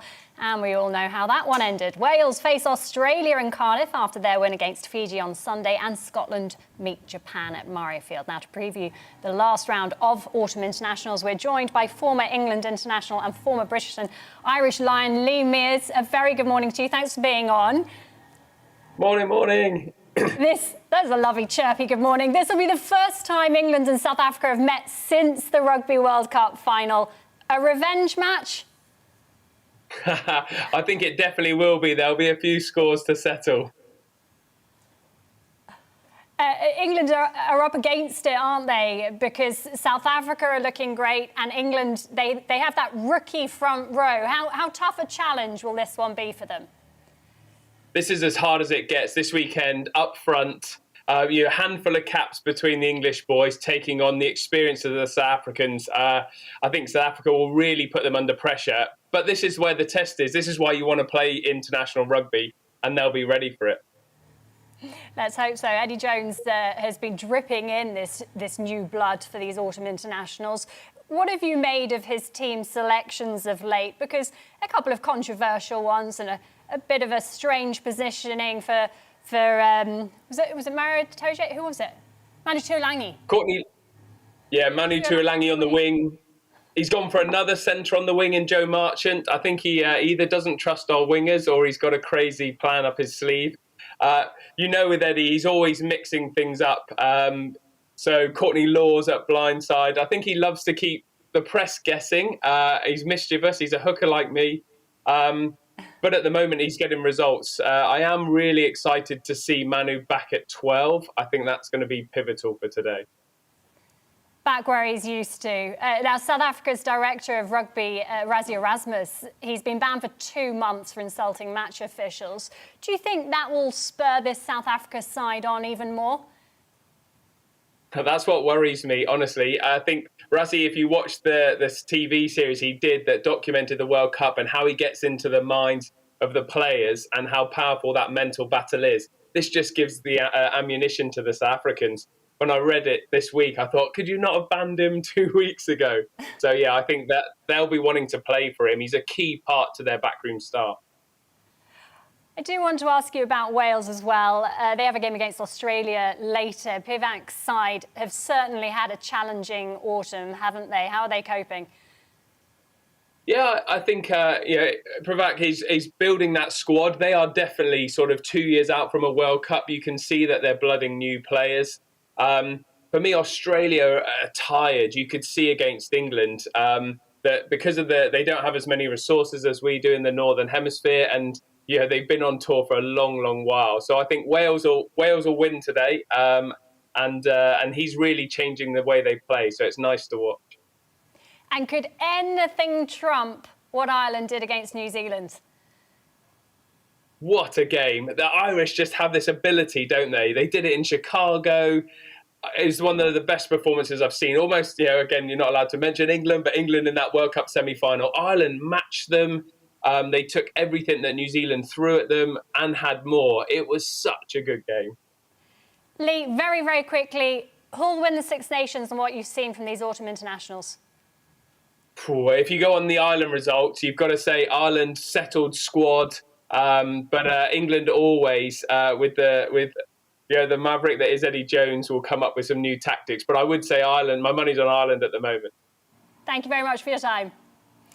Now, the Premier League's back after the international break. Manager Eddie Howe will miss his first game in charge of Newcastle United when they host Brentford this afternoon. That's after testing positive for COVID-19. Two other managers, though, will begin their tenures with their respective new clubs later. Steven Gerrard begins his Aston Villa career at home to Brighton, while his predecessor Dean Smith takes charge of Norwich at home to Southampton. Meanwhile, in the early kick-off, league leaders Chelsea go to Leicester, Crystal Palace are away to Burnley, Manchester United are at Watford, third place West Ham go to Wolves, and Liverpool meet Arsenal in the big game of the day.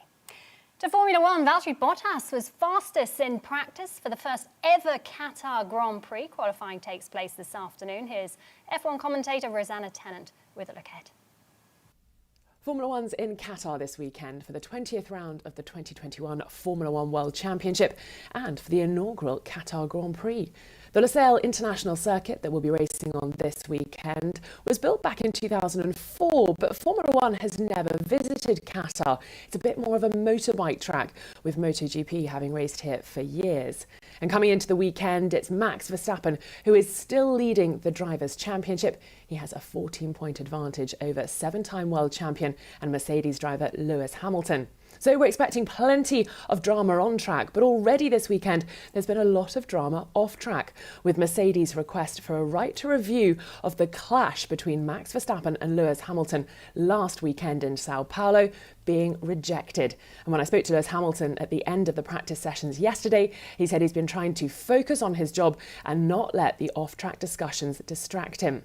He's going to have work to do this afternoon in qualifying, though, because he was unable to top either of the practice sessions yesterday. Max Verstappen leading the way in FP1, and it was Lewis's teammate Valtteri Bottas on top in FP2. And with 3 races still to go in this championship, it's going to be incredibly close every single weekend. Qualifying's coming up later this afternoon at 5 p.m. local time, and then the first ever Qatar Grand Prix tomorrow at the same time. All looking forward to it, and that's the sport. Paul Coit will be with you tomorrow with a roundup from all of today's rugby action. Plus, he'll be joined by former England international Paul Robinson to take you through the football. Have a lovely weekend.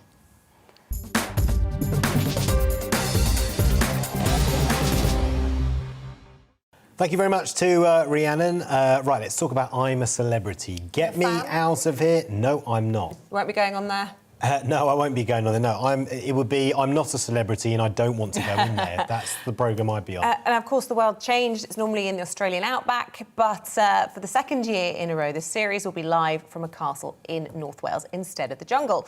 The celebrities will be taking on the bush tucker trials and the cold weather, but despite all their suffering, a small market town is thriving. Yeah, our Wales reporter Lily Hewitson has been finding out more.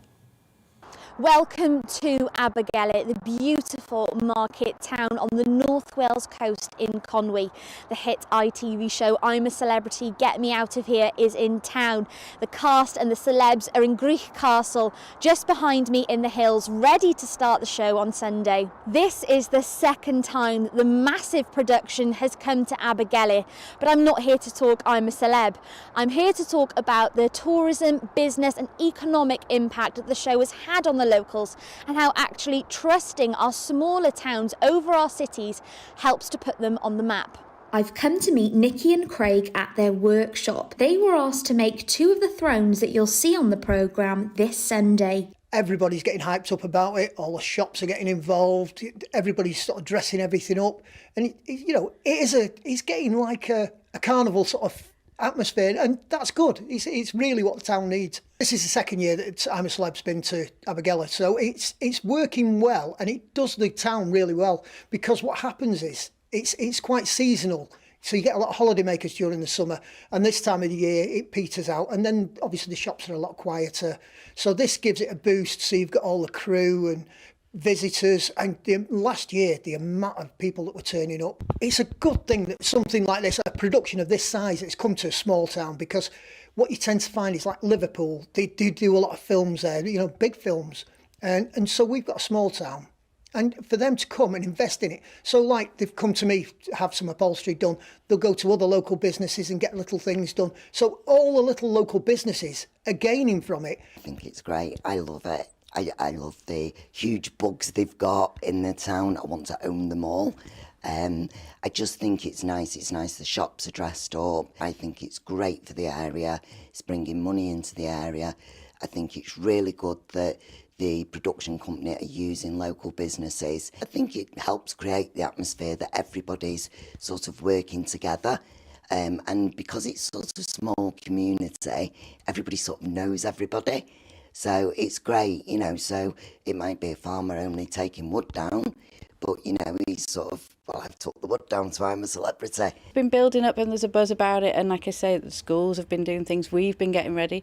So it's just to see, it's just brought a bit more energy to the town at this time of year when, in the build-up to Christmas as well, but it's given us something different to focus on, and it's been good. I mean, it'd be fantastic if it did carry on here. It brings something different to it, and it showcases what we have in this country as well, because hopefully they'll be able to get out more in the area this time, and not just be in the castle, and see the local countryside and what we have to offer in Wales as a whole, and the whole country. I think it's great.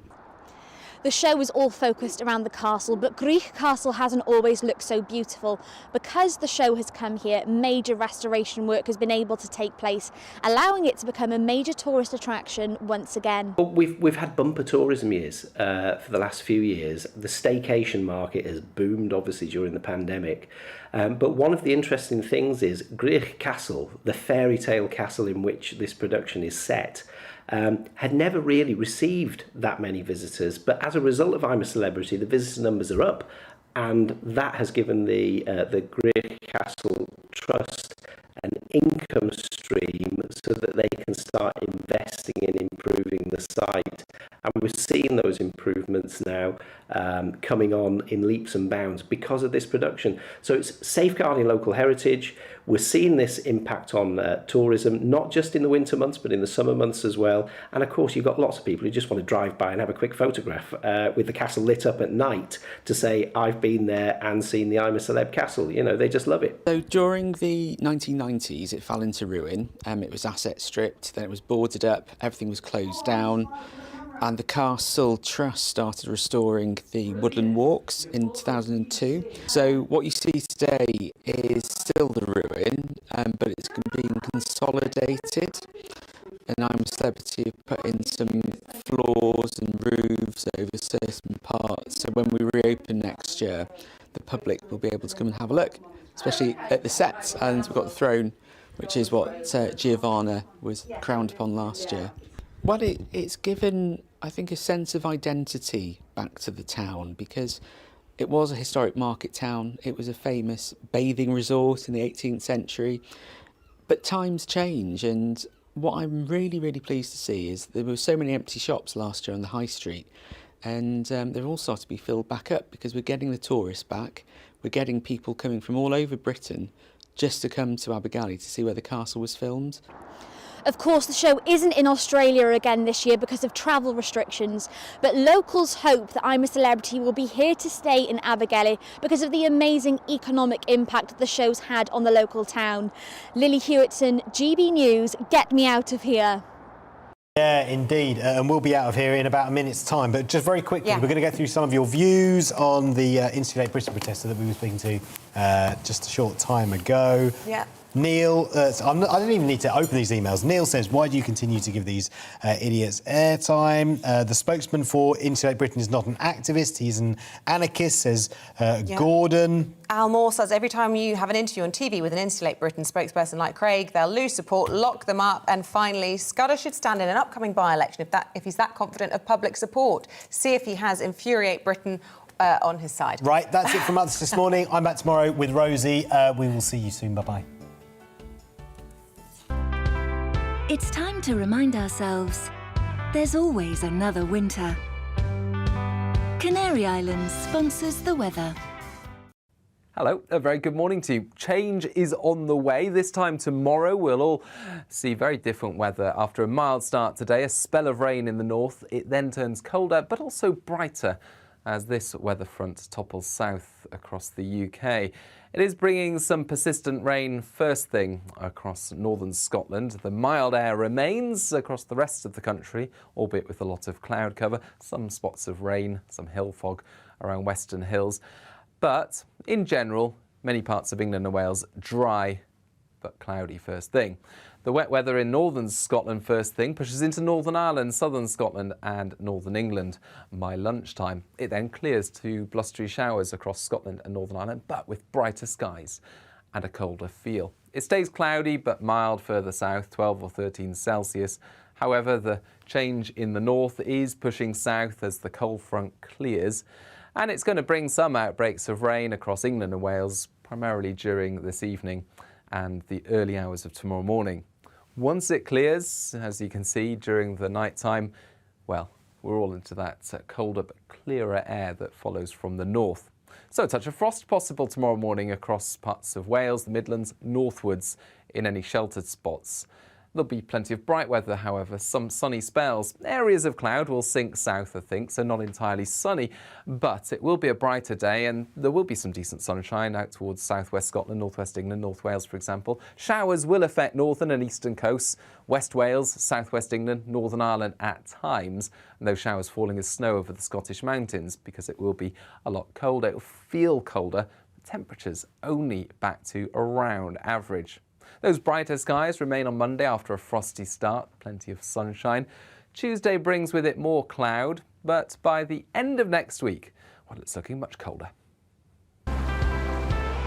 Canary Islands sponsors the weather.